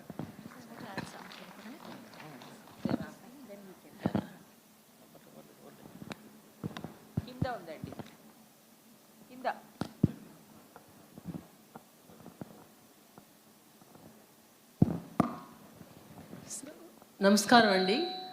Hearty congratulations for all the organizers and the participants.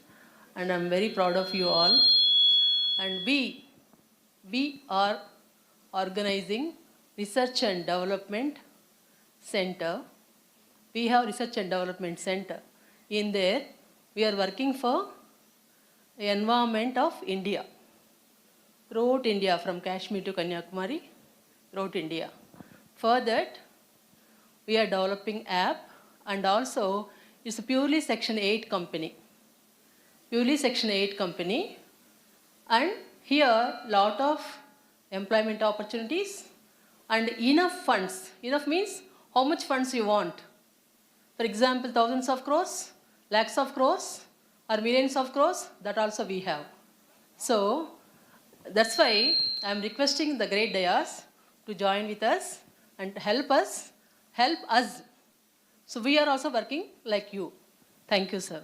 I'll come and collect all the ID cards and all, and again I'll come for you. Thank you. Thank you, Jyotsna, for this opportunity. I actually needed to add one thing. We're talking about the Women's International Entrepreneurship Summit that is happening here. We spoke about sustainability. We spoke about inclusion, and one important intervention I see is sustainability and innovation. How are we driving that, right? So for the benefit of the delegates who are present here, I would like to share an initiative which is being supported by the IT department of the government of Telangana. I've been working on it and driving it as a part of my organization, Serendipity. We are talking about inclusion, which was one of the core areas of discussion in the open forum at the World Economic Forum, which I was present at.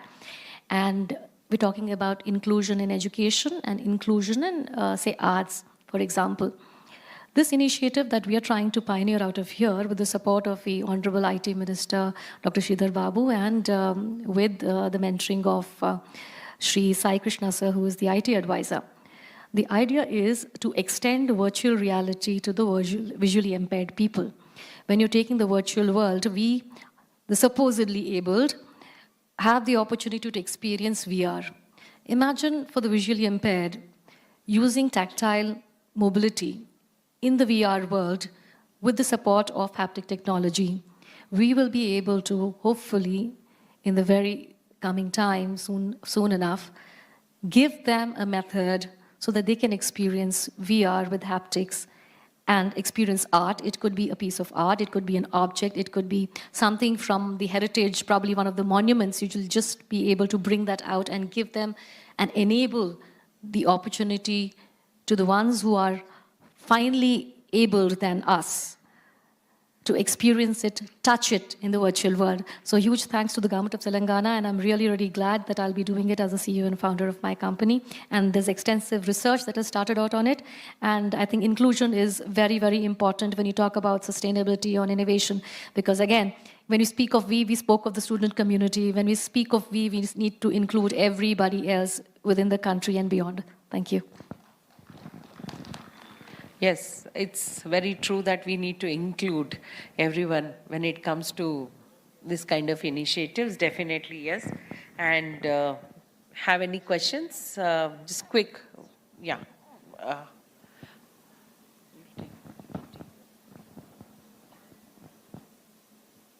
Somebody sitting at the back can come forward.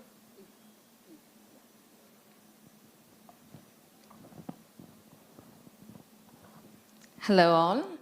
I'm Anika. I am a co-founder of Axol Management Services. And we provide asset management services. And one of the vertical that I lead is I provide NGO services, and I'm an NGO consultant. So one thing I found is there are many grassroots level SHGs. We are from Tamil Nadu. So there are many people who are very much in need of funds. So I have a question for Romana ma'am. How do we access those funding? The ones that NGO Durban is providing, Nidhi Aayog, and as well as CSR initiatives. Is there any link that we can get? We are definitely looking at a linkage that you're speaking of. Of course, there is. I do see there is a dotted line connect, and there's not a straight line linkage to that. However, with organizations like COWE, Confederation of Women Entrepreneurs of India, where we are seated at, can be a huge intervention point for enabling something like this. Of course, the banking is something which is very much open to everybody, but an organizational Niti Aayog, there is a system wherein you need to apply for it with streamlined, and we will be able to engage with the women entrepreneurs at that level, with the entrepreneurial cell set under Niti. Okay, thank you. Thank you, ma'am. Thanks. And one last question. I would like to add here one, just sure. hold on. As an individual, implementing the green technologies in SMEs may be difficult. I can suggest here to form a cluster. All the SMEs, women entrepreneurs, can form a cluster and start doing the innovation or manufacturing of the components for the renewable energy technologies. And I feel that COWE should take the initiative and educate the women entrepreneurs to practice this sustainability and to form the cluster and educate the women how to be successful. I heard that an SME organization in Balnagar here has been exporting some components for the submarines for the Norway. So you can imagine. So I request COWE to educate the women entrepreneurs who wants to transition their business into sustainability, to form a cluster and start doing the work. Great, Yeah. ma'am. If we can really do that post this event, I think we have achieved the major objective of conducting a session like this and form the cluster. Definitely, we will be seriously looking into it and implementing it very soon, forming a cluster on this kind of initiatives, definitely. Any last one lady there? Sir, one, the student, young girl. After that, I'll give you Andy. Just 1 second. Yeah. Please come forward, ma. Come. Thank you. Good afternoon to all the esteemed speakers. I'm a grade 11 student, and I'm the founder of a nonprofit organization. It's called InspireRed. So it started on September 1st. It usually started as for a competition from University of Sydney. Though we didn't win, we still wanted to continue it. And right now we have 3 government schools under us, and we're providing them free education. So me and my team, which is 8 more people, we go to 3 different government schools every Saturday to teach them and create a few fun activities. And it's sad to say that the first time I got to know about SDGs was when I took an extra course on AI, and we had to learn about SDGs in class 10. So I wanted to incorporate it in the extra syllabus that I create for the next academic year. So I want to ask this to all of you that which SDGs do you think that I should first incorporate into it? Thank you. I'll ask any one of the panel members to answer this due to the lack of time and conscious of the next session starting. So any one of you can. Me. The recent report that I mentioned, sorry, I didn't get your name. Vidya. Vidya, the recent report that I mentioned from the UN, you should take a look at that. And it clearly shows that the CSR intervention from the corporates aligned to certain SDGs is at a high level compared to the ones. Quality education, gender equality, inclusion is picked up by anybody and everybody, most of the corporates, but there are certain ones which are absolutely untouched. So you could take a look at which are the ones which are at the peak and which are at the trough. So the ones which are falling on the trough, things like your sustainable cities and communities, probably climate resilience. Climate resilience is different from climate change, by the way, you know. So you could look at things like that. And I'm glad that you brought up a question like that, and very much happy that you're already thinking. So like I rightly said, the generation is already working on it. Thank you so much. So if you're thinking about SDGs, then from the background of renewable energy, I say SDG 7. So right now, what we are teaching means, as you are saying that how to train. So right now, I'm into the artificial intelligence, into the solar, wind, and EV. And also focusing on the agrivoltaics, agriculture plus energy. Farming plus generation of energy is happening widely in northern part of India. It should come to southern part now. So these are the new technologies which comes under your SDG 7. If you're thinking about the energy conservation and efficiency. That we as COVE can take up, which we have many partners like CE and BNN, BNI, and we have many other partners who are joining us. COVE can take up, which we have many partners like CE and BNN, BNI, and we have many other partners who are joining us in these initiatives. So we could form a cluster on that. Lalita Garu is... our president can think of these kind. Government also is ready to support us on such initiatives. So wonderful, wonderful having you people here with us and sharing your knowledge. Thank you so much. I now request Lalita Garu and Sandhya Garu please come on to the dais to give the mementos to the speakers. Please.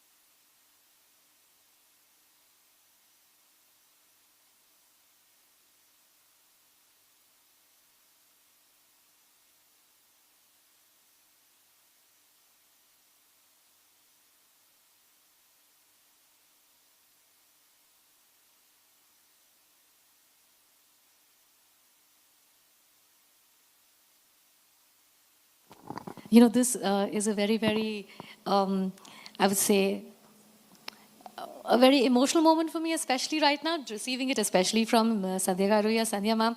I remember the first time I walked into the COVE office way back in 2011. She was seated at the table in the office in Somajigura. Just walked in and I said, I'm a new entrepreneur and I want to do something. And all that she said is welcome. And that's what it was. So thank you very much. And my humble gratitude to you and to all the founding directors. I see Shailaja ma'am, Uma ma'am, Saudamini ma'am, Suman ma'am.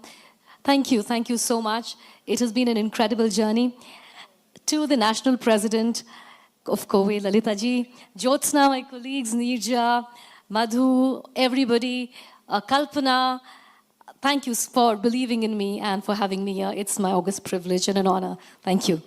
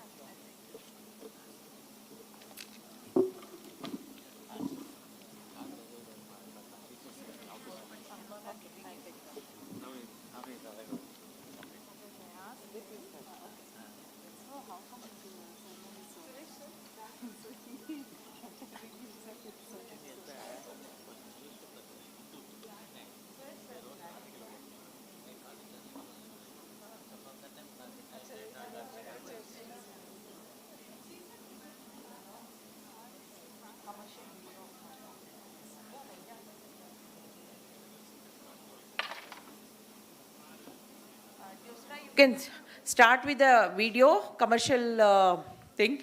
The events are not possible without the sponsorship from our many supporters. So we'll now have a video from one of our promoters, supporters.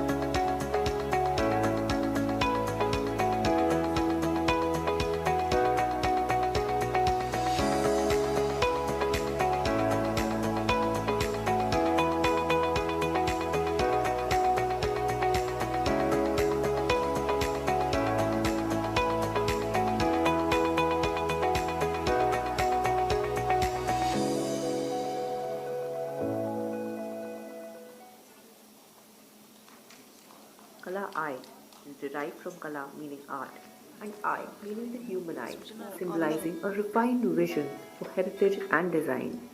Founded 2 years ago under 100% female ownership, it is working on its mission to create innovative, heritage-inspired, sustainable home textiles and lifestyle accessories. With a small but skilled team of 13 artisans, Kalai specializes in Sanganeri block printing, using hand-carved wooden blocks and natural dyes to craft timeless pieces. Every product is made in small batches, ensuring exclusivity, quality, and safety. Sustainability is at the core of everything we do. We work exclusively with organic cotton, ensuring that our fabrics are free from toxins, gentle on the skin, and kind to the planet. Our commitment to zero waste production means fabric offcuts are repurposed into accessories. Plastic-free packaging is prioritized, and every step minimizes waste while maximizing impact. In just years, Kalai has supplied designers and brand owners in over 7 countries, helping them build conscious, high-value collections. Whether you need private label manufacturing, white label solutions, or premium corporate gifts, we've got you covered.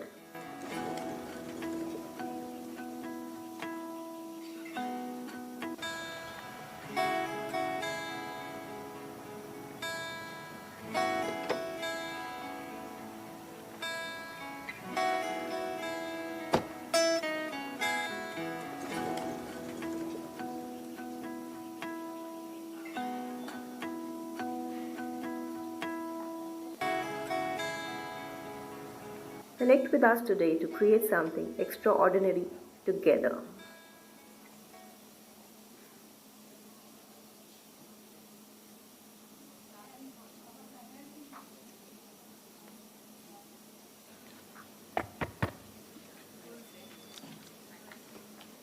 Hello. Good afternoon, everyone. Our third session for this afternoon is Future of E-Mobility in India, Learning from Global Experience. Chetna Jain, President, COVID Telangana, and CEO Dhrumataru Consultants, is our moderator for this session. Please give her a big hand.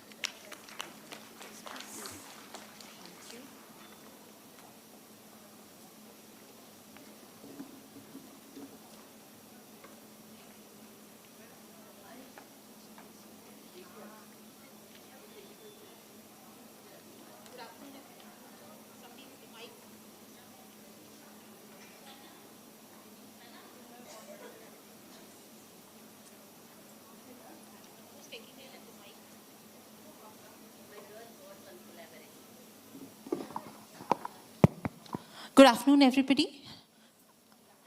Session number 3 for the day today, we will have on the topic Future of E-Mobility in India, Learning from Global Experience. This session, I have very eminent panelists who come with a lot of experience in this particular arena. And let me take this opportunity to welcome them, which is really one of the most important sessions for today. So please, of Chandradeep Solar Research Institute, recognized by Niti Aayog, guided 14 startups in the solar energy sector, holds a PhD in economics from Calcutta University, specialized in energy policy, renewable energy and circular economy, former journalist at Telegraph and Economic Times, co-supervised 7 research scholars in renewable energy science, and he's published 8 research papers. Welcome, sir. As we all know, today we are going towards a sustainable environment wherein fossil fuels are being replaced by electric vehicles. The reason being we are looking at a carbon-free, carbon-neutral future. We are looking at net zero buildings. We are looking at reducing the pollution in the environment because there is rampant climate change that is happening. Global warming is really, really precarious today, and we need to address all of this very, very aggressively. And going towards EV is one step that we are taking to see that today we reduce the carbon footprint. So, dear gentlemen, I will come to you one by one. So, sir, since you've been in this field for quite some time, how do you look at the future of the EV vehicles in India today? Good afternoon to everyone, and thank you very much, Kowe, for inviting me here. If I go a little back into the time, probably in 1990s, when first time I went to a Frankfurt auto show, I looked at all the cars, and every car was giving that CO2 level is this. Where that time in India, we were just not knowing about it at all. And every car was having CO2 so many grams per kilometer, CO2 so many grams per kilometer. So therefore, the consciousness on reducing carbon was there right from those days.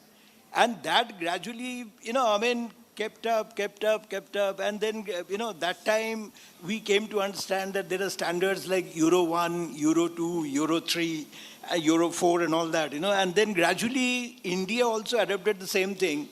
And we had Bharat 1, Bharat 2, Bharat 3, and which you now have BS6 right now, going in India. So this is the way actually the carbon has been reducing.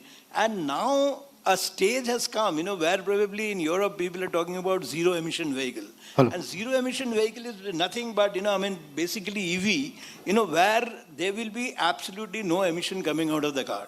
Because normally in a petrol car or a ICE engine car, you have one is a tailpipe emission. The other one, you also call it evaporative emission. And evaporative emission is the one, where petrol or diesel keeps leaking from the fuel tank, because, it is also in a vapor form in the fuel tank, liquid plus vapor form. So the vapor keeps leaking, and so therefore that is what is called as evaporative emission. So these have to be made zero. So how are they doing it in EV now? They have totally replaced all of this. They have brought in motor. They have brought in motor controller unit, because you need to also control the speeds. So motor controller unit. And of course, the motor is being run by battery. And battery has gone into a lithium ion, because, right now, what the kind of batteries what we are using was a lead acid battery. Yeah. And that did not have so much of power. Yeah. So therefore, to really drive the kind of motor, which is required, we required a much more powerful battery. So therefore, people have gone into lithium-ion battery. Yeah. So I will just stop you here for the next question again and move on to one more panelist who's just joined us, Ms. Srijana Raghupatrini Patnaik. She's an IIT Delhi graduate and researcher in power systems, founded Cellerite Systems in April 2018.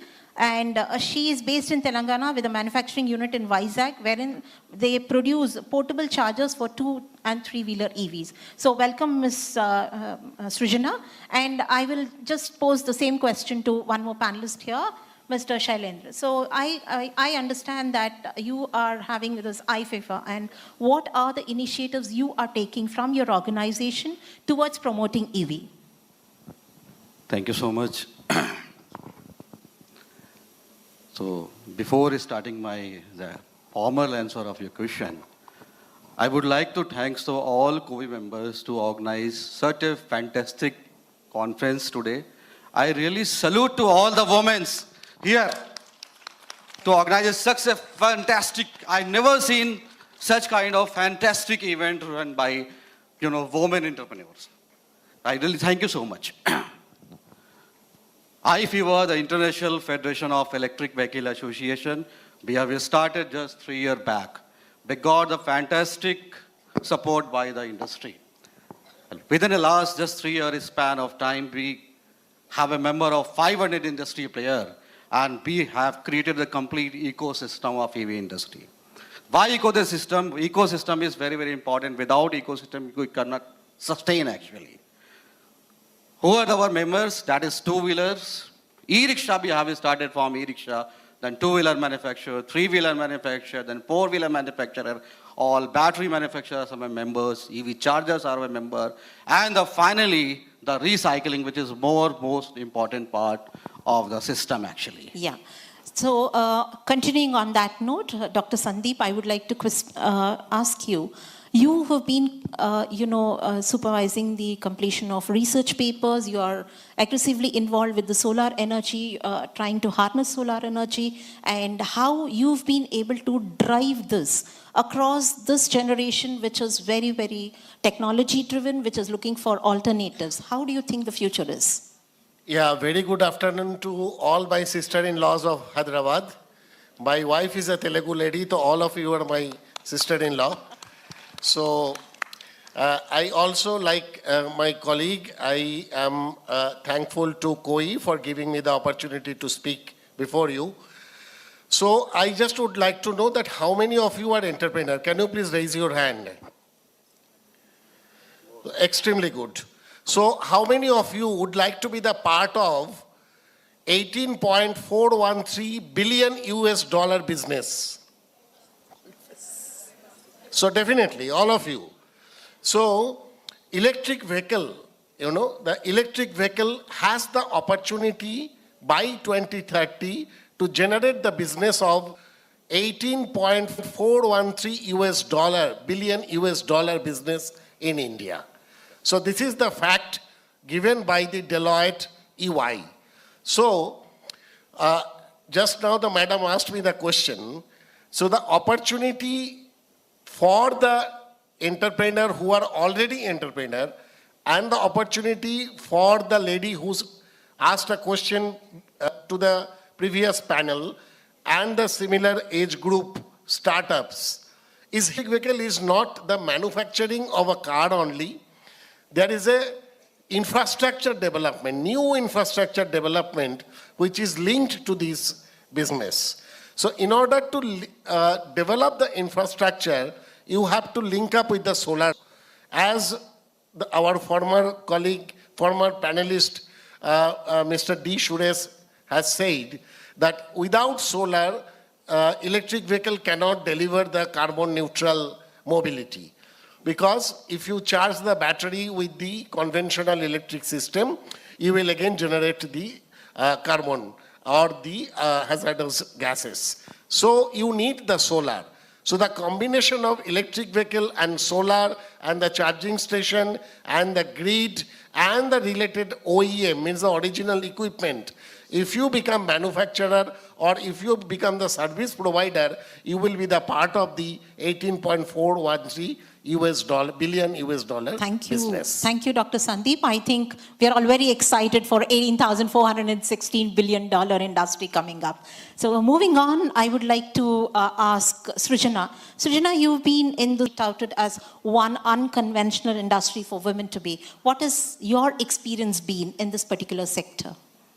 Yeah, it is very unconventional. My journey has been very unconventional to be an electrical engineer, where most women don't become electrical engineers too. So I've seen this. So it's not the entrepreneurial journey as such, but I've been through this process. When coming to this particular industry, so it comes with a couple of challenges and acceptance that this is how it is going to be, wherein you.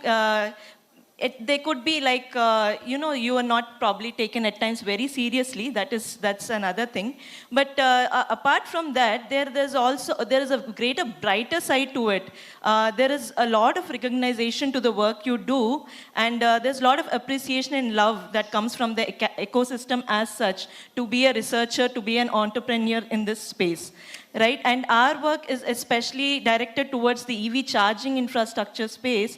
So, wherein we are kind of we are trying to push the boundaries tremendously to make charging as obvious as internet or even for a power supply for that matter.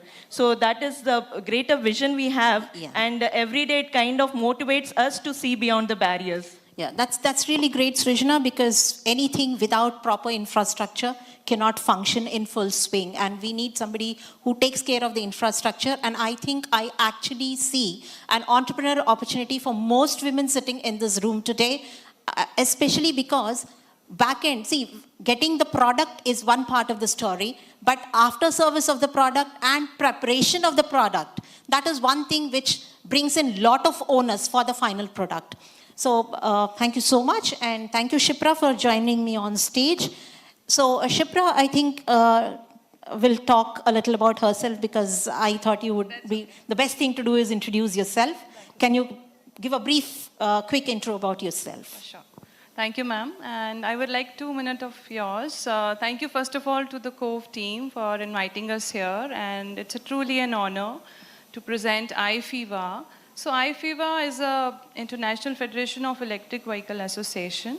And about me, I was only 19-year-old when I started my career in automobile industry. And from past 18 years, I am working as an entrepreneur now and selling all premium luxury cars, dealing into choppers, buying and selling, serving all the ministers and Bollywood, Tollywood sector, and renting air ambulance. We have served COVID times as well. And it's a niche clientele, and you really serve the luxury segment.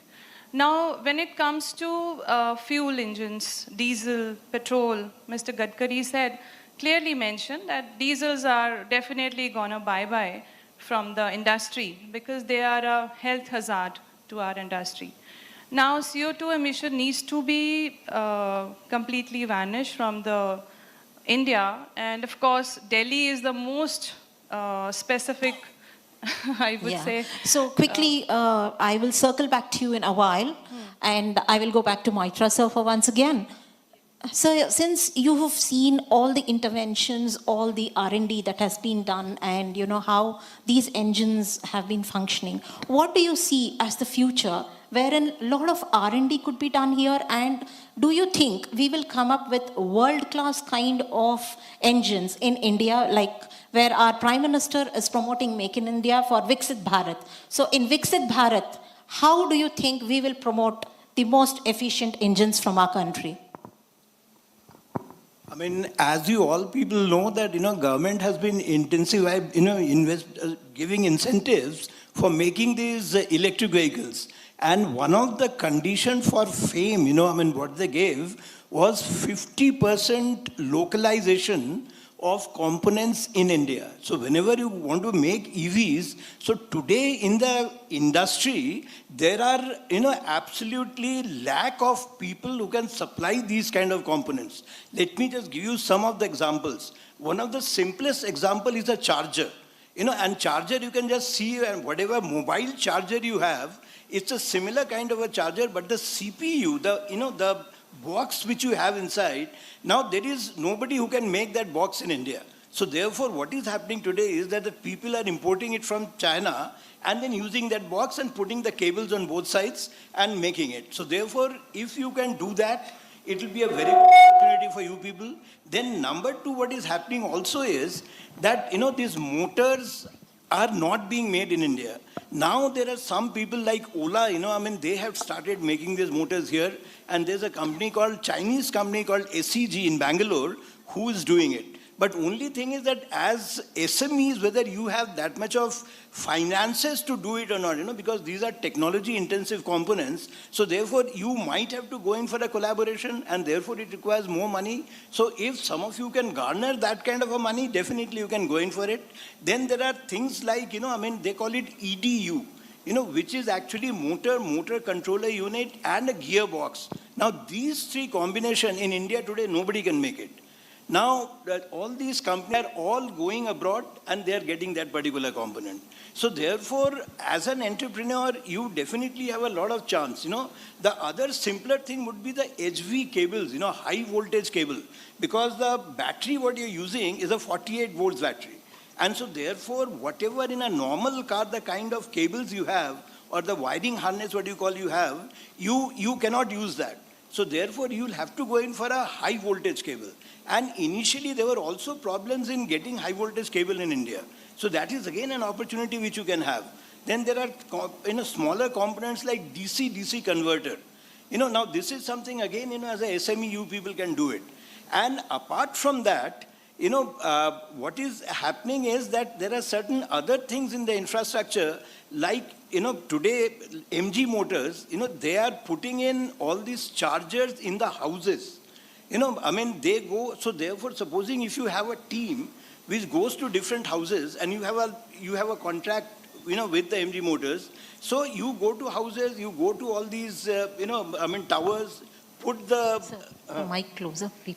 Put the, go to the towers and put this particular, charging infrastructure there. So this is again an opportunity for you people, which you can do it. apart from that, on the electric buses, what is happening is there are many players who have come in. They do not have a good idea of even homologation. Supposing if you are a technical person and you have a little bit of idea of technical things, then you can go to ARAI and ICAT, and for those companies who are desirous of doing homologation, you can get the homologation done for them. Okay. In fact, I know one of the companies from Hyderabad, who's trying to do that, to different bus making companies. They're going there and pitching that we will do the homologation for you. Similarly, you can even get into styling. There are companies who don't know how to do the styling of the buses.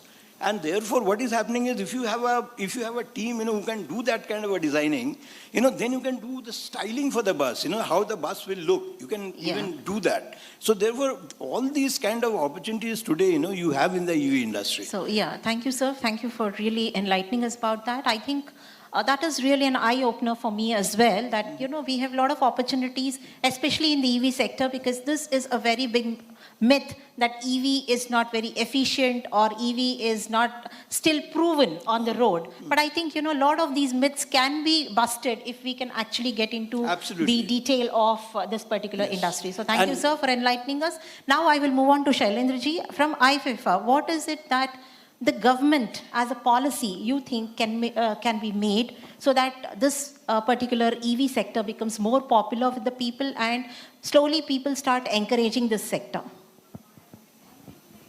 Thank you, ma'am. Before your questions answer, sir ने एक चीज बताई अभी, that is homologation. I think most of the people are not understand what is homologation. Actually, few technical people might be well aware of the homologation. Homologation is a process before your vehicle on the road. You have to type test one sample vehicles to these testing centers. There is 4 testing centers, even 5 testing centers in India. One is ICAT, that is in Manesar. Another was ARAI in the Pune, GARC in the Chennai, and Natrax in Indore, and 5th one, जिसको बहुत कम लोग जानते हैं, sir, that is CIRT Pune. They are also doing, and this is the only one testing center who comes under the Ministry of Transport actually. So, as per the concern of the policy, government is very, very much focused on the electrical vehicle, especially our Minister Nitin Gadkari ji is very, very focused on the electrical vehicle. हमारी जो dependency है, that is on crude oils, on Gulf countries, उसको खत्म करने के लिए, pollution को कम करने के लिए, they are very, very supportive. इस साल के बजट में, for this year budget, government has allocated 15,000 crore rupees budget actually for the EV infrastructure development. Yeah. So coming back to Srijana again, Srijana, what do you see the future of women entrepreneurs, especially in this sector? Do you think we can still move ahead aggressively, or there is some intervention that should come from the government or intervention from organizations like ours where we can kind of foster partnerships with you and push women entrepreneurs to take up this? What is your take on this? Yeah. So there are multiple levels to how we can solve this problem of EV adoption, right? Right from the product, we have been addressing from the product level, and also like some of the esteemed panelists here said, there are a lot of opportunities for the service also. If someone doesn't really fit into that block of like being a product expert or something, there's still a lot of service opportunities opening up. And there is also a lot of intervention globally wherein there is special focus on gender and how women can help in more and more EV adoption, right? The special policies and special frameworks specific for this, where women can drive. If we see, there are women, especially in places like Varanasi, where they drive the e-rickshaws. Yes. They run their, their livelihood comes from that. So as low as that, as a grassroots level to service sector, there are a lot of opportunities opening up. And there is also vast need for upskilling across, irrespective of the gender. So this is where we can actually upskill women, especially who are on a break or are looking to actually get back to work, or who are looking as an option for their livelihood. There's a vast opportunity for organizations like COVE and the government also to actually upskill women especially. And entrepreneurship in the service space and in also areas where we can kind of complement the existing ecosystem, that is also a huge opportunity. Thank you, Srishna. Thank you for the insight. Coming back to Dr. Sandeep, he has been actively championing the cause of renewable energy, and he's also trying to integrate AI and ML into the renewable energy. So these two factors can work together is something which Dr. Sandeep is aggressively working and having a conference on the same subject on the 4th of April. So, it is the accuracy. You know, the most challenging part in the EV is the battery side, I believe. So battery management, BMS, that is the most challenging part. And in that, the AI can play a very big role. So AI, mostly we use, AI is nothing but a robot, and ML is the algorithm programming that can tell about the life of the battery, that how many years this battery can run, how many mileage you can get. So not only for electric vehicle, we are also using for the other verticals of sustainable energy like solar and wind, mostly for the predictive analysis, asset management, and also for the generation. For solar and wind, it is for the generation. Here, it is for the performance. The performance analysis, that how many years this battery will run, and the capacity of the vehicle for how many years this vehicle will give you the service. Few more information I would like to add, like I would like to see Sujana's name also in that list. You can note down, or you can search in Google, 2 successful women entrepreneurs in the space, Indian women entrepreneur in the space of electric vehicle. One is Femina Electric, that's a company, Femina Electric. Another one is the Women Power. These are the 2 very successful women entrepreneur-centric companies working nationally and internationally. Soon Sujana's name will also be there, I believe. Number 3, 91,000, more than 91,000 two-wheeler vehicles, electric vehicles, are sold by the year January 2025 from January 2024. And altogether 1.6 lakh electric vehicles have been sold in India. So the growth is high, and the government thinks, the policy makers, they think, and the companies like Deloitte, EY, FMG, they all think that by the year 2030, 40% of intervention will be completed through the electric vehicle. So it is for the existing company, I repeat, it is for the upcoming company, I repeat, that enormous opportunity is there with the battery, with the other components, with the charging station, with the developing infrastructure, with the integration of solar and electric vehicle.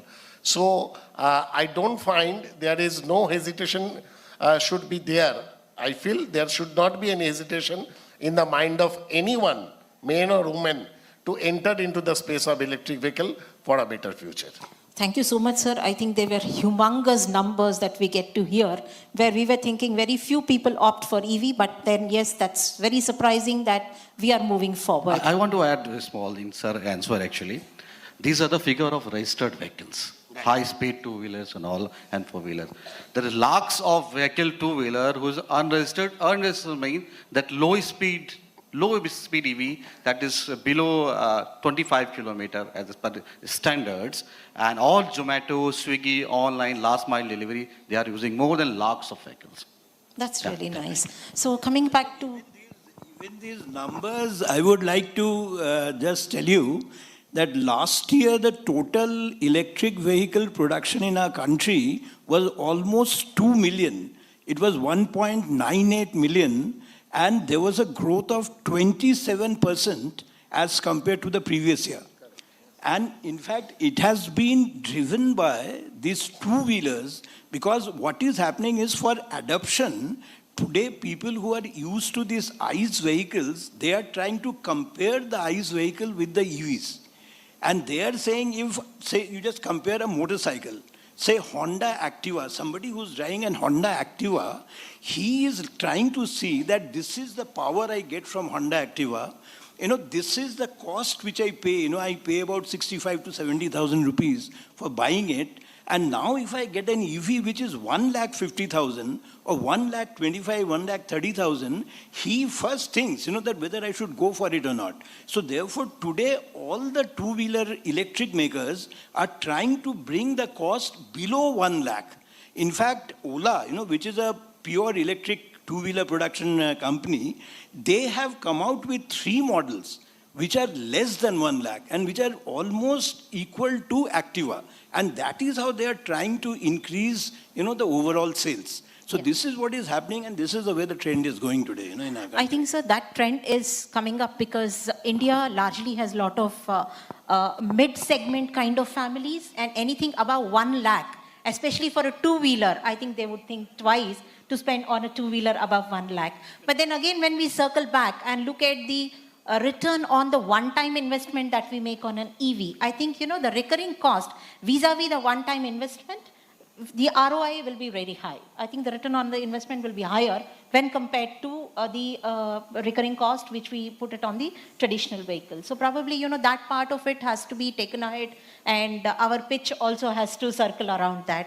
So going back to Shipra again, as we were discussing, Shipra, what do you think are the other allied things that we can do along with establishing the battery charging stations? So what do you think that, most women entrepreneurs can also come up with one more vertical of their business, which is very easy and I think very convenient for self-help groups also to start? Yeah. So on behalf of IFEVA National Secretary, I was going through an article. Telangana government is planning to have a 3,000 charging station and to be completed by 2025 at every 25 kilometers of the area. So I think by having a charging station, women entrepreneurs can come up with their coffee, the restaurants or the cafeterias or the restrooms, or for the pregnant ladies, they can rest upon, for the diaper changing rooms, and a book library, that can be installed. So people can rest while charging their cars. It's only 11% workforce in India. Come on, women, we have a lot of ratios to be high, actually. Till now, only 11% in auto industry, and it can goes up to by 45 to 50%, I believe, by 2020, if by getting into EV segment completely. If I may ask upon in the audience, how many of you are using diesel cars right now? You may raise your hands, please. Diesel cars. Okay, I can see 4, 5 hands. Okay, 6, 7, okay. And how many of you are using petrol cars? Many of them, good number. And CNG cars? None? Okay, 1, I could see. None. Okay, 1. And if I can give a mic to audience and kindly share your views on EV cars. Do you think we have a scope to grow? Kindly? Because we are a little short on the time. Just one question? Yeah, maybe one question. Experience about the EV. Yeah. So anybody who wants to share their experience, I will request them to keep it very short because I cannot exceed the time of the panel. So, yeah, Nisha. Yeah, I was planning to buy a car, but ultimately I ended up buying petrol car thinking that there is no engine in the car. So why am I paying so much amount? Is it really worthwhile? And will that car last longer? So let me wait for a few years of review. Then probably after 2 years also I'll buy a car. So what do you say about my... Why not EV car, ma'am? That's what EV car. I felt there is no engine in that. Okay. It's battery operated. It's like a toy car. That is what I felt. Because there is no noise? There is no engine.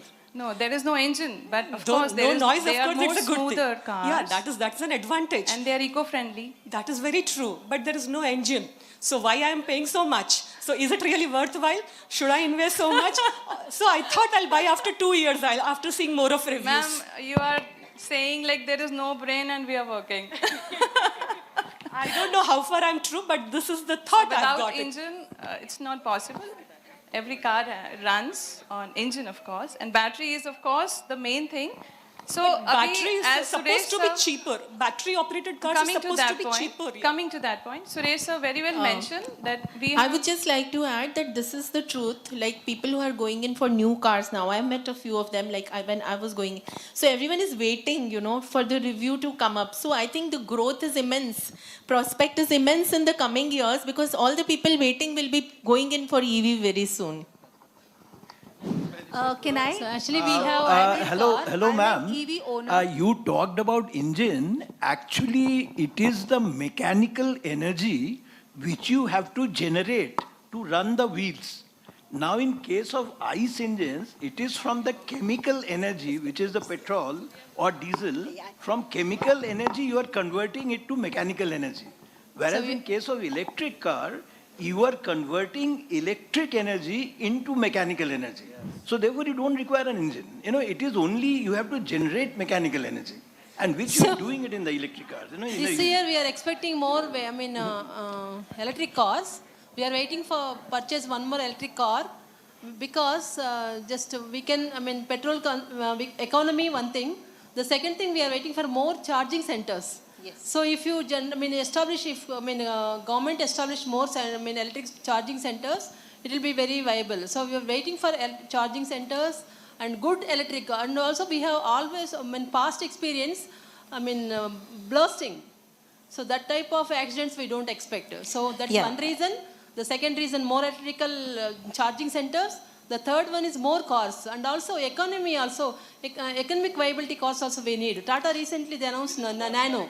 Yes. So Nano, small cars to big cars, all types so of ma'am, cars. if I can answer we can reach that. all the targets. Yeah, so if I can answer that for you. Maybe my sharing would answer ma'am, this. Have you heard of I will answer that. BASS? No, sir. Battery as a service. Now, this is a thing which recently MG Motors has launched, where you don't have to pay for the battery. So therefore, the price of the car has come down from 19-20 lakhs to 11 lakhs. Yes. And you are not paying for the battery at all. And you only have to pay, as per the kilometer usage of your car. So my concern is not only the target who afford 11 lakhs, but also 2 lakhs. So we can make India, we have different economic target groups are there. I'm talking about all the people of India. That's why I'm asking. So we need to prepare very small cars also. Yes. We are, I think, there is an organization called TS Redco, which is aggressively working towards setting up charging stations. So they are planning to set up more than around 3,000 charging stations as of now, and they will increase the number. Every 25 kilometers, you will find a charging station. And believe me, I had one gentleman come up to Kowe and ask me this, that if your women entrepreneurs are interested, we will try and tie up with the government of Telangana, get some subsidy for your members to start these charging stations. And I am kind of continuing this dialogue with him. So let's see how we fare ahead. And yes, ma'am, you were supposed to say something. Yes. So very happy to hear from you. And I would like to share my experience as an EV owner. I'm driving an EV for last 1.5 years. And my EV goes only 230 kilometers. And it is a Citroen. It's a Citroen car. Citroen. Yes. And experience is that I have no hassles of now filling the petrol. I don't have to line up my car in the queues. In the night, I put it for charging. It is fully charged by morning in 6 to 7 hours. And there is no noise. Car is so peaceful and driving is so comfortable. Since I'm the CEO and founder of Unithink Education International and I drive a lot. What is the service cost you paid to service center every? So service center, hardly any cost. I mean, hardly, only when there is something to 1,000 be changed. rupees? Hardly. And running cost will be 50 Yes. paisa around Yes, from home yes, when you yes. charge through home. Yes, and That my is a bill, beauty. And my That bill is a for the beauty. entire month for this only comes 1,500 rupees. Yes, that is a beauty. When you go to the petrol car, minimum you spend 10,000 rupees. I'm very Diesel car happy, 15. and we have already bought the second EV also in the house. And as sir was saying, from 20 lakhs, now the EV cost has come down to 9 lakhs as well. I think MG is the one which has introduced it recently. Yes. Correct. So Windsor. I think this and ecosystem is very good. Though it goes only 230 kilometers, I have driven it to 450 kilometers by planning my trip in such a way that there are charging stations where I can charge and I can stop for a coffee. Fantastic. So in 40 Fantastic. minutes, Very good. we have a coffee Very and good. we charge. Thank you. In fact, today in India there are 12,000 charging stations which Yes. have already come up. Of course, the petrol station has 87,000. They are much And higher. they're very good apps which will let you know the entire charging stations where they are, so you can plan your trip pretty well. Right. Yes, the network is very visible on the app, Yes, and you know which is your nearest charging And station. it's going to grow, so I think if you have any doubts on whether we should adopt an EV or not, I think please do go ahead and try it out. I can be the big brand ambassador for that. Thank you so much. Feedback on Citroen is very good. Yes, I sir. mean, And like, I believe the fantastic car which is adopted by the taxi. So I think we have a Taxi lot of market hands is going. very, very I will robust just car. take the last Can I feedback. go for the next question? Yeah, so Madhuji, we'll take your last feedback before we close for So the questions. here we had been listening a very good feedback about the EV car. My question is that hazardous part of the battery, when you dispose it, how to take care of that? Because already we are facing a big issue of pollution and... You are talking about the recycling and waste management Yes, part? yes, There's yes, lots yes. of companies like Loham and very RLG group, lots of big companies are already working, already they are on the platform, they are started the recycling of the battery. So don't worry about the recycling and e-waste of the battery. Basically the batteries I'm talking about. Yes, battery, yes. Batteries. Battery recycling is already started, ma'am. Because- Lots of companies are doing this. I don't know how truth it is that after 4 or 5 years, the It's battery already- has to be it's changed. already started. And it's a big cost again to continue the car running. And that cost, when you buy it, again you are paying extra. And then when you are changing the battery again, that is again a big cost. Ma'am, you already saved that is what- 5 lakh, 7 lakh rupees in 5 years. You already saved No, a lot of ma'am, cost. that is what is happening. There are concepts like battery swapping. Now, what is happening is that, the companies are now coming up with battery swapping where you go and give your battery and get a new battery. Okay. So you don't have to... Without having the age of the battery. Without even earlier also, supposing your battery's charge is over, you go to the battery swapping station and you give your battery, which is without charge, and get a charged battery. But this is Okay. not... This system is without any cost. This system is just going to come up. Sir, my question is not the cost. My question is that how we are dealing, how we are tackling the After 5 pollution years, part of it. This is, as a boss, I said, battery as a service. Here, they have come up that MG Motors, at the end of the life of the battery, will take back the battery from you and will give you a new battery. They are going to take the total So, responsibility. I will give the answer of that. After 7 years, your battery will not damage. Note down clearly. This battery means it's a combination of cells. Your few of the cells have damaged. And the service center has changed the cell actually. For example, there is 50 cells, 10 cells are there. You can change the 10 cells, it will be as a new. No, but it's not very easy to change the cells because The service centers are already done.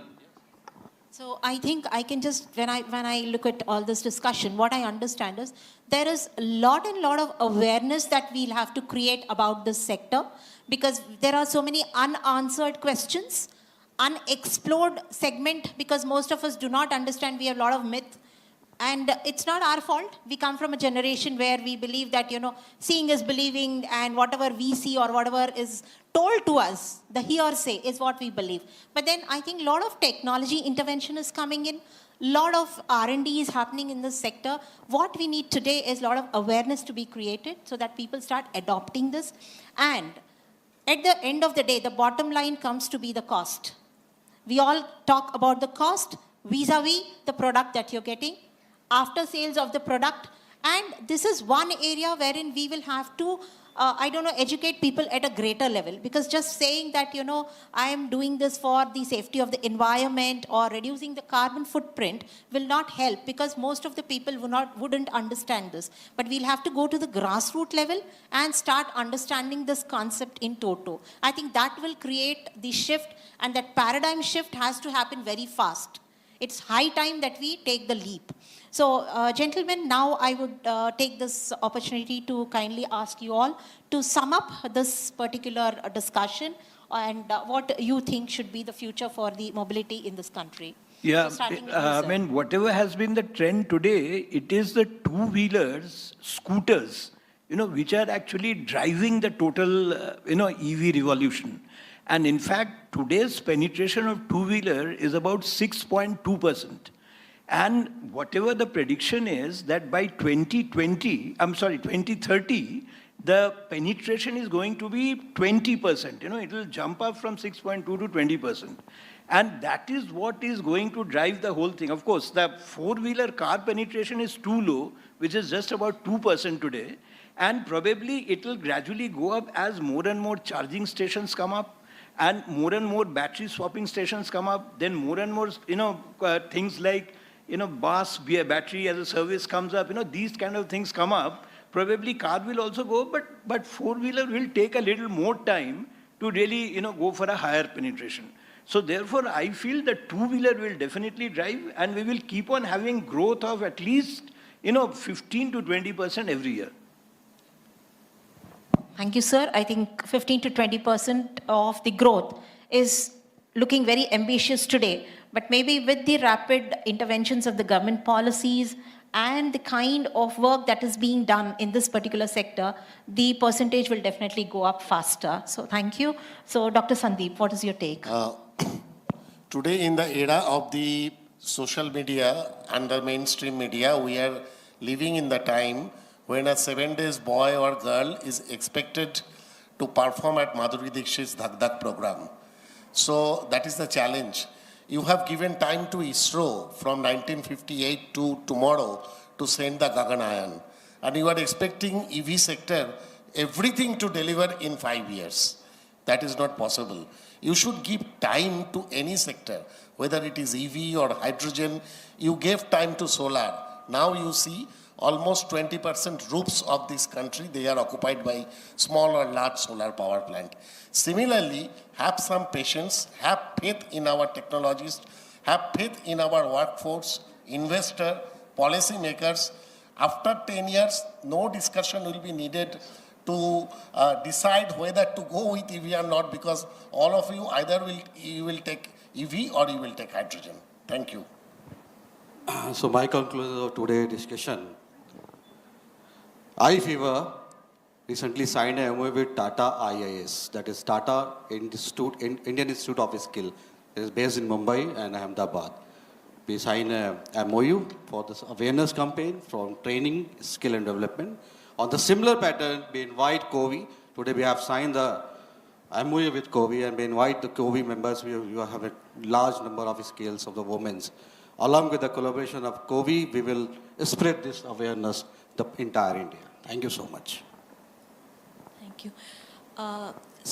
Just one point on the concern one lady had on the hazardous chemicals of the batteries. So batteries, apart from recycling, what we are doing is actually second life of batteries. When the first life in the EV is completed, those batteries can still be used as energy storage to help in ancillary service to the power system.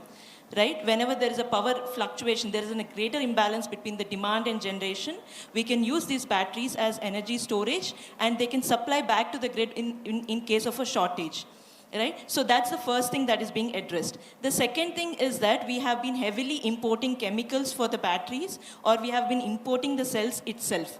So the government very proactively is trying for recycling of the batteries so that our import of these chemicals, because we don't have reserves of some of the elements in India, government is heavily focusing to actually recycle it so that after a period we no longer need to import any of them.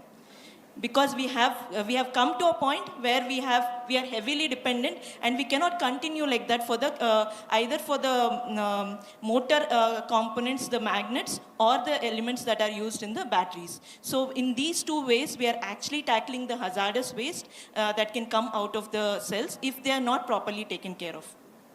Very soon, India will come their own batteries, that is sodium-ion cells. The Karaikuri, I think, they have already done the research, prototype is already done, sodium-ion cell in it, and the cost, madam asked me the cost will reduce very soon. Thank you. Sodium-ion cells. Solar, yeah, solar is also option. Sir, is only solar man is there. We can already discuss. So after the FAME 1 policy, FAME 2, which ended 2024, and PM E-Drive we are going already, that's in process, and in which Modi sir has clearly mentioned self-sufficient Bharat, and in which he has clearly mentioned that all the local manufacturers in India, they come up front and take part in improving the FAME policies and where all we were lacking behind.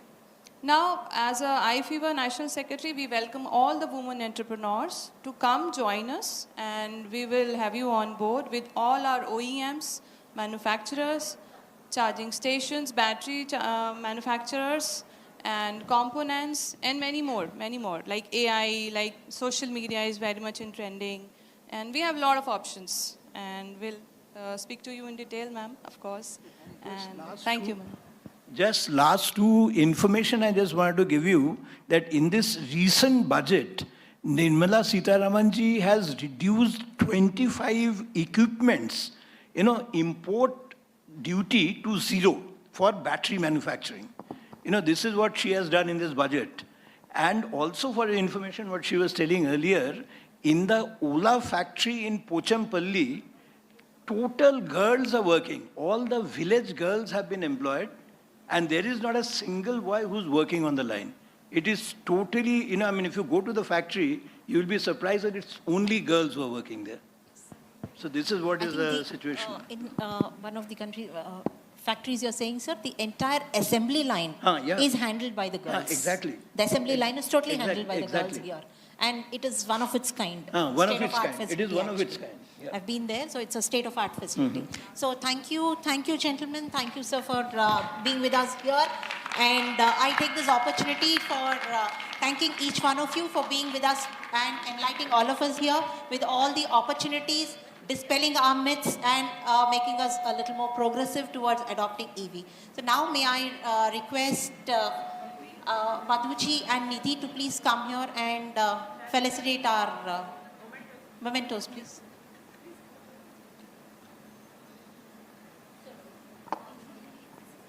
If any of you have While we do these questions, sessions, it's also a lesson, or it's also the takeaways for COVE as an organization is what next? Like what kind of sessions, what kind of work we need to do, what kind of training programs and things we need to do, the kind of conversations we had over EVs. I think we definitely need to do a lot more homework and create a lot more opportunities for our women entrepreneurs.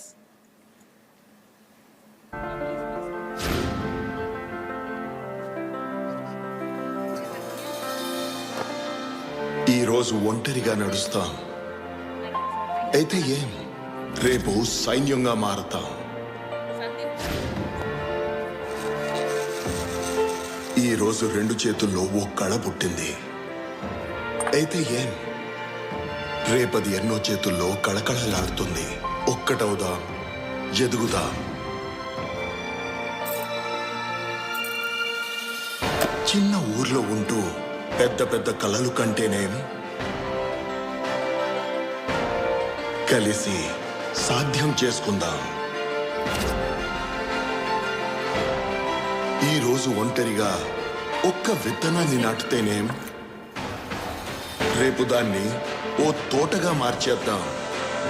ఒక్కటవుదాం, ఎదుగుదాం. ఒక్క ఆటగాడిగా లక్ష్యాన్ని చేరుకోలేకపోతాం, అయితే ఏం జట్టుగా కలిసి చేరుకుందాం. కలలు ఒంటరిగా కంటే ఏమి, అయితే ఏం, అయితే ఏం, అయితే ఏం. అయితే కలిసి నిజం చేసుకుందాం. శ్రీరామ్ ఫైనాన్స్ ప్రతి ఇండియన్ కి తోడుగా ఉంది. ఒక్కటైతే ఎదుగుదామన్న నమ్మకాన్ని అందించడానికి. ఒక్కటిగా ఎదుగుదాం. Shriram finance.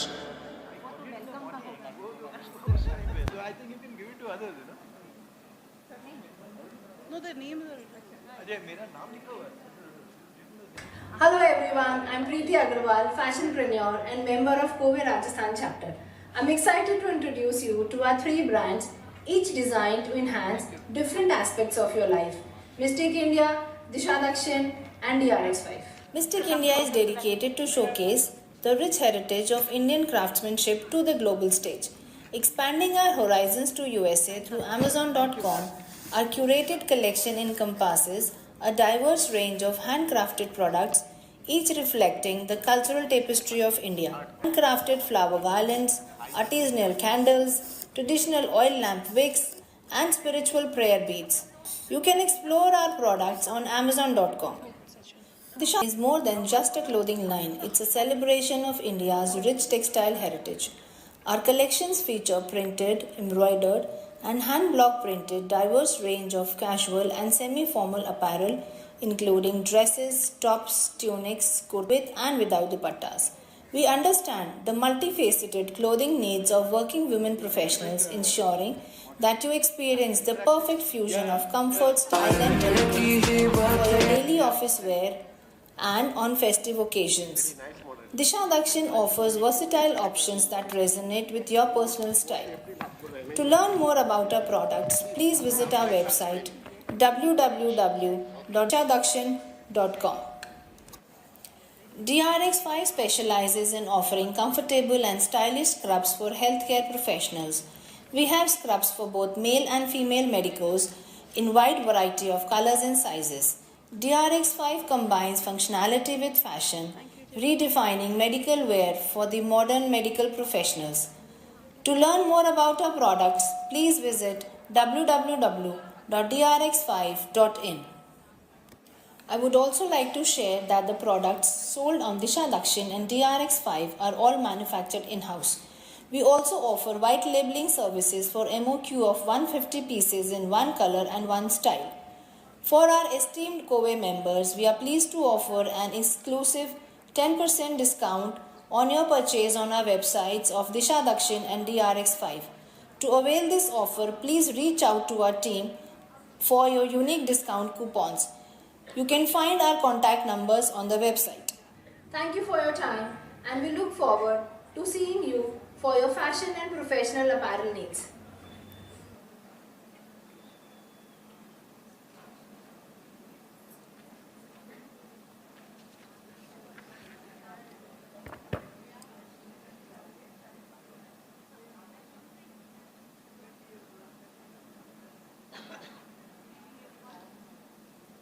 Good evening, everyone, once again. And now for the last session for today, which is Beyond Incubation, Scaling Women-Led Startups. For this session, we have Dr. Saikat, a startup mentor from the Symbiosis Center of Entrepreneurship and Innovation. A few words about him. Dr. Saikat is an esteemed academician and startup mentor at the, like I said, Symbiosis Center for Entrepreneurship and Innovation. He serves as an assistant professor at the Symbiosis Institute of Digital and Telecom Management, a constituent of Symbiosis International in Pune, India. He holds a PhD from Sambalpur University and has completed postdoctoral fellowships at the University of Extremadura, Spain, and National Donghua University, Taiwan. His research interests encompass marketing, entrepreneurship, technology management, and healthcare. With over 100 Scopus indexed publications and 5 patents, Dr. Saikat has significantly contributed to academy and industry. As a mentor at SEI, Dr. Saikat guides budding entrepreneurs in transforming innovative ideas into valuable business ventures. So please welcome Dr. Saikat. Please put your hands together, guys. Thank you so much, ladies and gentlemen. Please welcome, sir. Thank you. Thank you so much.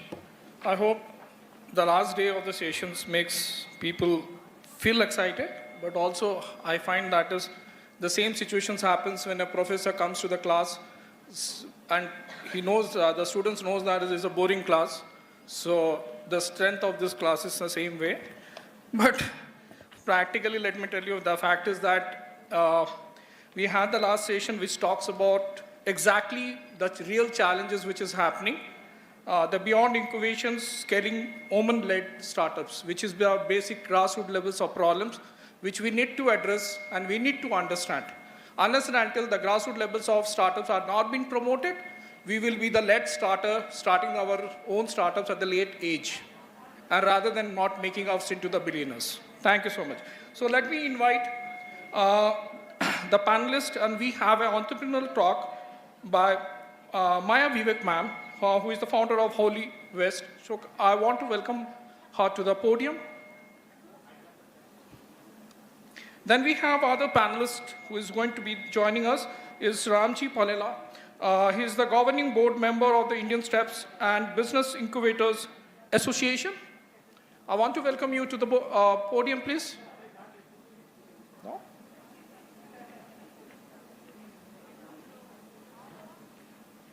Then we have Rahul Bhardwaj, the senior director and the head, Bala Bikasha, the CHRBMS. I want to welcome to the podium, please. Then we have Riddhi Shah, the co-founder of Lumen Cap Ventures. Welcome to the podium, please.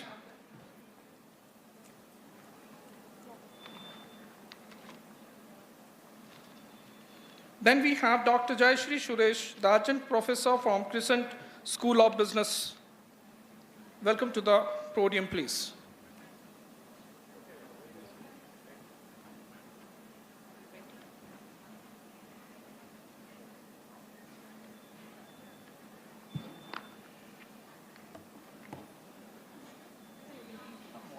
Yeah, sure.